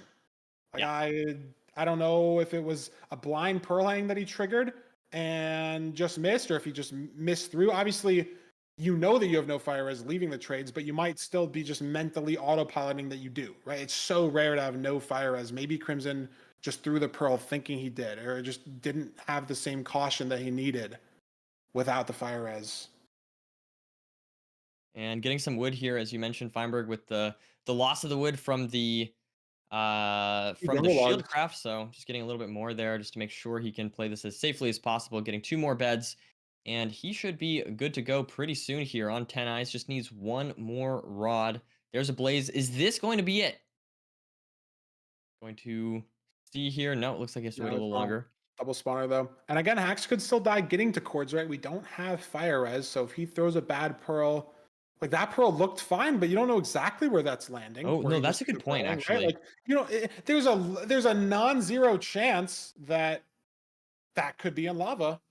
Yep. You And know what I mean? that's- There's holes in the nether everywhere. I don't necessarily think it's wrong that he threw that pearl, but it's possible that this just goes somewhere random and it doesn't. But you never know. I mean, and that's why it's important that, you know, I do really respect Crimson for playing the seed through, you know, not getting too tilted to, you know, quit or something. Another blind pearling from Kimson though, that could hit lava also. God, yeah, please. That would be Could awful. dig into lava here, getting to cords, right? Like if True. you're digging down, like he is going to dig 2 sideways here just to be super safe that he's not going to dig into any lava, but it's possible that he hits something. Misses the block clutch on the lava in the portal room. Yeah, that would be. That's true, I think we've that's talked true. about that is the most brutal death that you can possibly have. I think we evaluated. Dying in the portal room is, I think, the worst possible time to die in a seed. Yeah. Crimson doesn't pearl into lava this time. He's going to throw the second pearl. Is that going to make it to the fourth this time? Maybe this is the same exact pearl that he threw the first time, and it doesn't. That might be the same. I didn't see what happened the first that's time, so but that brutal. might be the same. Like maybe he made the same mistake again. Yeah, I don't know that's what brutal. happened. And Hack's Nerdy, I will not getting a say, spike. even if Hacks dies in the portal room lava for the content, for the misclick, whatever, I still think he's ahead because he has Stronghold Courts. Oh no, that's actually a good point. Yeah, I no, that's still think fair. like even though Crimson is technically like would have more stuff, I think Hacks would still be ahead. I was gonna say like mentally, I think it'd be like easier. Oh, it's so hard to bounce back. Like if But, you, yeah. I don't know. We'll see here. Hits And the hacking block clutch. noises. Hits the block clutch. We don't need to worry about that with him, I guess. As we now enter the stronghold. 58-0. And I mean, he knows again that Crimson is in the Bastion. So if he's playing optimally, I don't think he should go for this. Even though he has 9 explosives. Even though And it's pretty he's going for it, hittable. Feinberg. Yeah. Hey, it's for the content. You can at least get to 90 here for sure. And he is going to go to 90. Oh, a little bit shaky there, but does manage to get off the Oh, first and bet. it flies to it 90 flies, again. so- Axe has seen this before today. But in this situation, Nerdy, it is not a seed 4 or seed 3 or whichever seed that happened. And it is not a do or die situation for Hacks. He's up 2-0. His opponent's in the Bastion. So really, if he doesn't die on the 1 cycle or, you know, it's a Dragon's Breath here. And even if he does, you know, I feel like you just run back in time. Like Crimson has no progress on the seed. True. It's now Crimson's 3rd time running back to this double triple stables. And it's not like he's even gathered any meaningful information about the seed. Yeah, unfortunately, you're right, Feinberg. But there's Here we go, the 1 cycle. Let's see if he can do it. It's First two barely beds not look good. top 10 place. And There he it is. manages to get off the 1 cycle and close out this 3rd place match. Hacks getting yet another 3rd place match win. That is very impressive for him. You know, a little unfortunate, obviously, losing earlier today, but I think he does have a podium placement here. He has something to be proud of, something to show off on his profile, right? So definitely an impressive feat for him. And unfortunately, Crimson just not his best seed whatsoever. Yeah, but I mean, if you're someone like Crimson, I don't think you can necessarily be that disappointed if you look at your playoffs That's run as a whole, right? First time ever playing in playoffs. Absolutely. All the way to season 7. And Nerdy, I will mention too, and we'll definitely talk about this and brush up on it a lot more. But our top 3 playoffs players last season, take a guess. Doog, Lowkey, and Hacks. Our top 3 playoffs players this season, Doog, Lowkey, and Hacks. So if you are thinking of them as some overwhelming entity that is just, you can't ever break the top 3, Crimson won playoffs. If you don't count Doog, Lowkey, and Hacks, right? Crimson, True. I guess if you that's just fair. say That's that fair. they're so much better than everyone else, Yeah. Crimson won playoffs. Barcelona won the Champions League if it wasn't for Inter, PSG, and Arsenal. Like they won, guys. They won, guys. It's all good. It's all good. I know that that's a lot of code, but like really, if you do think about it like that, like on a more serious note, like the fact that it's Crimson's first playoffs all the way in season 7, it's been, you know, he's playing against people that have played in every playoffs before, right? They have like matches on matches, like maybe 50 seeds of experience over him. And Crimson is able to put his name up there. playing on the final day of matches, right? Like he's able to show off his gameplay on Sunday today to all of us, right? He gets through the first weekend, gets through LCQ. We saw Crimson on every single weekend of ranked that we've had over the last 3 weekends. And I mean, he's played so well in his matches, you know, obviously a 3-0 to Hacks, but even the season that he played, you know, maybe not this last one specifically, only getting to the Bastion, but if you sort of count out the deaths that Crimson's taking, maybe you chalk them up to nerves, things like that. Like Crimson was keeping pace with Doog, was keeping pace with Hacks on these seeds, on these going to the Fortress, going to the Bastion, all that stuff. And it's just, it shows that there's a lot more left for Crimson enjoyers next season, the season after that, all of that. Like there's still so much up if this is only his first season. And these runners 6th or 7th. And I've just been told we have a 3rd place winners interview from Hacking Noises, so we'll drag him in whenever he's ready, see what he has to Very say. exciting stuff. Hello. Hacks, yo, good afternoon, good evening. Welcome, Hacks. It's another playoffs, Hacks. The end of another playoffs for you. It is a podium finish. How are you feeling, though, after your matches? Obviously, this last 3-0 against Crimson today, but more so overall. I'll just leave an open-ended question for you. Just what are your thoughts on the whole day? Yeah, I don't know. It's like, all I'll say is, like, nothing makes me feel more nervous than playing against Lowkey. That guy is just so fucking good. Like, he's him. I don't understand. I don't know. It's like, I don't know. I felt so awful after losing because it was so close. Like I should have lost seed 4 and it should have just been over. And then I probably should have lost seed 5 if the stronghold was at all like normal. And like I did in the end, but like what made it sting so much, like the loss was because it was so close. Like I got so fucking lucky, but it was just so close. That hurts so much. Or like as soon as I started playing 3rd place matches, like damn, I don't think I played the best. Like overall my gameplay was probably worse, but like just not having to play, knowing it's Lowkey is just like such a weight off my shoulders. Like I was like I don't know, just I'm just seeing through some of the plays I made. Like in that Lowkey match, I literally, this is something I always never do, I made shears because I thought Lowkey would do it, and I didn't get food because I thought Lowkey, because I wanted to save time. Like I don't know, I just have so much respect for Lowkey. It's so hard to play how I normally do because I feel like I have to do that one extra thing to save pace. But it's just like I feel like that gets so in my head. Like I don't know, Crimson's a great runner, but like I was just confident. I don't know. It's just like I think if I just play my game, I know I'll most likely win. It's just the issue with playing Doog and Lowkey. It's just like even if I play my game and play well, it's like a win isn't guaranteed, and it's just so brutal to play them. I tried my best. Like maybe next season, it sucks to get 3rd place. Like like okay, it's like better than not getting 3rd place, obviously, but like it does sting when it's like I'm the only person who has lost. Like everyone who's made it to finals has won at least one except for me. I'm like the only person to go 0 for 2, and it's just like I don't know. I'll get it eventually. It's rough, but I don't know. We'll see. We go next. I believe in you, Hacks. I'm rooting for you, man. I think you're gonna get it. Maybe next season. You know, I believe in you, man. It definitely says something too that like, yes, you are the only person, like you said, that's lost a playoffs grand final and hasn't also won one. It hasn't happened to Ankle Boy though. Ankle Boy did get 4-0 by Lowkey. So it is not just you, but it does say something that you have gotten to the podium now 5 seasons in a row, right? Like there are runners that are getting up there and not back down. Like it's like Silver, obviously, for example, in the bracket today. Like he's won a playoffs before, and he didn't make it to the top 4, right? Like Priffy won a playoffs before, lost in round 1. Like obviously, if you look at who they lost to Doog and Lowkey. So maybe it's just sort of how the bracket sort of runs out, right? Like who you're losing to and sort of when. But you have that consistency. You show that you are up there with everybody else.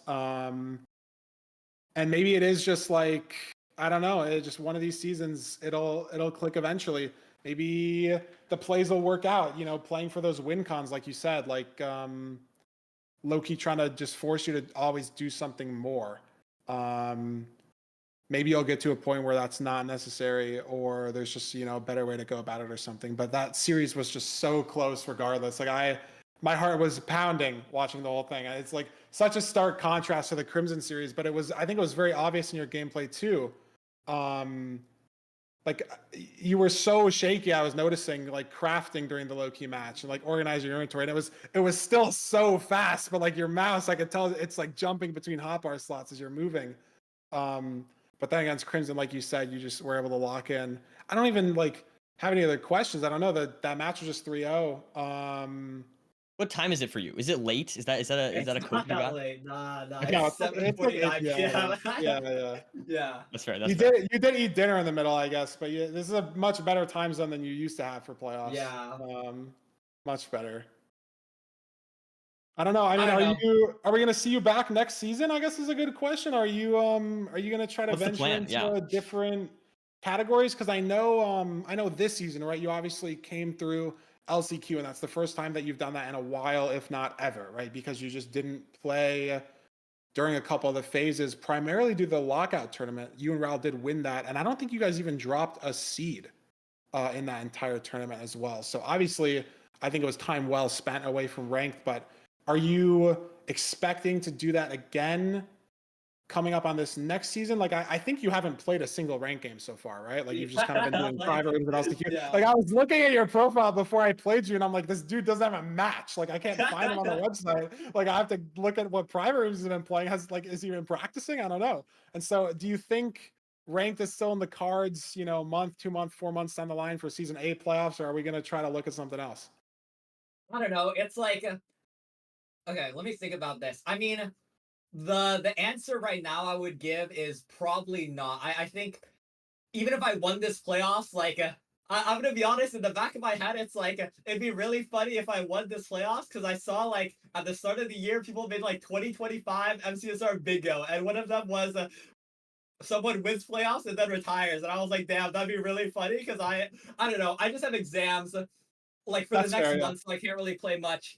And then I don't know, at the end of last season, like season 7, I just got so burnt out. Like, I don't know, it's just so everyone's just so good. It's just hard to feel like I'm way better than everyone else. Like, I feel like it sounds so dumb, but it's like I don't feel like I could just like lock in and win every seed. There's just way more like RNG. There's way more like randomness, and that just like, I don't know, that's just not as fun. Like, I feel so burnt out after that. Like, I'll probably play, like, I do feel kind of bad, because like I don't like, I want to see cool storylines, and a lot of that comes from like quals or whatever, just seeing like all the new quals players, and I don't want to be the guy who's just like taking a spot. Like, I feel like really guilty about that. Like, I don't know, maybe I'll play more once my exams are over, but like, I don't know, like overall I feel so burnt out on ranked. I mean, I want to play A eventually. Like, I have a draft in like a week. You've been saying that, but like, are we gonna really commit to playing AA? Like, didn't you say you? Okay. Are we really gonna commit? Like, whoa, what's Okay, happening? I know, I feel like I've said this, like, I want to get sub 3 before the end of the year. That's one of my goals. But like, I have summer break soon, and hopefully, like, I don't know, I'll probably be bored. If I'm not playing ranked during summer break, then I have so much free time. I'll probably play AA. Like, we'll see. I don't know. It's ranked is fun, but it's just so grindy. Like, playoffs is such a blast. Like, honestly, I don't know. Like, it's just so fun playing matches. Like, thank you, Feinberg, for picking me. Like, I would have been pretty upset if I had to play Doogile in round of 16. It just feels I had good. a lot of fun playing you, bro. That was Yeah. awesome. I feel like I played No, so well with the pressure that you had, and obviously, yeah. No, it was super fun. It's just like, it's so fun to play playoffs where it's like everything on the line. It's just like a single elim. It's just so intense. I don't know. It's just so fun. It's stressful though. Like Lowkey, oh my god, that took like 10 years off my life. Like, I was so fucking nervous. Like, oh my god. I don't know. It's a blast. I love playoffs. Like, I want to keep playing, but we'll see. I wanna do other stuff as well. Maybe RSG, probably not, but I don't know. Hey, Jay almost got world record last night or this morning or Yeah. something. I don't know if you saw that. It was like a 605 portal room, and he needed a 2i. It would have been like maybe like 655 or something. I mean, it's possible. Like, that's the only way Drift's record is going to get beaten, is people got to play. You got to roll the seeds. Obviously, we've seen like multiple sub 7s from you specifically in like ranked playoffs, ranked private rooms, ranked ladder. Like, it's possible. Yeah. whatever you do, I mean, it's hard to leave Minecraft. You'll find something in the space, and ranked burnout, I think, is something that a lot of people definitely relate with. Even at the top level, obviously, like Priffy, Doog, obviously, people like you can't be full steam like gas pedal for 2 years, right? And it is kind of coming up on 2 years with playoffs, which is a crazy thing to think about, like over 2 years even since like ranked has existed, and you do have to give yourself a little bit of a break. So we'll see if you're back here taking a qual spot next season, if you're back here in the top 12. But I know that if you want to be back here, you will, 100%. And it's going to depend on when we get there. But Hacks, it's always a blast watching you. It's a blast against you. It's great to see you again in playoffs. Yeah, I don't know. Thank you so much for playing and delivering us some great matches, great gameplay. Yeah, congrats on the third place. Yeah, thanks. Damn, beautiful stuff. I kind of want him to play AA though. No lie, like if I'm a little biased, I kind of want him to play AA. Feinberg. Of course you do. Of course you do. Not biased at all. Not biased at all. I personally, I will say it helps with the burnout. I will say that's a little bit of a plus to him. It helps with the burnout. It's going to help with those Desert Temple overworlds. I will say there's some benefits there. There are, absolutely. But yeah, I mean, whatever he does, he'll do great. And obviously, Axe has done great in everything he's done in the Minecraft space, rivals, lockout tournaments, any percent, ranked, whatever. And so it's always great watching him play. Always great seeing him in the bracket. It's unfortunate that he doesn't get the win and can't win and then retire, like he said on that bingo thing. But sad to see him go. But Nerdy, we are going to send it over to the production booth, our IRL studio with Fulham, with Beef Salad, to have them break down what we're getting into for the last match of the day. Break down the lily pad post-match analysis for Hacks versus Crimson that we just watched. Show us all of that jazz, and then we'll be back here with Doog versus Lowkey, Nerdy, a repeat of Season 6 Grand Finals. Will we have some more Game 7 cinema? Is Lowkey going to win 2 in a row? We'll find out.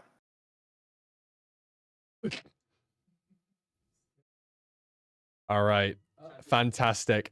Thank you guys for such an amazing best of 5 in that third place match. A 3-0 and a big congratulations to Hacks for getting third place yet again after many a season.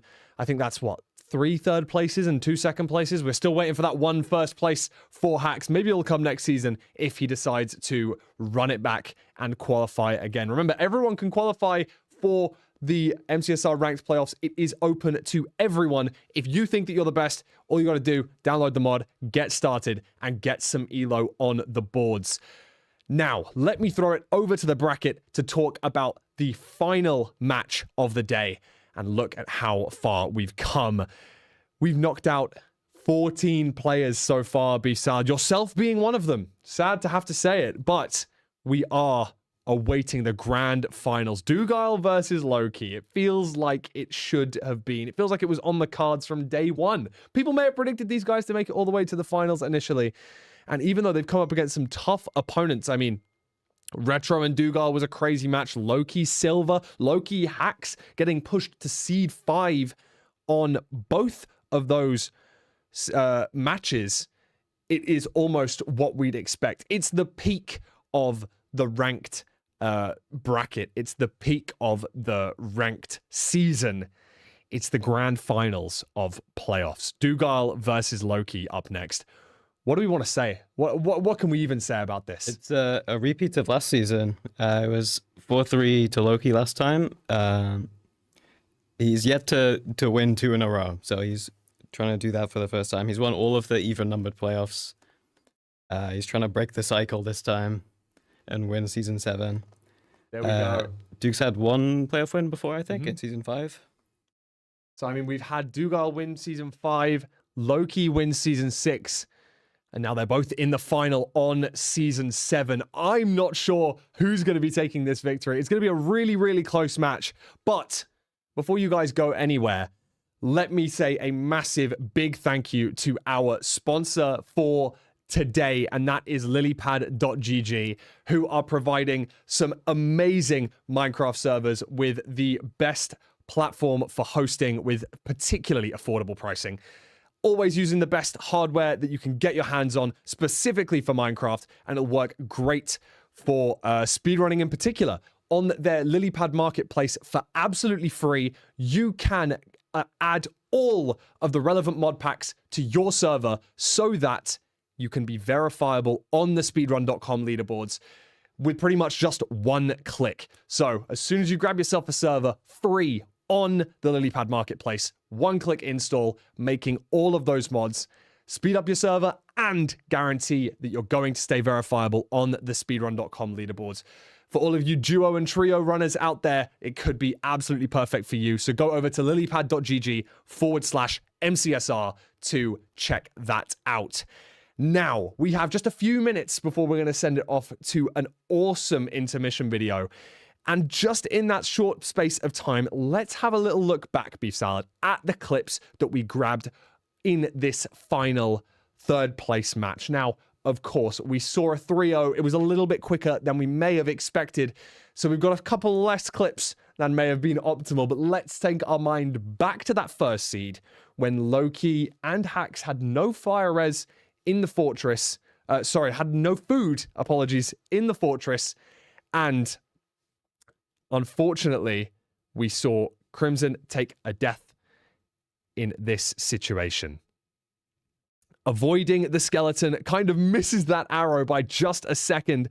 And after going for this boat jump, misses on the second attempt here. Grabs the first one, feeling very confident, maybe feeling a little bit overconfident, and falls to his death. Now, of course, would you say this is avoidable? Probably. But what would you have done differently in this situation? Well, there's maybe a chance he could have hit a lava blip after failing the boat clutch, which is basically where you get in and out of a lava source. There's a mechanic, it kind of pushes you up so you can climb out of lava. And using that, you can kind of avoid fall damage, but it's kind of hard, and I don't think anybody really practices it.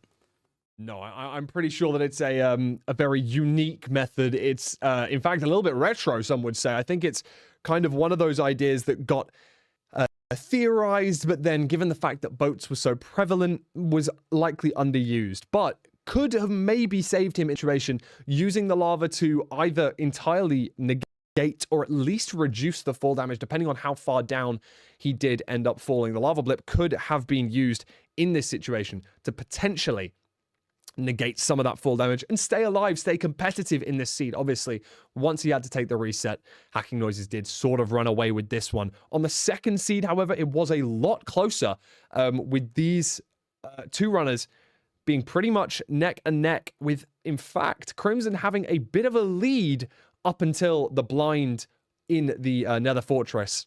Yeah, Crimson actually had a really big lead going into the fortress.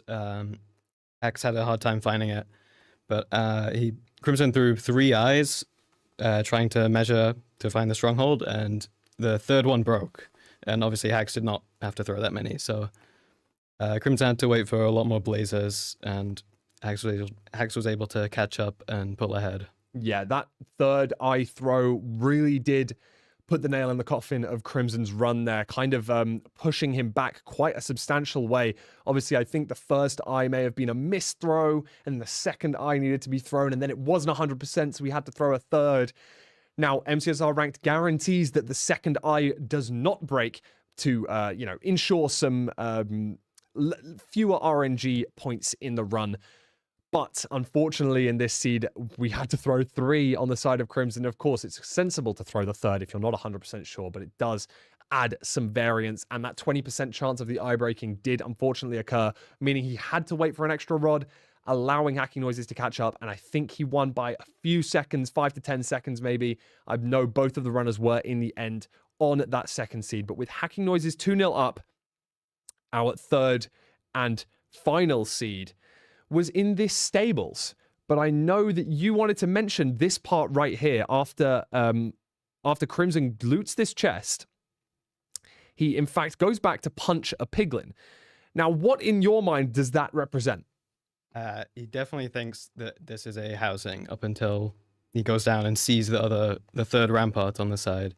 And so he's trying to do a top-down housing room. He's pre-looted all the chests, and he's aggroed the pigs. And it just isn't what he's expecting as soon as he runs down there.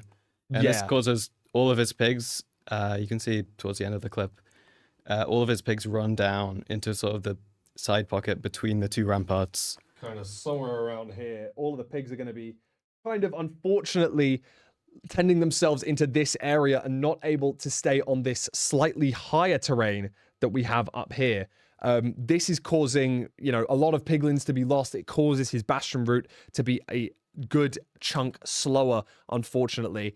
And beyond this, he then, of course, had an even bigger mistake in the rest of the seed.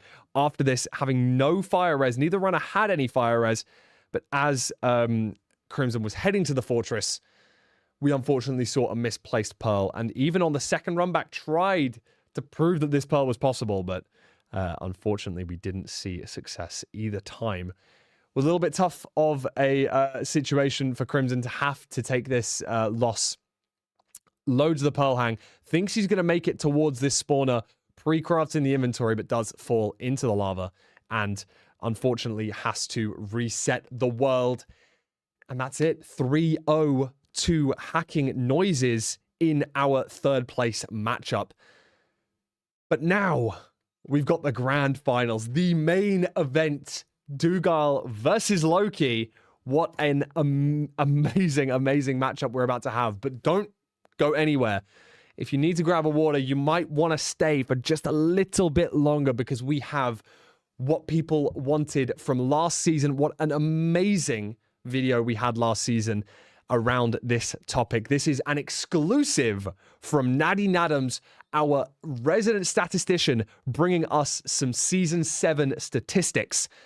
This one is going to be a good one, so strap in and make sure you enjoy this intermission video.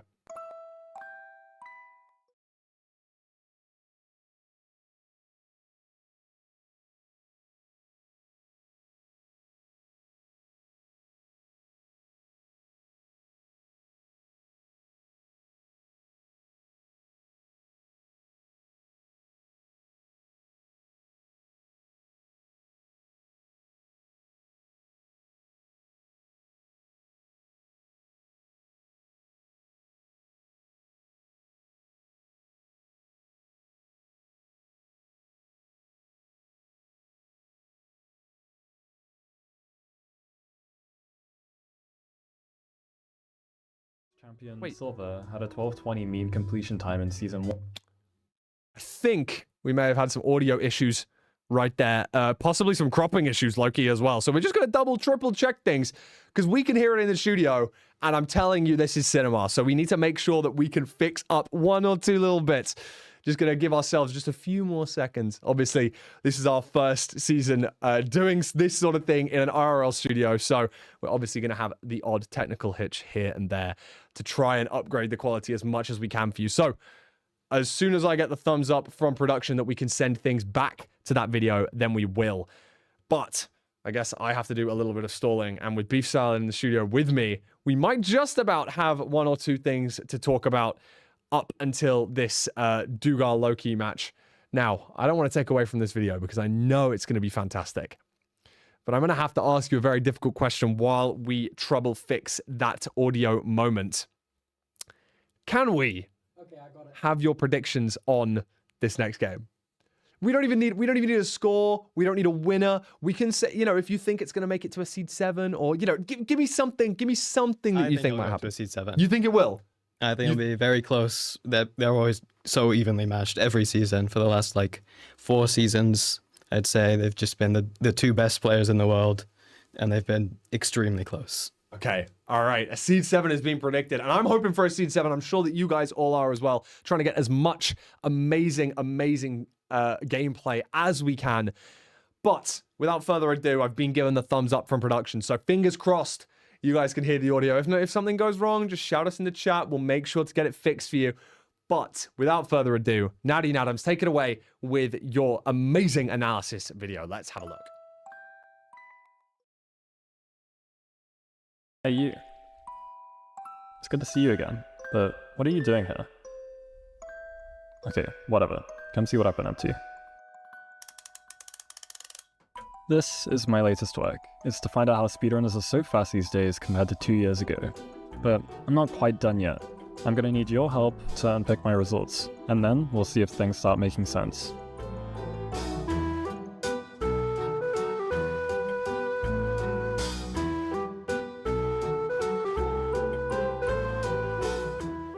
So I want to find out how run completion times of ranked matches have changed over time.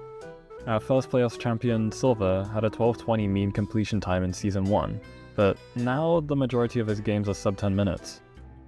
I could just plot every completed run on a graph, but there are over 2 million ranked games now, which is far too much data for me to process. So instead, let's take a sample of roughly 3% of matches played since the inception of ranked.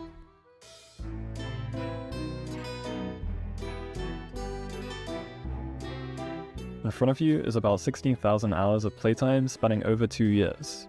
To be clear, every point on this graph is one completed ranked run, positioned by completion time and when the run happened. The color of each dot represents the elo of the player who completed the seed. With all that said, what do you notice? One of the first things which is this absence of matches in February last year. This was actually just due to some server outages which Redline eventually fixed, but it's pretty cool to see it show up on this graph. Secondly, the color of the dots seem to pulse as we move from left to right. This is of course due to elo resets upon new seasons, where everyone above 1200 elo has their elo reduced. The last thing that's clear to me is how dead Season 2 was. Not really sure why this is the case, maybe all the top players went back to RSG after one season of ranked, but on the right side of the graph we can see that the density of matches, or at least match completions, has never been higher. Now we can slide a massive moving average over it for a much clearer idea of how players have really improved. I'm gonna be fully real, I have no idea what business this spike in Season 2 has being here. This isn't a bit, I just genuinely don't know. You guys can tell me where all the top runners went.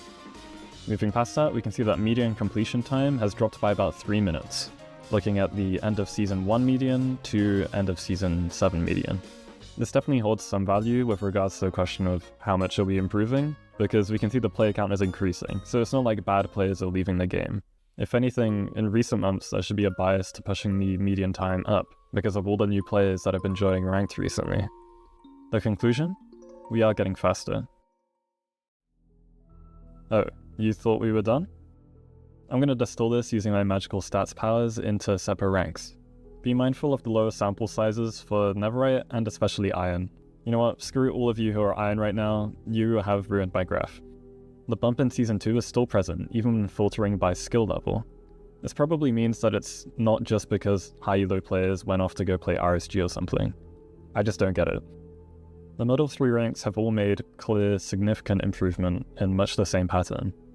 Near to the end of Season 7, the Netherite average was pushed under sub 10 for more than a day or two, for the first time in the history of ranked. There's one more interesting but expected thing too. At every season end, we can see the average of like Emerald or Diamond drop a fair amount, since the players who still manage to be at those elo ranges are better than the previous set. And then there's also the seed types. I'm gonna mark some pretty significant events here which I think could have affected things. Overall, we have Village as the slowest and Buried Treasure as the fastest.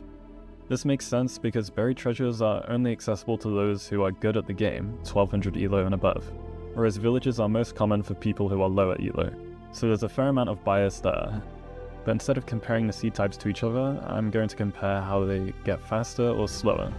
In December, there were seed type distribution changes which meant that top runners would now get every seed type equally, 20% for each one. It looks like this had a meaningful impact on the village average, since a much higher proportion of villages were being ran by better players, dropping it down by around a minute for good. Around 2.5 months ago, there were also massive seed changes, for the most part buffs, which seemed to drive averages down just a little bit further.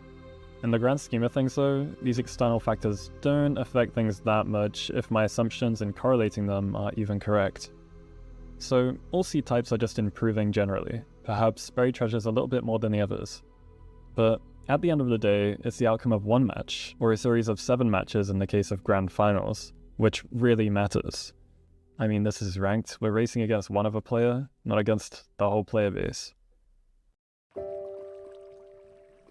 What is the make or break point in a run? Where do players most often lose time to their opponents? And in the context of playoffs, how can commanding leads be shattered in a single split? This is the second question we'll try to answer today. Let's start small and just look at never-ending times of matches. We can analyze how one runner falls behind another across the hundreds of thousands of games in Season 7. Holy moly. I love high sample sizes. To put us on the same page, if I entered another 23 seconds behind my opponent, the bar at 23 seconds would have its height increased by 1. Even with second-wide intervals, we're looking at thousands of games hidden away in each bar. Okay, anyway, let's actually talk about what we have here. Of course, it's most common to have the same overworld split time as your opponent. Ranked is matchmaking by skill level, after all. We can see the graph slowly peter off as we move towards time losses on the order of minutes. Only 38% of never entries in matches are within 20 seconds of each other in regular ranked. Now, I wonder what this sort of thing looks like when the best in the world are facing off. Oh, that's convenient.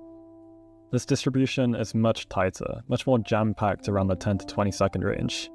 Almost 3/4 of pairs of playoffs overworlds are within 20 seconds of each other. So obviously the matches are a lot closer in this environment, but how does the rest of the match play out? These are box plots. They're representing the same data as before, but in a slightly simpler form. Here's a rundown if you don't know what they are. The two tail ends of the box plot are the maximum and minimum values of the dataset.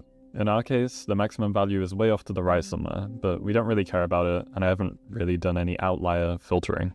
Meanwhile, the actual box part of the box plot represents the interquartile range. This is mostly what we're interested in, and it's bound between the 25th percentile and the 75th percentile of the data. The yellow line in the middle is the median. It's the exact middle point of the data, but hopefully you already knew that. Oh, and by the way, we're looking at normal ranked matches again, not just playoff ones. So what do we have here? Bastions are the most variable, and that makes sense because people die a lot on them and they're a very long split. Okay, that's one issue. Some splits are just longer, and so will have more impact on the run. There's another issue with this too, and it's the fact that I've separated Fortress and Blind.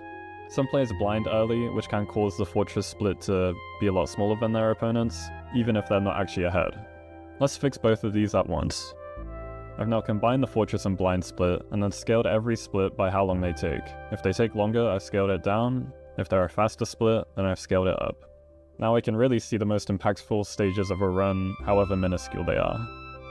Pretty much immediately, we can see that strongholds are the make or break point of a ranked match, having a vast amount of impact compared to how short the split usually is. The combined Fortress and Finding Stronghold split actually end up being one of the smaller sources of variance. Let's check back on our playoffs data. Of course, everything is tighter, as we saw before, but the variance of the Stronghold split sticks out even more than before.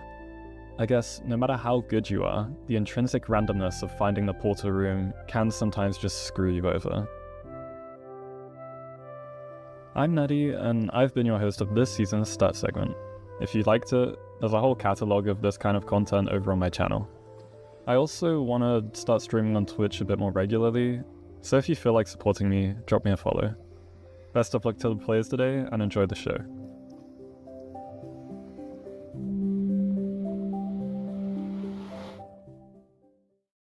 Wow. How amazing was that video? I learned a lot. I feel like everyone who watched that probably learned something. I learned how important strongholds can be. And if people don't know preemptive, then maybe they better get to learning preemptive. You know what I mean? Wow, just an absolutely fantastic video. Thank you very much, Natty Nadams, for that one. I'm sure that we'll get the link to the YouTube and the Twitch somewhere along one of our chats so that you guys can go and all click the follow button and show support to Nadams for doing that. That's absolutely huge. And obviously he put a lot of time and effort into that, so a massive, massive thank you there. Now, I know that everyone is insanely excited for the cinema that is about to be shown. The grand finals, Lowkey versus Doog, two of the absolute undisputed best runners of the last 3 seasons in ranked, culminating in one best of 7 for all the spoils, not only the gold trophy on the MCSR ranked profile, but the big cash payout at the end of the season as well. So let us possibly throw this to our player statistics. Let's have a look at how these players match up against each other. Let's have a little look if we can. Oh my golly. Let us see. Here we go. Look at this. 6:44 best rank time for Lowkey. And look at this. They've played each other 13 times and 7 wins for Lowkey and 6 for Doog. It's an impressive resume on both players. I mean, Doogile with 600 stars in Bed Wars as well. I mean, that's something to see. Both of these players peaking very high this season. But one thing I wanted to mention, possibly the only thing really that Doogile has over Lowkey is the ranked average time. Now, obviously, there's only 4 seconds between these times, but do you think that that's going to make any difference here? It is a little weighted towards the end of the season because Doogile played a lot less towards the beginning. So, maybe if both players have improved throughout, then that's sort of introducing some bias. But I think they're both really close in terms of their actual average. Yeah, definitely. I'd have to agree with that. And although the peak elo is slightly different, of course, a smaller sample size for Doogile as well. We noted how important sample size was in the Natty Nadams video right there. So it kind of acts very, very well. Now, the other important thing that we need to discuss here is the fact that Lowkey has won 3 playoffs. He's trying to make it his 4th playoff victory in 7 seasons. He's trying to get an over 50% win rate across playoffs, and Doogile is the only thing now left standing in his way. But Doogile is performing insanely well across all of these seeds so far, winning all 6 of his matches last weekend. 3 of his seeds last weekend, 3 of his seeds yesterday, and making it to grand finals today. The best record that we've seen this season. Lowkey, on the other hand, being pushed to 2 seed 5s along his bracket journey. Doogile either may be feeling more comfortable, or do you think he may be feeling a little overconfident? That's one of the 2 questions that we've got. And I know that Lowkey has been playing a little bit of mind games with some previous opponents. I know Doogile doing a similar thing this time. I wonder if we're going to see any mind games coming into fruition from either of these guys today. Now, one thing that I do want to mention, it's a best of 7 today, not a best of 5 in this grand final. Will that play any part, do you think? I know you said you think there might be a seed 7. What do you think about that? Maybe that requires some endurance to get through 7 whole seeds. We've seen Lowkey win every grand finals he's played in so far. So I think mentally he's got it figured out. And Doogle's won one as well, so he's pretty good too. Yeah, I mean, both of these runners absolutely different levels above most of our ranked gameplay that we see on a day-to-day basis. This is the cream of the crop. This is as good as you can possibly get. I'm just sitting here mesmerized watching Doogile do 0 practice in the background, and I'm getting distracted from my own things. It's a absolutely fantastic display of skill here. And while we have a little look at the splits, these guys are both so impressive. The only seed that we can see here that has less than a 60% win rate is Doogile on Village, but he has a faster average time than Lowkey's Village. So, both of these runners pretty inseparable amongst most of these seed types. Again, I'm going to ask you once again, obviously, being a player from the Season 7 playoffs, pick some bans. It's got to be something that goes through your mind. But do you think it's going to be important for these runners? You're likely to see every seed type played in this best of 7 anyway. So out of all of the matches that they've played, I think the picks and bans are the least important today. But if you do have the option, what do you think you might be going for in either Doogile or Lowkey's shoes? Well, the picks don't matter a whole lot because, of course, you are playing all of the seed types. But I think Lowkey really likes to play aggressively with a lot of food. So I think we might actually see a Village potentially, even though I don't think he's picked that yet in playoffs. Yeah, and if there was ever a time for him to need to play aggressive, it would be against Doogile, one of his formidable opponents. Of course, he's come up against 2 formidable opponents in the last 2 matches as well, in Silver and Hax, respectively. But will Doogile be the final boss, or will Lowkey show that he has the absolute dominance across these seeds? Well, I really don't want to hold you guys off any longer. I want to send you guys over to Nerdy and Feinberg if we have that opportunity. So, a huge thank you so far. We will be back for a mid-match breakdown during this best of 7, so expect us to be back very shortly. But let me send you guys to Nerdy and Feinberg to talk about the picks and the bans of these runners in the best of 7 grand finals. Hey, we've sent over. Let's just look at the picks. Let's get this gameplay on the road. Let's get the show on the road. Are we going to see a temple or a village pick, I should say, from Lowkey? What Beef Salad and Fulmer are talking about? What picks do we have in our best of 7, notably not a best of 5? These runners have to play potentially up to a game 7. So do the picks and bans really matter that much? And there's a village ban from Doog. Maybe he knows that Lowkey maybe wanted to pick it, but we're starting off Nerdy with a room portal. Is it going to be another looting room portal? Yeah, and we've seen a couple of those this season, I feel like. Have we seen 3? Is that right? So maybe we're going to see the 4th one this season. I think one of them was not the room portal seed. Yeah. Crimson, Longy was the room portal, looting. Yep. Side room portal, that was the one. Hax and I had looting. And then just recently, Hax and Crimson also had looting. So definitely exciting gameplay. I'm hoping for at least a completable ruin portal. You know what I mean? Like not some no bucket, lava. No lava. Yes. Exactly. And so I definitely think that this could be a fast seed, and I would love to see 2 of the best runners of all time on a super fast, sub 8, maybe even sub 7. Dare I say, maybe even sub 7 seed. It is possible, Feinberg, and I'm looking forward to this. I mean, we've seen so much variance even in just the room portals too. Not only like lava completable or not, but Silver versus Lowkey yesterday, there was that whole wood situation as well. It was a room portal just on an island, no trees very close. Hax Crimson seed just recently was a very low food seed room portal. Like there's way more variance than I think we're giving the seed type credit for in sort of the materials that you have and like how you sort of play the overworld, right? Compared to something like BT where you kind of know, I guess the only major difference is like TNT versus shears, like block quality maybe is the only thing. But I feel like room portals actually surprisingly have so much depth in what resources you're getting in the overworld. Even like having a gold block on the room portal versus not makes a big difference in the tools that you get. And here we go.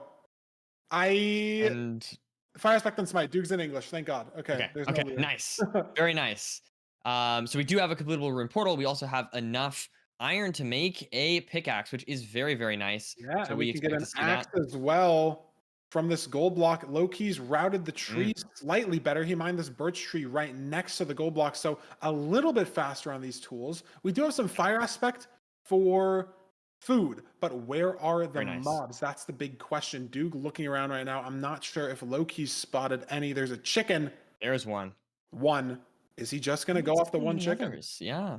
Oh, Duke's found a sheep. Duke's found 3 sheep. Wow. This is a big difference in not only the time that these runners are entering, but the quality of the food as well. And we are approaching a bridge bastion very rapidly for Lowkey.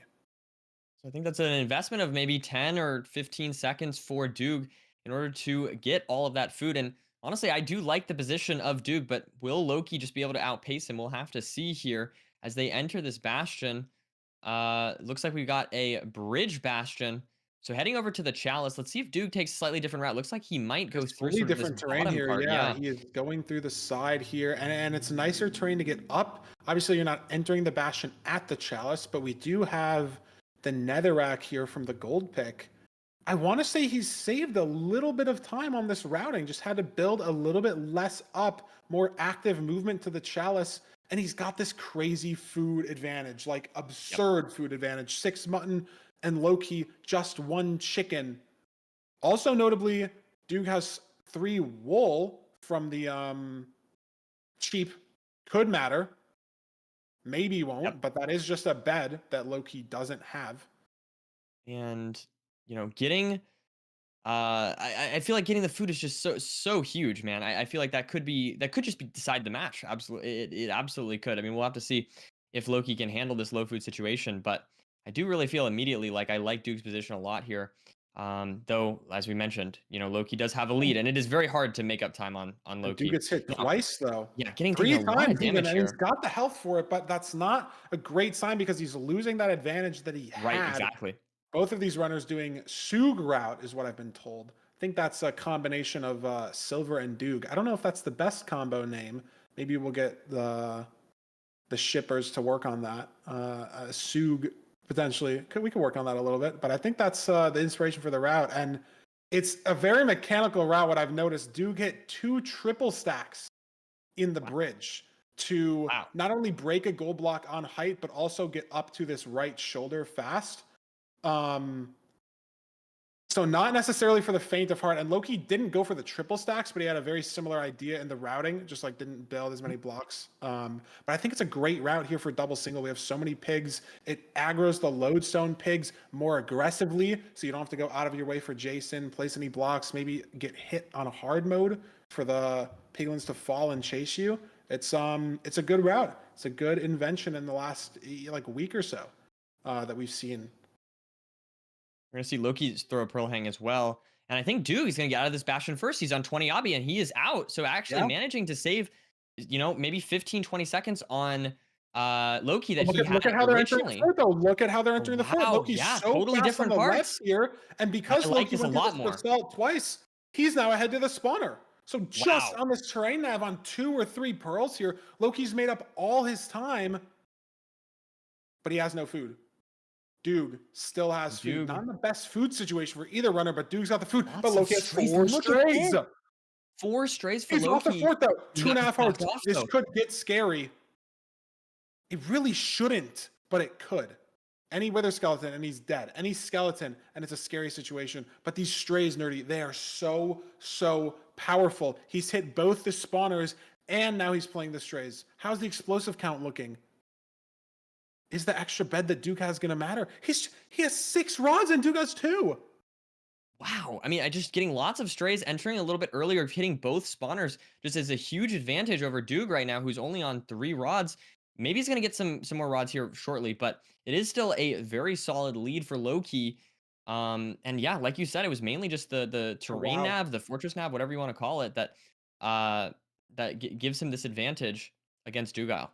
There's a pig on the blind for Lowkey, so not only can he hunger reset here, he can get food to potentially pearl the cords aggressively and maybe not even have to hunger reset the portal room if he wants to. There's a pig right next to his portal. And Doog is heading back into the nether earlier, but he's 6 rods short, or 6 eyes short, I should say. And I don't know if he's going to get all of them on this cycle. Wow, I think no, he won't. He's short.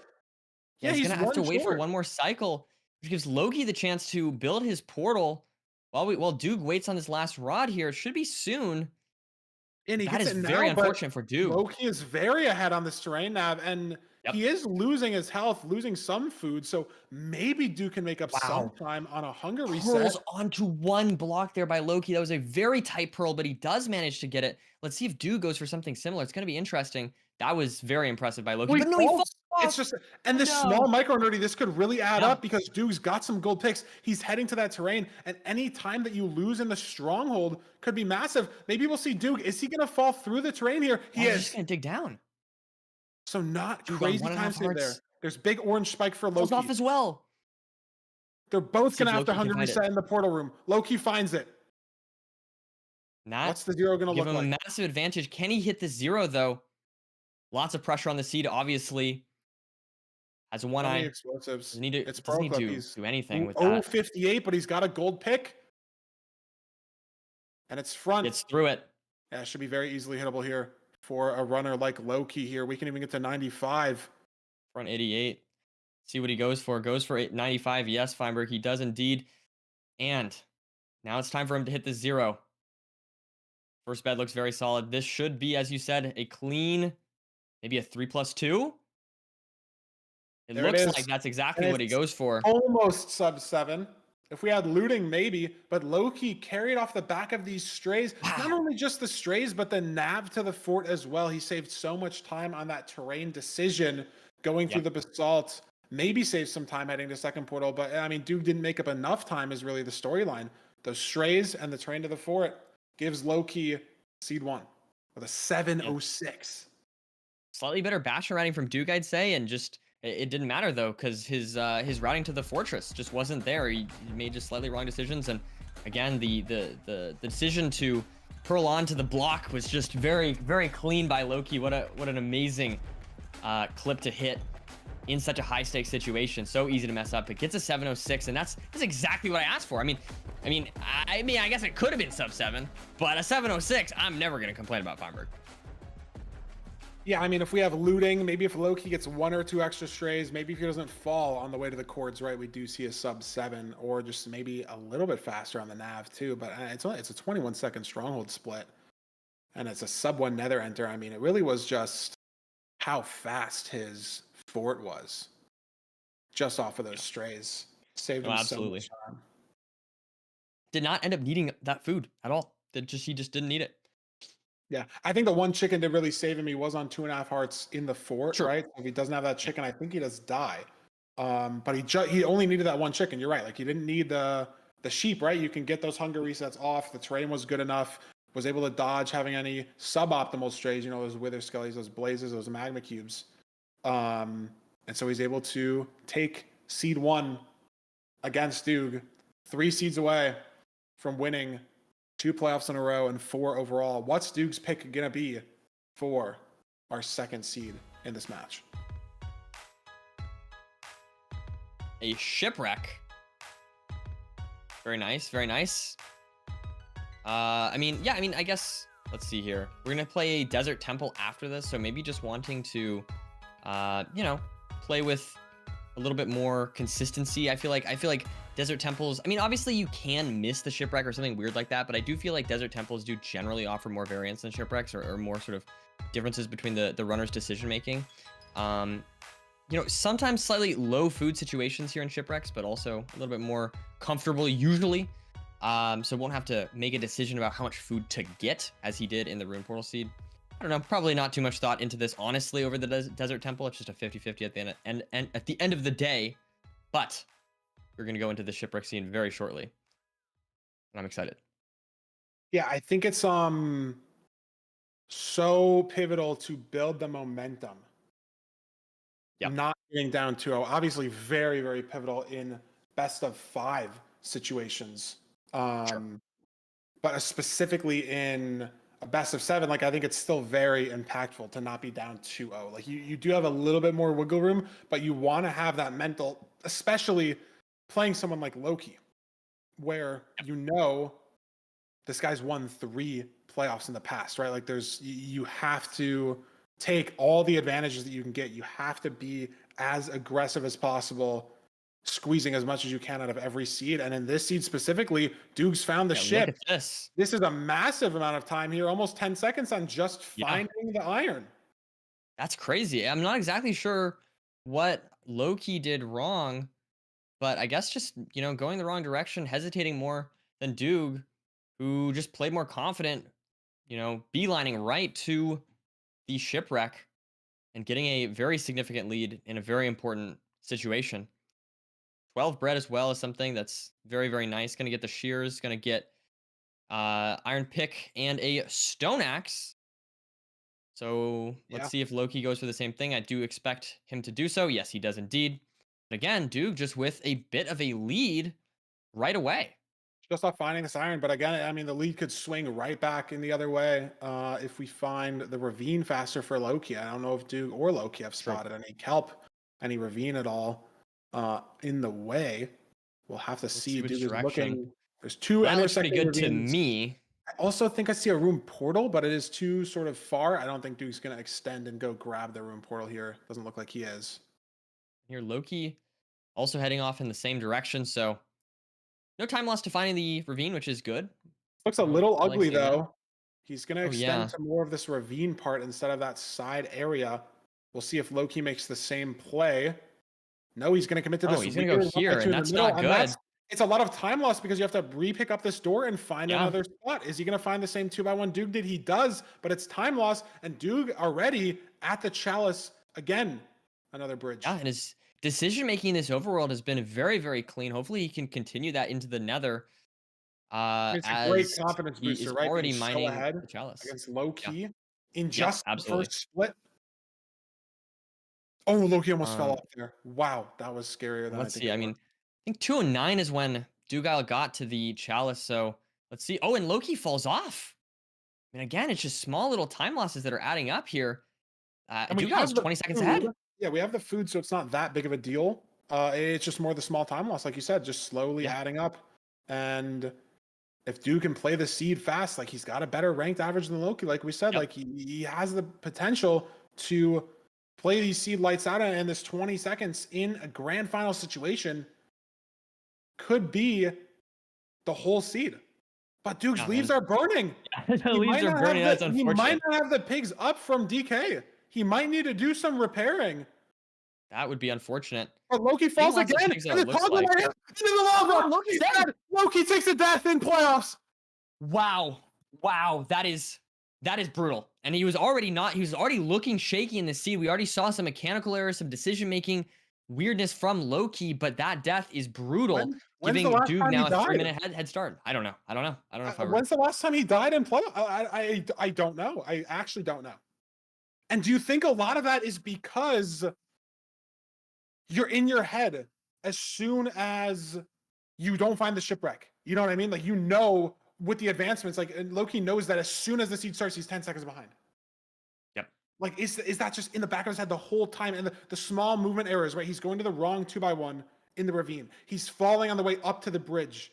He's getting hit by the hoglin, falling off of his build, and then dying. There's micro mistakes everywhere. Raul saying in chat that he died versus Aquacord in the fort. So he actually has died in this season specifically. Yeah, I think I remember But that. This is such a rare occurrence for Lowkey. Very consistent player indeed. Doogale's fire res runs out. Yeah, but he's got the 12 5 bread hearts. still. He hasn't eaten any bread from the shipwreck, just now eats the first one. And he doesn't know yet. Actually, I think he can have a pretty good idea that Lowkey, something happened. Because Lowkey is in the Bastion. Obviously, you could just get the fort split like whenever, right away. But Lowkey didn't open a Bastion chest, didn't get Obsidian, didn't get Crying Obsidian. So Dude can, if he's like paying attention to chat, he can know that like Lowkey, like something happened. You know, like he hasn't done the things you would do in a route. Like he has nothing, right? So you can sort of know, and maybe you can play a little bit safer. Maybe you can have a little bit more confidence. It's just so hard to tell if situations like that matter. It's like really what these runners are truly thinking in the moment in these situations. So consistency is what we need from Duke. And I would say Duke is a very consistent player. We've not seen him die very often. So now on to 5 rods for him as Lowkey re-enters the Bastion to give it another chance. And Duke is obviously massive advantage, almost certain that he will win this game as long as he does not take a death. Now let's see here. Yeah. 10 eyes crafted for He's got Doogile. He's got so many gold picks. I wonder how many explosives. That's the only other thing, right? Is if these runners go for the 0, right? If Duke decides to send the 0, he's got 4 beds. I don't know about the anchors, but he's just slowly, he's going to keep learning. Lowkey, another mistake in the Bastion here. He's trading with a couple pigs at the bottom here. Fell. And he's going to take another death, I think. He's dead again.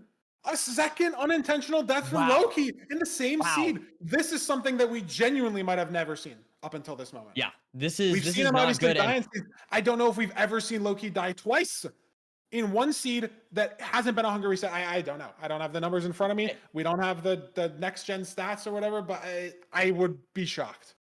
I think you're absolutely right. Now here's the thing. He was already losing this seed almost certainly as long as Duke didn't take a death. Right now he's at even more of a disadvantage. For sure. But here's what I'm wondering. How impactful do you think that second death is mental wise? I feel like it could be brutal. Or is he just going to say, I was already losing the seed. Who cares about the second death? I don't know. I think it depends on how you look at it. I'm worried it's going to impact his confidence and maybe make him a little more nervous, a little more shaky going into the 3rd seed, the 4th seed, the 5th seed. It's going to be interesting to see. I think there's a lot of credit. Not credit's not the right word, but I think there's a lot of help that like nerves help. I just don't know the right word, but my point is that the fact that every seed is new is really important and really big. And it like you just said, it doesn't matter how much you choke one seed. because you get into the next seed and it's fully new every time, no matter what. Like you don't have any bonus, you don't have any benefit, nothing carries over. Exactly. It's different than necessarily like a Valorant game where when you're at halftime, like, yeah, you can bounce back, but like there's score from the first half that you're working against, right? And obviously there's score from the previous matches, but the actual game itself, like you don't have to play a seed any differently because you lost the last one. The thing I will say is I think it really gets your confidence from at least my personal experience in playing is that if you get into that next seed and then something goes wrong, Lowkey's in the Lowkey. Oh my God. Oh my God. Another death. No, He's not. alive He's gonna somehow. survive. Maybe. I mean, he could get shot by these piglins. I cannot believe he's alive after this. And that is just very rare situation here for Lowkey. And look at this. This guy's chasing him. My goodness. And just What's now going on with Lowkey? in Doog's chat, just now, he got the advancement that Lowkey got Crying Obby and that Lowkey got War Pigs. So Wow. Doog fully knows. Obviously, Lowkey's still in the Bastion. Doog doesn't even need to be speed bridging over the Void here. Like, really, we can take the max perch. It can be whatever. What I was trying to say is that I think your confidence can get really shattered if the start of the next seed goes wrong. Like if the next seed is BT and Lowkey misses the spike. Or if the next seed is Village and he doesn't see a blacksmith. Or just something happens in the start of the next seed, then those thoughts start to creep in. Then you're like, oh, wow, maybe I do suck. Like maybe I'm nervous. Maybe today's not for me. Like your mind just starts to wander, but the seed reset does wonders, and Lowkey's gonna need that because now, Nerdy, it's 1-1.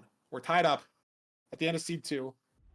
Not even necessarily Doog playing the seed crazily better, like obviously from the overworld, and maybe it's just the aura, right, of getting the iron 10 seconds faster, getting the right enter. No, that's Lowkey fair. digging on the wrong enter. Just a small aura just chipping away, and then Lowkey's mental finally shatters for the first time we've ever seen in playoffs. Multiple deaths from Lowkey on the same seed.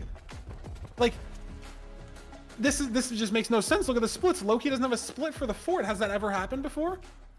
What's the worst he's ever, like, on a seed that he's lost, what's the worst split that he's ever been to? Like, is this the first time he hasn't entered the fort in a playoffs ever?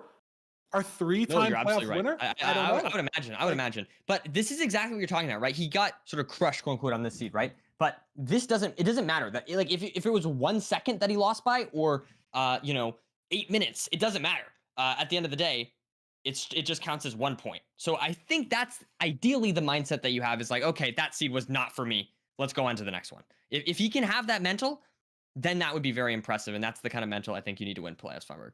Exactly. And you have to be able to rebound. You have to be able to bounce it back. And we know that Lowkey can do that. He got to a game 7 against Duke last season, won the game 7. It wasn't a sweep. It was back and forth. Lowkey's been to finals 3 times. He's won finals every single time he's been there. Like, just the caliber of player that we're dealing with, even compared to someone like Duke, who's been to finals, he's won a finals, but he's also lost to finals. The most recent one, like he won season 5, lost season 6. Duke's been through more trials and tribulations in the bracket than Lowkey has specifically. And so how are these runners' mentals faring out today?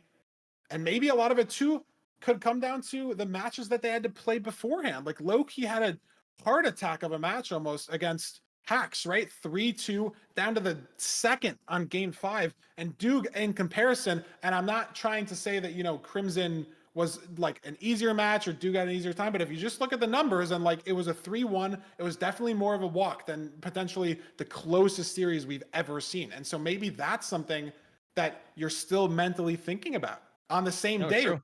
They had to play this match earlier today. And so maybe it's something that's still in your head. Like you're thinking about, wow, like this happened to me against Hacks. Like Hacks would have done something differently there. Or like I'm making the same mistake that I did earlier today. If you're Lowkey, maybe that's something that weighs on your mind. It's just impossible to tell. We'll never know, right? You can't be in the head of these runners. No one in the world knows what these guys are feeling right now, except for them. We head into a desert temple, so it's going to be interesting, of course, to see how much food they get. We've seen a lot of variations. Some runners getting a lot of food, some runners get no food. It obviously depends on how many golden apples or how much rotten flesh is in the desert temple itself. So this is going to be interesting.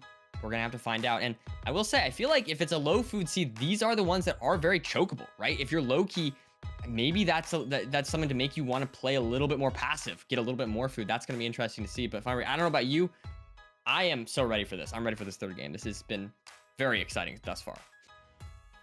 I mean, it feels like every seed just makes a statement, right? Like if you win, you're up. Like I feel like every seed is just more impactful than the last. The more I realize I just said some like word vomit that makes no sense, but I think what I meant to say is that like every seed as you keep going matters more and more. Obviously, when you get to seed 7, that's the most important seed of the entire series, right? It's a win or lose, 1 seed, 3 grand on the line. That's it, right? So every seed, the pressure mounts, the stakes mount, everything, and we're on the temple. It's in a hill. We see the lava pool on the side of this ocean. How do we handle the desert temple? And like if Lowkey has a mob down here, or we blow up into a cave and there's some scuffness, like that could be, again, like I said, I think he's got the confidence back because it's a new seed, it's a new mental, it's a new everything. But if something weird happens, like even like if a sheep walks into the like a river or something and he can't get smelted food, or like obviously I don't think on this seed we're going to be going for a woodlight, but we'll see how Lowkey can rebound from that last seed as we look for the trees. And a big difference, Nerdy, here in how these runners are playing for the trees. And I think Doog has taken a much cleaner line here. I fully agree with you, Fine. We're low-key going up the hill, and I'm not seeing any food up. Well, I guess there's one sheep, but I'm not. He doesn't have a light, right? So he can't really kill it. I don't know. I don't like this play from Lowkey necessarily, but we'll have to see here. Doog getting shears, getting all the tools that he needs. Now going to be looking for a potential light here, and maybe going to kill some animals. We'll have to see if he goes for that or not. That's going to be very interesting to keep an eye on. Just because of the routing here, like maybe you swim over and kill a fish or bucket of fish and light a fish on fire or something. Lowkey got some more convenient gravel, and Duke took a lot of damage. Yeah, exactly. 2.5, 3 hearts, something like that. I feel like he might need to. I don't know. Enter first. It's okay, but it's just scary. Like this rotten flesh will heal you up over time. We do have 34. That is a lot of rotten flesh. But in terms of the fast heal, rotten flesh will fast heal you half a heart. Right. If you stack 2, maybe a heart at most. Like look at Duke's health right now. He's on 3.5. He's on full hunger. He's not even getting a single tick of fast heal. Now he has to eat again. He healed half heart. He has to eat again. Lowkey, a heart. Hunger bar down entirely on 7 hearts. And so even taking that half heart of fall damage, and look at Doog, this heads up play, he's grabbing mushrooms on the ground here.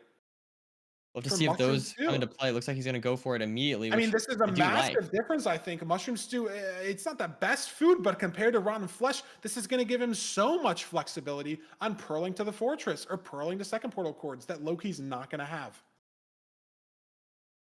Absolutely. And I think this should make them. I will say though, Lowkey just took so much less damage that I feel like it almost evens out. I don't know. We'll have to see. He's got 5 mushrooms too. I think maybe 4. 5, but he's got at least 4, and he's equalized the health situation with now it's back to He just ate 1 mushroom stew. That's all he ate. And yes, Nerdy, he is behind. I was underestimating that. Yeah. Lowkey is mining this gold block at 245. Doog might be mining it at 255. But now the food situation damage and takes another heart there. Yeah, he failed a boat clutch. So we're going to be eating another mushroom stew. And so this advantage that he has is slipping away little by little. There's a little bit of damage there for Lowkey, though. Once again, it's just every heart matters, in my opinion. It really will slow you down. If you can't get that pearl, you can't, 100%. Maybe play as aggressively in the fortress or around these piglins, right? Because if you're on, low health, and look at that, another bit of damage there for Doog.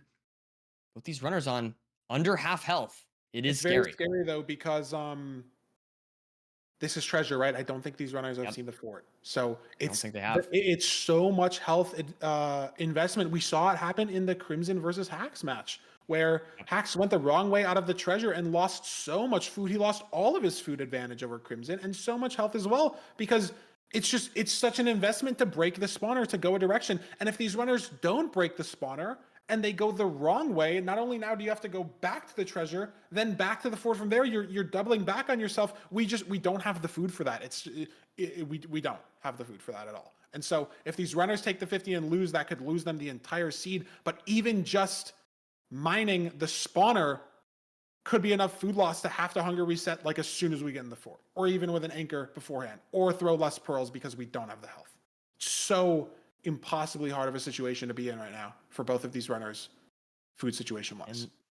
Doogale's gonna be trading this gold, and it looks like he may choose to break the spawner. I'm not sure. He does have a pearl hung. I don't think Lowkey has a pearl hung yet, so we'll have to see if that matters. I think Doog might just be going Lowkey, looking at upper terrain here. I think he maybe just spotted the fort. I mean, Doog was very confident in this pearl hang out. We'll see if he spotted Maybe it they this did way. see the fort? Or if we're we, I just mean, I'm sending a not direction. seeing it. He's pearling No, again. there it here. is. I'm And not there sure if it we is. saw it before, but Yeah, it that's is. really far to see, but Doog was very confident pearling here. This and is he's a on, risky pearl. I know Takes he's on any 3 fall hearts, damage he's after. gonna be He's on got to half a heart. clutch this. No, he doesn't. He manages to eat some food in time, so it didn't really matter. But great And pearl there by Doog. look how fast the mushroom stew heals him. He's already up to 3 hearts, so that's a lot of security. Obviously, if a wither skeleton hits him, he's still going to be dead, but he allows him to throw this extra pearl, playing one so heart. aggressive to the spawner here. Yeah. And like, look at Lowkey's Doogile. situation. He's on 4 hearts, also heading to the fort, but he's going to be on 1.5 and healing so slow. But no strays. Just We've great. dodged Any those as blaze well. spawning on him could kill him. Exactly. And we're at the same spawner for both of these runners. Does Doog have a rod? He does have 2. So a little bit of an advantage, even though he's running to this spawner a bit later than Lowkey has. He's at the rod advantage, and they're both going to be able to donut TNT here. It's unclear, Nerdy, who's ahead necessarily. Obviously, Lowkey 2 rods ahead. But when you think about... Oh my god! Lowkey aggroed a zombie pig. That's not good at all. This guy's mad at him at the top here. Is he? Yes, there's a zombie pig on this little on the rafters. I don't think it's a problem now, but he's blocked some off in the back as well. And this could become a problem heading to coordinates potentially. Yeah. Has less space, has less room to work with. He builds this his portal to blind, maybe he gives the zombie piglin some scaffolding from the roof and it falls down and hits him. I don't know. Very scary for Lowkey. Absolutely having true. Zombie piglins aggroed at him in this spawner. And Doogile on 6 rods now, building his portal. Obviously not with the same issue with that zombie piglin. Yeah, so he's going to be able to leave here. 3.5 hearts, just so scary. I don't think this scaffolding is going to give the zombie pig any room to attack him, but they're still going to be mad as he leaves. Dude measuring. Man. We have the health to throw the pearl up here, swim down, grab the eye. You're going to have time though. Oh, wow, oh my god, barely got there. If there's a dolphin for Lowkey, but look at this too. Lowkey, he's just burning more and more health. Like these hearts are going to matter here. He's going to be down to 3 hearts, and this rotten flesh is so slow. We can pearl less to cords. So not only has Doog left faster, I think Lowkey might even still need an extra rod. Yes, he does. And Doog has the food advantage, the health advantage. And again, it's that momentum we were talking about, right? Like he needs to recover the mental. And I will say, I feel like Lowkey's been playing pretty well this seed, but losing 2 seeds in a row is not the momentum that you need. But he does 100%. Pearl out, and maybe in he might find better terrain here going around to the left. But he can't pearl again. Look, he's on 2.5. If he pearls one more time, like, yeah, sure, maybe he's on half a heart. Any magma cube in the lava here, anything, like a magma cube could drop on his head right now. It's possible. Absolutely. And but it doesn't even matter. Doog's in the stronghold first. This could be the seed, yeah. Great spike, get a pretty good spike. Big orange and orange-green split as well. That's 2 great spikes. Some double confirmation maybe. But can we get there? He's got lava pops on the subportal. Right, that's just under him. Good stuff for Doog as he now hunger resets and enters the end. Is this going to be another easy 0? We'll have to see. It is Cage. I didn't see the O level. Lowkey has to get ward for some reason, and he's prolong on 2.5 hearts. Can Doog hit the 0 though? Do we go to 95? Looks like here? It's very, very doable. 85. He is going to commit to 95. Make it happen. He's got a rotation to spare. It's a 99 rotation right now. Beautiful stuff by Doogile. Yeah, I mean, what a recovery, Nerdy, from the last or from the first seed necessarily. The momentum that Doog's had. Obviously, we don't know how that second seed would have played out if Lowkey didn't die. Would it have been as close as, you know, the 15-20 second overworld difference? But on this seed specifically, Nerdy, this is a minute. Lowkey's not even in the end, and Doog has absolutely gapped by over a split, getting a sub 9 on our Desert Temple seed, and Doog's up 2-1. Up 2-1, 2 seeds to go for Doogile, but winning 2 times against Lowkey is not an easy task whatsoever. So I'm excited to do that again. He's got to win 2 more. Yep, absolutely. And you cannot count Lowkey out. I feel like this is massive confidence boost, though. You win the last seed by, you know, obviously to Lowkey's death, but then this seed, you're just outpacing Lowkey, right? So it's the consistency and the speed combined that Doogile is showing in today's grand finals. Will Lowkey be able to claw this back? I mean, if anyone's going to do it, it's going to be Lowkey. 100%. I mean, literally, if anyone can do it, it's Lowkey. Like, looking just at the playoffs resume that he has, how he's played against these runners. I mean, we saw Hacks talking in his interview that when he's playing Lowkey, he's forced to play differently. And that's, you know, potentially the third best player in the world, saying that he is pushed so far to the brink by Lowkey that he has to switch up the way he's playing. He has to not get food in the overworld. He has to not get... He makes shears, right? Instead of saving the iron. Like, you're forcing someone of Hacking Noise's caliber to play differently. Like, that aura is, it's, you cannot count that out. Even though Lowkey's down 2-1, you still have to keep that in mind. It's still so easily for him to win 3 seasons in a row. It could go 4-2 Lowkey. Like, that's a very, very realistic situation.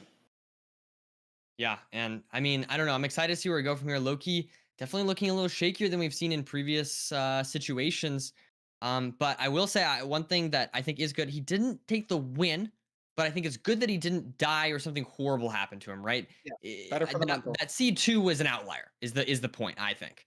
I mean, obviously... You gotta keep it as the outlier, I think, is the important thing. Yeah. Yeah. And so I'm excited to see where we go from here. I think Lowkey, I mean, he's got to be able to turn the momentum around. And I think he can do it, but it's going to be tricky going against someone like Doogile. 100%. Nerdy, we're actually going to throw it over to a mid-match lily pad analysis segment for you guys instead of the post-match ones like we usually do, because post-match after grand finals, tourney's going to be over. So in this best of 7, we're going to throw it over to the booth. We're going to throw it over to Fulham and Beef Salad. They're going to break down some more intricate things from these last 3 seeds, and we're going to get their predictions on can Lowkey rebound from this 2-1 deficit, or is Doog going to take it away and stop Lowkey from a back-to-back playoff champion?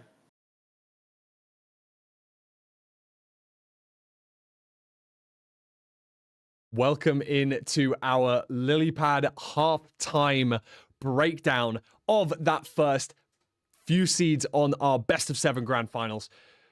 2-1 so far. The seed 7 prediction is on, Beef Salad. I can see these runners pushing each other to their absolute limits. I can see that this is, you know, a very, very possible chance for this to go all the way to a seed 7. And we have a few clips just to go through over these first few seeds. Now, just talking about the main things, you know, there wasn't really much that the commentators have missed today. They've been keeping their eye on the ball, but for those that may have come a little bit later, may have missed seed 1, seed 2, we're going to go over the most important talking points. Now, let us talk about Lowkey's Fortress in seed number 1. Having a little look at our first clip here, and going on through towards these strays and the spawner in the distance. First and foremost, let's notice the fact that we've got 4 strays outside the spawner here. How important would this be to a run that is this close, Beef Salad? I mean, it's really important. It meant he didn't have to blaze bed, and especially with his health situation, that is really good for him. Yeah, I mean, we saw him enter here on 1 chicken versus Doogile's 5 or 6 mutton. Going to make a massive difference to the saturation and the regeneration of these 2 players.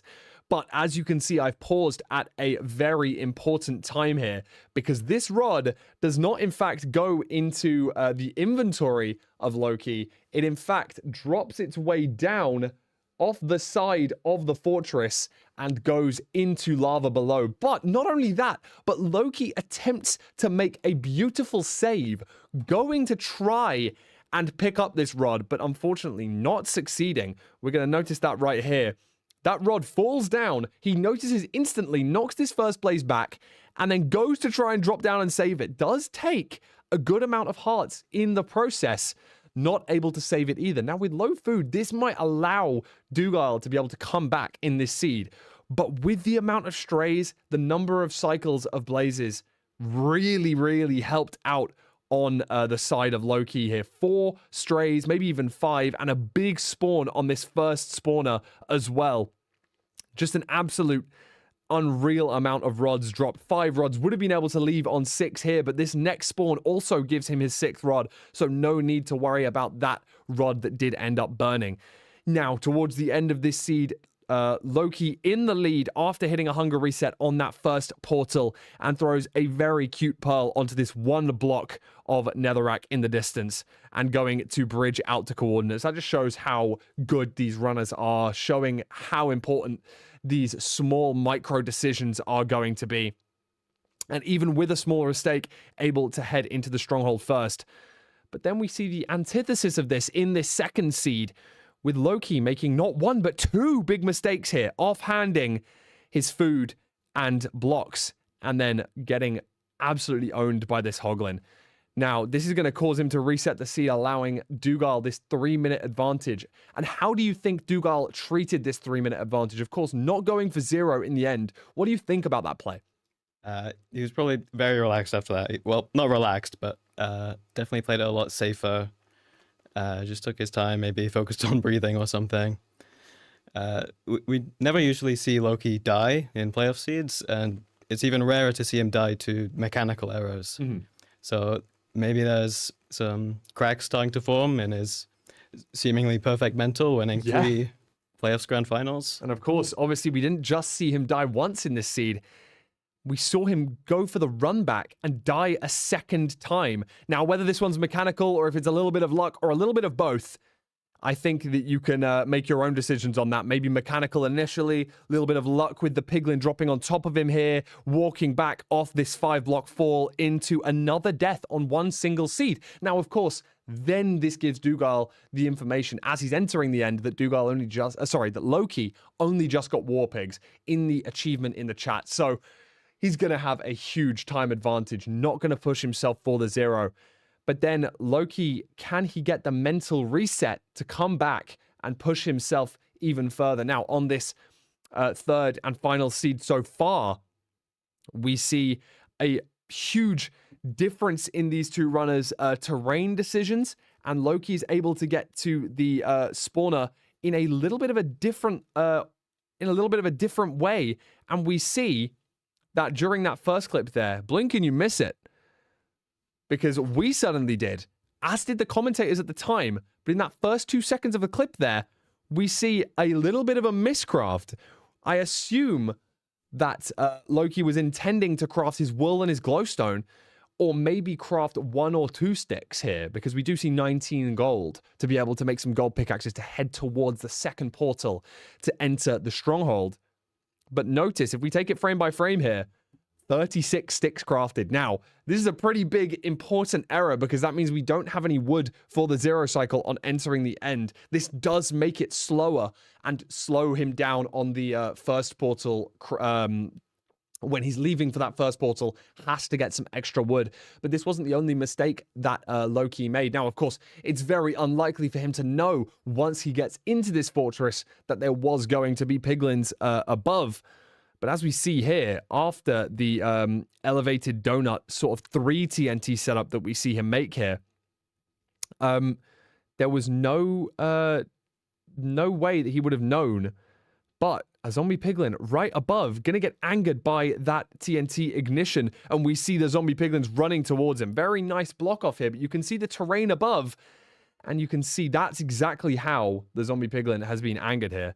And that's the sort of difference that could be made. And of course, it seems like Lowkey may have got the unlucky end of the stick here. Could obviously always happen to Doog as well. This is how close these runners are. I think you can tell. I think everyone who's watching can tell how much these runners are pushing each other to their absolute limits. It's 2-1 so far. And I mean, I think that may be all the analysis that we're going to get from you guys today. I don't want to make these guys wait any longer. So I want to send them back to Nerdy and Feinberg as fast as we possibly can. So let's get you back in. This is Seed 4. Doogile is 2-1 up at the moment. Can he break Lowkey's streak? And I'll send you guys back right now. Very cool. Welcome back. Welcome back. Welcome back. We are Very exciting back. stuff. I mean, this seed, again, like I said, stumbling on my words last time, every seed gets more impactful. Every seed means more, the pressure's higher, the stakes are higher. I mean, Doog wins this, he's up 3-1. Lowkey has to win 3 in a row, but if Lowkey can trade the seed back, then we're It really basically changes at things like up. we're at a best of 3. Yeah, Yeah, we're at a seed, 50-50. more and more and more. Yeah, and I think that is I'll double check on this actually. We'll bring that up later. That's fine. I was looking at some production stuff in the background. But that's okay. Let's throw to the seed picks. Let's go to the seed picks. Let's look and see. We can pick any of the 5 seed types. Lowkey's gonna pick what Duke banned. I think this Nice. makes sense. It's just good for the mental. Obviously, Duke banned it for a reason. Like, he gets to pick any of the 5 seed types to ban at the start. And there it is. The Probably village. not much more than that too. I think he probably just picked what Duke banned. I'd love to see another rune portal. I'd love to see another buried treasure, something like that. But I think picking the ban is just it shows maybe a slight lack of confidence by Duke in village, maybe, and so you just pick exactly that. Yeah, and it might even not be that he wants to get in Duke's head by picking. Yeah. It might be that he's just very comfortable with the village specifically. It's such an impactful seed for Lowkey, more so than I think for Duke. And it's weird to say that, but being up, like being down 1-3 is so bad. Because it's basically like you're down 0-2 in a best of 5. And it's so hard to come back and win 3 seeds in a row against someone like Duke. If Duke loses this seed, True. it's a lot like if Duke loses a seed, it's a lot better for him than if Lowkey loses a seed compared to Lowkey. I don't know if what I'm saying makes sense. No, I think I see what you're saying. There's a lot of pressure on Lowkey here. A lot is on the line here. A lot of pressure that he might be feeling in this seed. Toolsmith! Do you have a Toolsmith? Toolsmith! Do they Oh my know? God. Do they know? Lowkey Lowkey knows. knows. Does Doogile know? Has he learned And from we've his mistakes? learned. He has. And look at that. And we've Beautiful. learned. Beautiful It's stuff. literally It's okay. full To be circle. fair, it is right next to the blacksmith, so I don't know if we Yeah. can give them infinite credit. Because we It's saw beautiful. Crimson It's a Monster beautiful miss the day. Blacksmith- or The, miss the Toolsmith. script is really coming in clutch here today. It's been a joy. This We are is very thrilled. meaningful. We're thrilled that we're 1-3 on finding toolsmiths in the last couple seasons. Like that's where the bar is for Absolutely. village house finding. Okay, a 33% and flying colors. Yes, as we wonderful. see these runners getting some shears in order to get some blocks. Very nice stuff. Also getting wood from this acacia tree. So definitely a very solid village seed. Lots to work with. And I will it say looks the like- difference in routing here, Lowkey has sheared like 1.5 of these oak trees, right? A lot easier to access the leaves. We saw Duke have a very interesting play on the acacia tree, but it doesn't even matter that Lowkey has more leaves. Look at Duke entering. Wow. He's found a lava pool. Probably, I don't think Lowkey spotted one, and so Duke That's has crazy. like when you have that info early, you're able to route the entire seed. And this is the lava pool that Duke found, but Lowkey just, I guess, didn't see it earlier, didn't decide to go this way. And this is a lot of time again in the overworld. And this is a situation where maybe Lowkey starts to doubt himself, right? Like I said, the confidence is there after every seed, but you've lost 2 in a row, right? Lowkey won the first seed. You've lost 2 in a row. And now you are significantly behind. And I know this is at least from me, because it happens so much. Like it's the games that you remember the close games, you remember the tight matches, but so often I feel like the overworlds have the most time variance. Obviously we saw the stats video just a bit ago and know that that's not entirely the case. It is the stronghold split that is massive, which makes sense. But in my head at least, and maybe, some of the people that I've talked to, I feel like the overworld, maybe it's the mental that it sets the tone, right? And it defines the pace, like sort of the head start that one runner is getting into the nether. And when you're in the nether, there's so much info you get to use, like Pyre, E-Ray, 5RD, Blazebet, everything. There's so much tech and like info that you get on all the structures. But in the overworld, you can't E-Ray for a lava pool. You can't Pyre for a lava pool. You can't scan for a magma ravine. So sometimes it's just possible that you lose 20, 30 seconds in the overworld And it's so hard to make that time up. And so how Absolutely, can and- Lowkey lock in and somehow try to claw it back? And it's difficult on a treasure. Is fairly linear bastion, not a lot of decision making, like something like a stables or something like that, where we have seen runners just really claw back a lot of time over other runners through bastion knowledge. But meanwhile, we see Doog just trading in his flint, gonna hold on to the fire charges instead. Now grabbing the obby from this, not too much obby. There we go, though. 12 Very now, nice, yeah. 12 obby. I think we're That gonna get should 20. be enough, hopefully, to not have to deal with a 19 obby situation. As now we see Duke checking this out, and He's getting just some keeping soul this speed, lead. just cleaning this out. Yeah, just looking great. Blazebed, Not- Iron Axe, great pre-crafts. We have 19 obby and we haven't checked the trades. We're up to 22, There we go. 22 pearls as well. We're going to be leaving. There's looks no like he's pearl hang. trying to I get his thought there pearl was hang. Oh, Maybe he he was didn't have low RD. There was a ghast. A ghast fireball hit it. Oh, It was right, actually right, up with right. RD. Yeah, no pearl hang, but there's a ghast. But the fort is visible, right? So this is not good news for Lowkey. It's great news for Doog. There's not going to be any sort of variance in, where are we heading True. off the No, treasure very map true. because we can't Pyre. And there's also no variance in the sense like you're only entering this fort in one spot, right? Like we saw even on last seed or 2 seeds ago where Lowkey and Doog entered at different spots. You find the spawner at different speeds. This is the only exposed part of the fort. Loki does find 2 strays here on top of the fortress, which, that could matter. We'll have to see. I do feel like Loki's clawed back a little bit of time here in that bastion overall. Not exactly sure where, but looks like he is going to catch up to Doog very shortly here with 1 rod. Scared for this blaze bed for Doog. I'm really scared of the lava, but it doesn't seem like there's any. He did a good plumbing job. You'll see it on Loki's screen right there as well. 2 Very nice. lava sources on the ceiling. Go for the same thing here. Has the same fate with the bed. No lava spill here either. But though these runners are the same All spot, that fire. how does Lowkey make up time, right? Like how is Doog not just going to be ahead into the blind? And then we don't have that many splits left to go. Well, I Doog's will got say, look gold at for this. gold picks. He's got more rods. Loki's ahead. How? Wait, how does Doog I not don't, have he a got the rod? strays, I guess. I'm not it just exactly sure, strays? Feinberg, but he's ahead. No, you're right. He's at by 2 This rods. is crazy stuff. Yeah. Just If a Doog's little bit of a benefit lead. spawner Now Doogile earlier- gets those rods, but yeah, I think it's I don't just the strays at the end of the day. I think that's what it was. I know I saw Lowkey just- get 2 strays. Yeah. I don't know. And- I'm just as lost as you here, Feinberg. I'm really not sure exactly what caused that, but It seems that At the they're end of the day, synced up he's on ahead. the cycles at least of spawning. Maybe Dude got a faster spawn here. Double spawn. Are we gonna have more rods? But Lowkey's got blazes waiting here as well. All Duke on these 5. If blazes. this is not 6, it could be bad for Duke. He's on 5 only, and Lowkey's got more blazes to kill to get to 6. No, but another spawn for Lowkey. wow.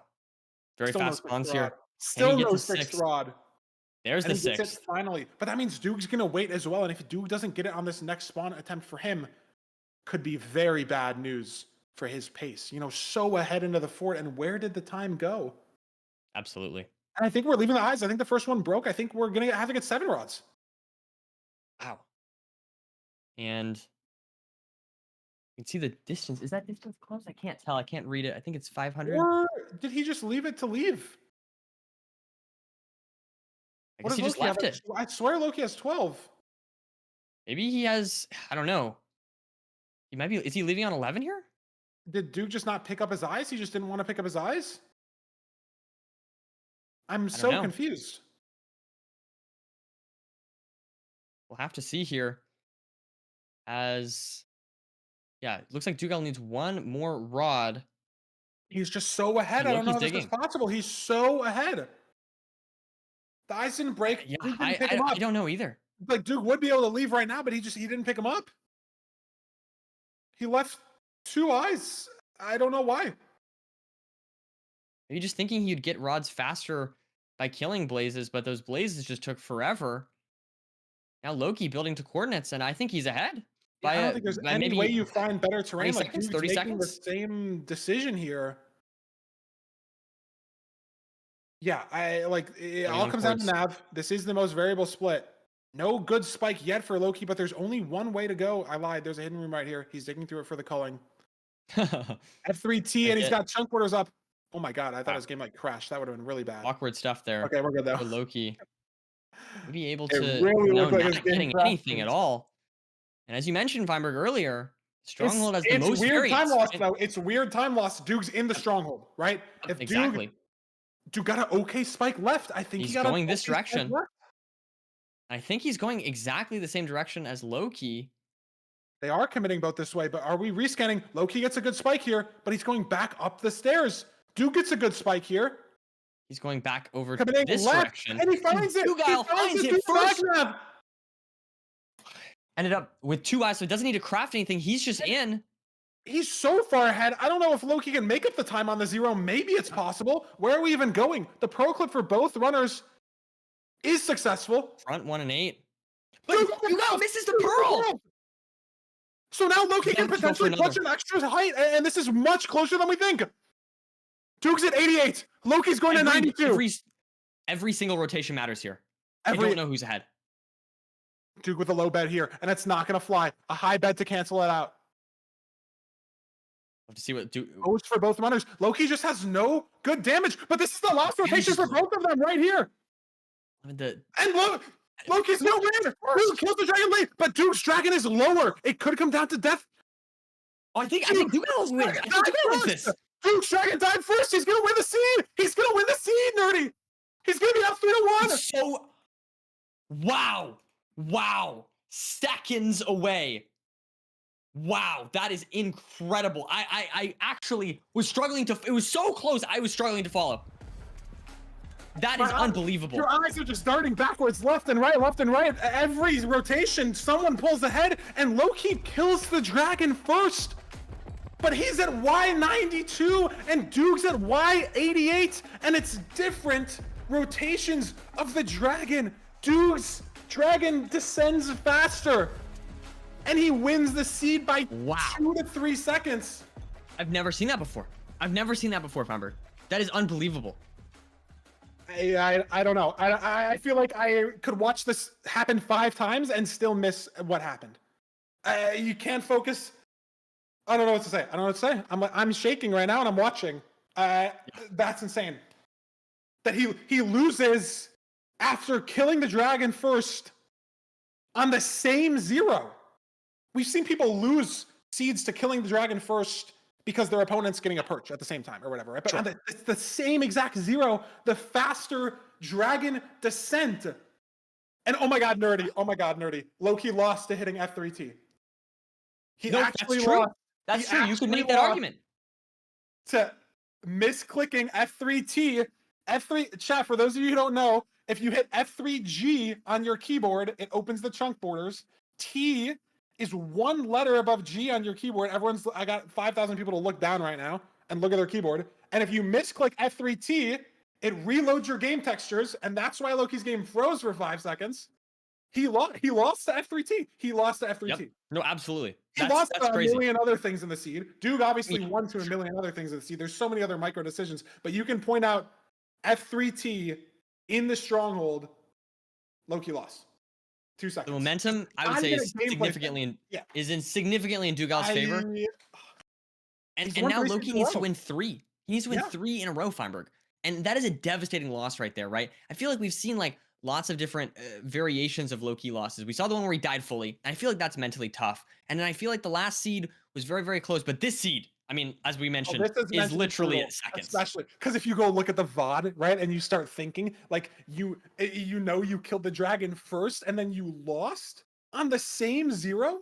Like, how do you mentally sit with that? Like, that's so brutal. Like, what a just especially because he entered the end second. That adds to it somehow. You know, it's like this really back and forth thing. The end second, he got a better pearl. He didn't miss his pearl, so he pushed a higher Y level. So he had a more skillful 0. Like, maybe, I don't even know. It was impossible for me to watch each individual 0. So I don't know exactly how, like, the double beds were functioning, right? Like, if the runners could have saved more time on rotations necessarily. I know Duke had a low bed and then a high bed. I know Lowkey finished the dragon with an anchor. Like, I don't know exactly how that all worked out, but just knowing you were that close and you were ahead, you went higher, and you just couldn't close it out.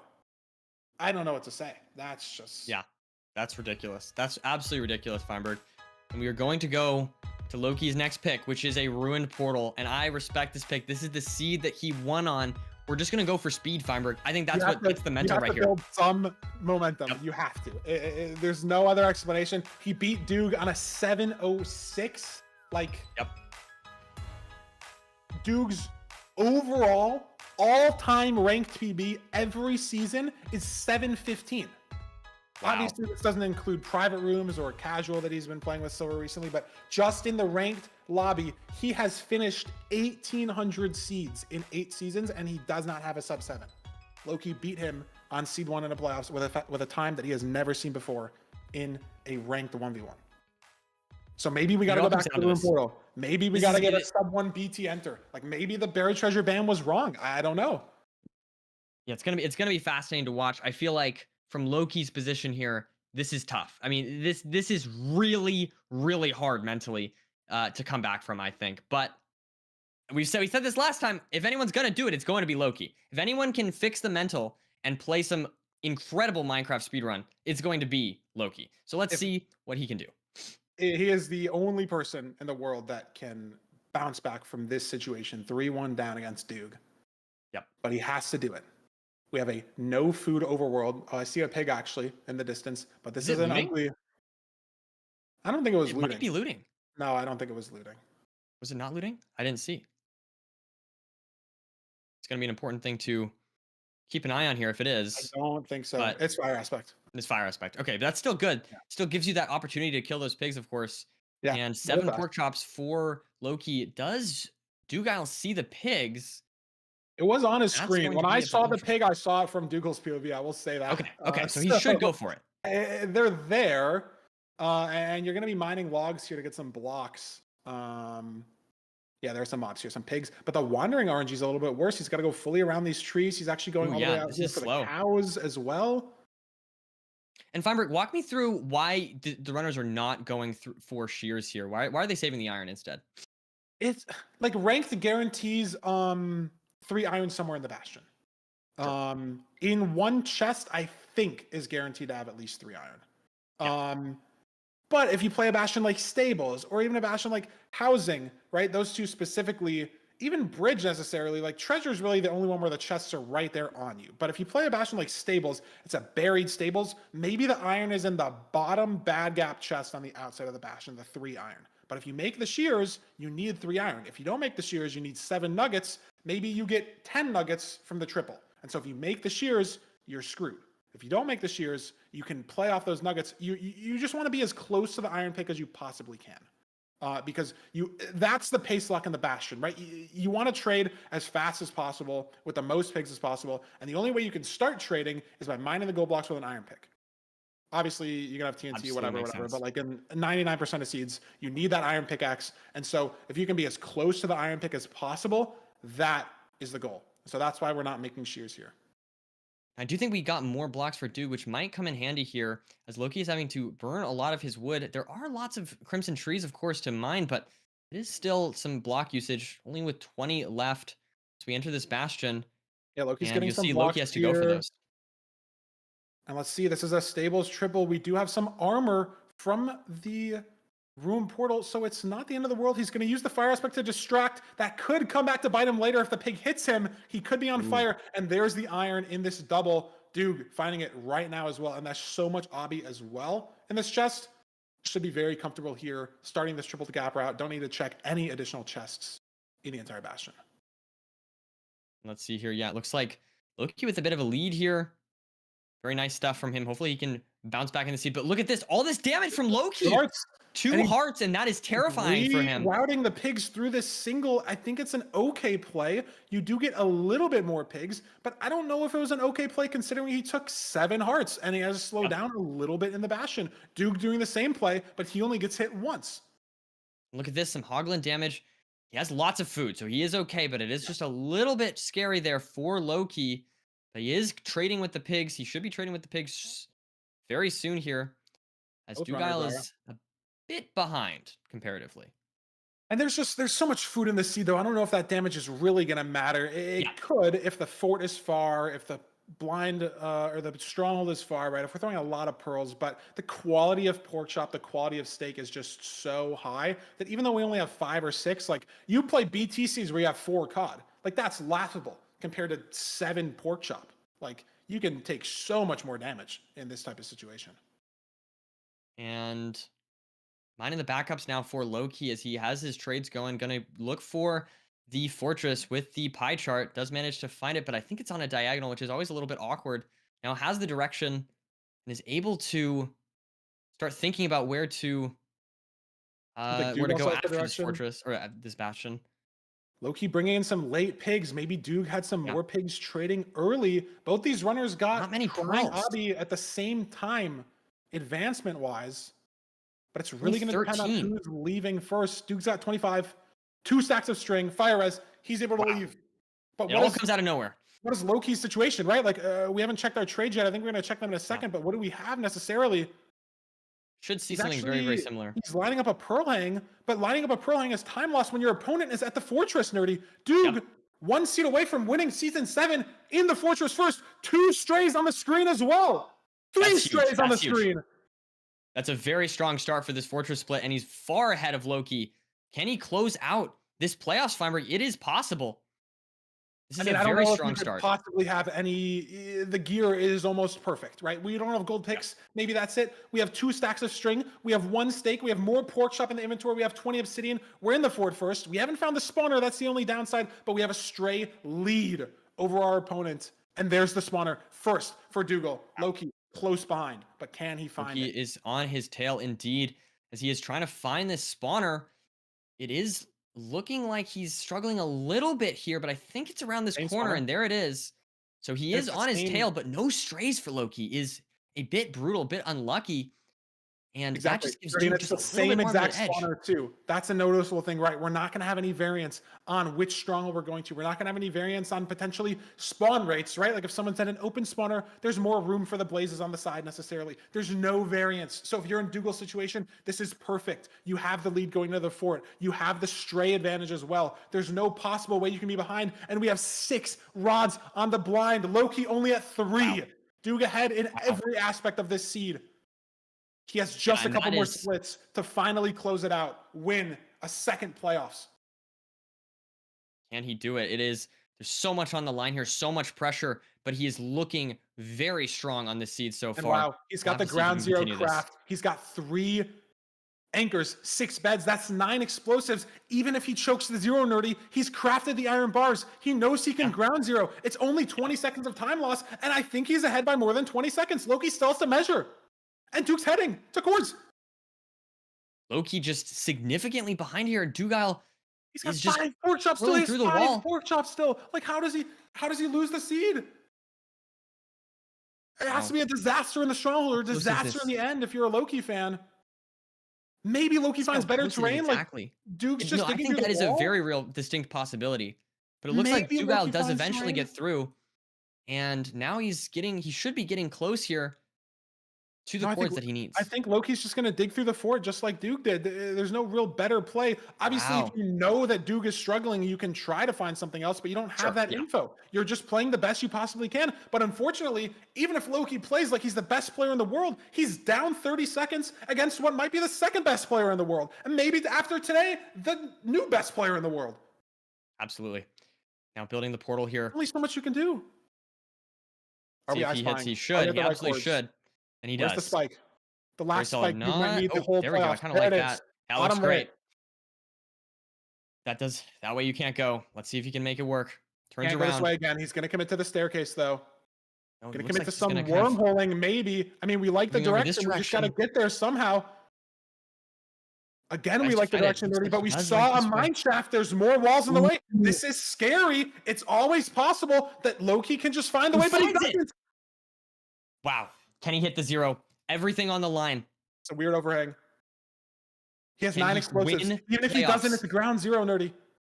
It's back. What tower? 85? I believe you're right. We got 85. 95? It should be 9 very doable explosives? for Duke Do the to nerfs close set out in? playoffs for season 7. A full Let's see if he rotation can do early. it. So many beds. So many Another options. F3T for Lowkey. Gets the double bed. A 3+2? Gonna go for another one. And that's he playoffs. does. That is playoffs.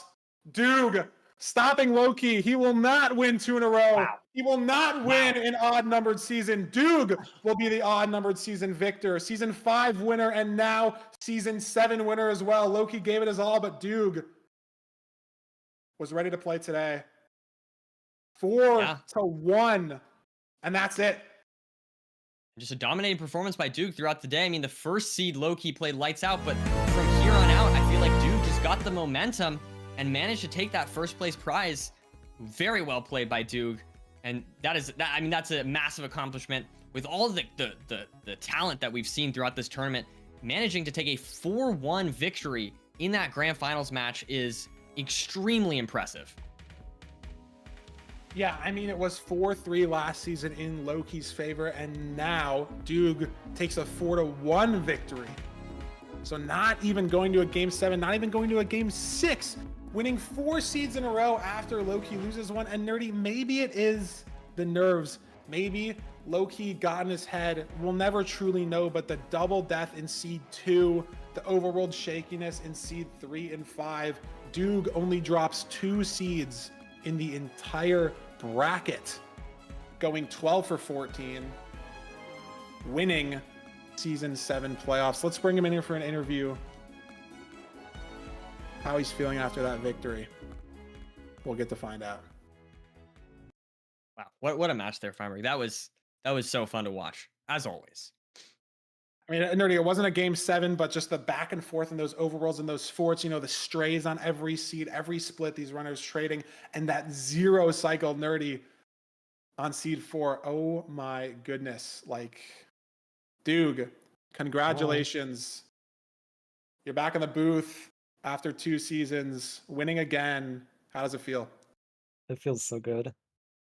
That's awesome. Practice That's paid awesome. off. The casual matches, you've probably played hundreds in the last 2 weeks. Yeah, I've been playing like 8 hours a day the last week or something. Yeah, we've seen you practicing with Silver, of course. Yeah, doing all it's those been a lot casual of fun. matches. Yeah. And how are you able to how are you feeling in that last match? I mean, I feel like it seemed like the nerves didn't get you. Did you feel nervous? I was definitely nervous. I mean, I've like talked with people about this before, and I don't know why this happens to me, but I always feel the most nervous for like the first round, and then as like the tourney progresses, I get less nervous, and like grand finals is when I'm the least nervous. I think that's a fascinating. good way to go about it, as opposed to the opposite. Yeah. I think the most on the line, the least nerves. And I mean, even in this series, right? You lost the first seed and you were able to bounce back, and you won 4 in a row to win 4-1. We didn't even need a seed 6 or a seed 7. I mean, like, did losing the first seed bring those nerves in at all a little more, or were you just, focused on playing your game? It definitely did. I mean, Lowkey played that seed insanely well. I imagine like I didn't even 706. Yeah. Yeah, like I couldn't even say where I lost time in that seed. I think he just played it like perfectly. Mhm. But I don't know. I try not to let those losses get to me. Like I just play my game and like I don't know, whatever happens happens. And on seed 2, I think it was that you won. I think it was seed 2, maybe seed 3, where Lowkey didn't even enter the fortress. I feel like it seemed like that's where the momentum really started to change in your favor. Did you feel more confident after that, like, sort of very commanding lead, like him not even being able to get to the fort? It definitely helped. Like I know Lowkey is just a good player, and like everyone makes mistakes, and just like him making that one mistake doesn't mean that he's not gonna like that he can't just immediately bounce back. I mean, unfortunately he didn't. But I mean like that doesn't make him any less scary of an opponent, if you know what I mean. No, absolutely. That makes totally makes sense. Every seed's different, right? You die in one seed, doesn't matter, right? You play a new one. He's the same player that he was 10 minutes ago. Yeah. But you were the better player today. I mean, you got to watch the VOD back on that C4, man. That was something. Oh my God! Yeah, missing the pearl on the 0. What even happened in the 0? You low betted and then high betted or something? Like okay, that was just nerves. I think like, I was like, I was thinking about going to 87. I think I ended up going to 83, right, or 84 or something. Okay. No, I went to. I think you were at 88. I think you were at 88, and Lowkey was at 92. Yeah. No, I think I was planning to go 84 because that's like the rotation under 88, but then I accidentally went 85. So I was like, okay, I'm gonna do a low bet on my first bed so that it doesn't break the bed. Gotcha. And then I ended up just doing my first bed on the 88 rotation anyway, so it just didn't matter. Okay, sure. That's why I maybe thought it was 88, but no, we couldn't even follow what was happening. Like I said, you got to watch that back. That was an crazy. end fight for sure. But you got it done. You won 4-1. You're back. Are we going to see you back in your next season? I know you didn't play Probably. a ton of ranked. I mean, obviously you compare it to some people on the leaderboard who play like 2,000 games a season. But you didn't go through LCQ. We saw you playing a bit, but does winning playoffs like light a fire under you, so to speak? Or are you just gonna keep doing the same old stuff? I think I will be playing more this season. I mean, it is like definitely good for motivation that I won playoffs. But yeah, I think I'll be playing more this season and like maybe try to get rank 1, because like last season I was really just playing for phase points. I was just like procrastinating until the end of the season and just like Yeah. getting my phase points. I know this season you already said you don't want to decay at all, and I think you Yeah, have but I already decay did. already. Yeah, yeah. I just want to Resolution be playing more though. makes sense. And I was also just busy with school. I'm not as busy with school anymore.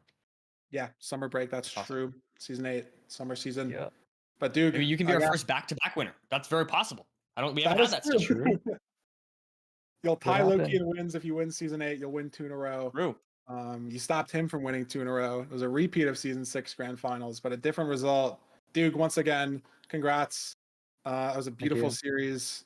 We are very happy to watch the gameplay that you provided, the gameplay that Lowkey provided. Obviously, it's not a cool series if you're playing someone who you're 1,000 times better than. And so the fact that the matches were all that close and you guys both pushing the limit, some beautiful stuff. Congrats. And we'll see you back here next season for sure. Thank you. Maybe in the winner's booth again. Maybe. Thank you. See ya. Wow. Massive GGs. Wow, that was amazing, man. That was so fun to commentate. Throughout this entire playoffs, this has been so fun. And it's cool to see Doog get another win, you know.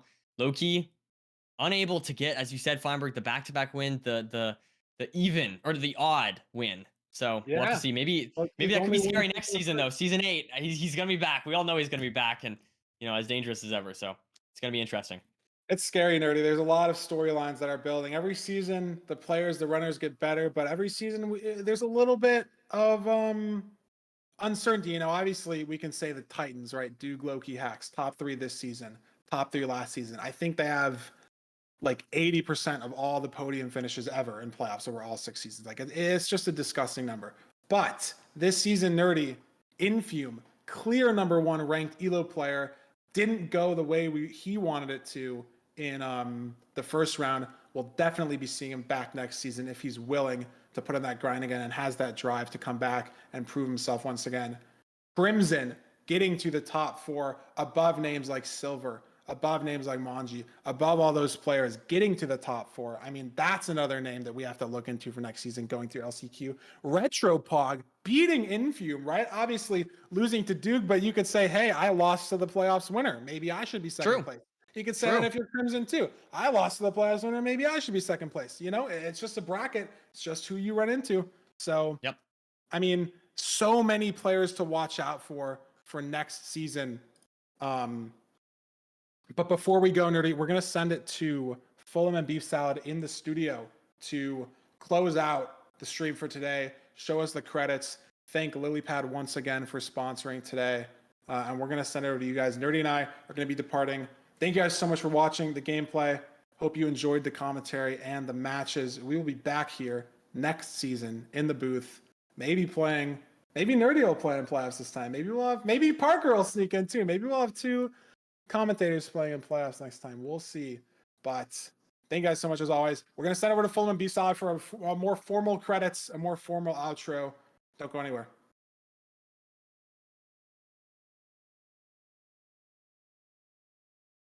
Wow, what an amazing best of 7 grand finals. Thank you all for watching. And I'm going to have to say quite a few thank yous over the next few minutes. I do have a little list of people, but first I'm going to thank the people that are in the room with me.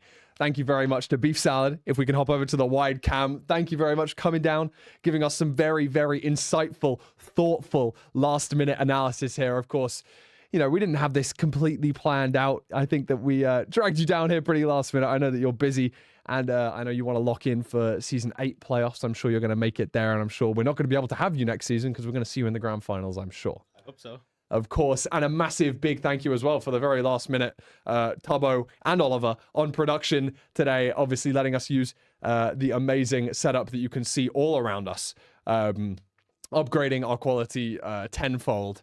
Beautiful lighting, beautiful cameras, beautiful microphones, just really trying to make it as professional as possible so that we can say a big thank you, of course, to our sponsors at lilypad.gg/MCSR. Once again, if you want to get yourself a very nice server that can be up in minutes and verifiable on the speedrun leaderboard, get yourself over there as quickly as you can. And now, let me say a big thank you to absolutely every one of our organizers, our producers, our developers, our hosts, commentators, referees, seed finders, artists, video editors, everyone behind the scenes. And let's make it very clear, thank you all for watching. This has been our most impressive season of playoffs so far, be that across simply viewer numbers, but also I would argue in seeds as well, some of the most absolutely cinematic endings to seeds that we possibly could have had in this season 7 playoffs. And I think that there's not much else for us left to say after saying thank you once again to absolutely everyone involved and of course everyone for watching alongside us. But to say we will see you next season for Season 8 playoffs. We are so excited. And of course, if you guys want to qualify, you know where to find us. MCSRranked.com. You can download the mod today and get yourself on that leaderboard. All of the playoffs are qualified from the ranked ladder. So all you got to do, hop on to the ranked mod and get yourself some elo so that you might be playing beef salad next season. Who knows? We'll be seeing some awesome faces in the grand finals next season, I'm sure. But until then, we will see you in Season 8 playoffs.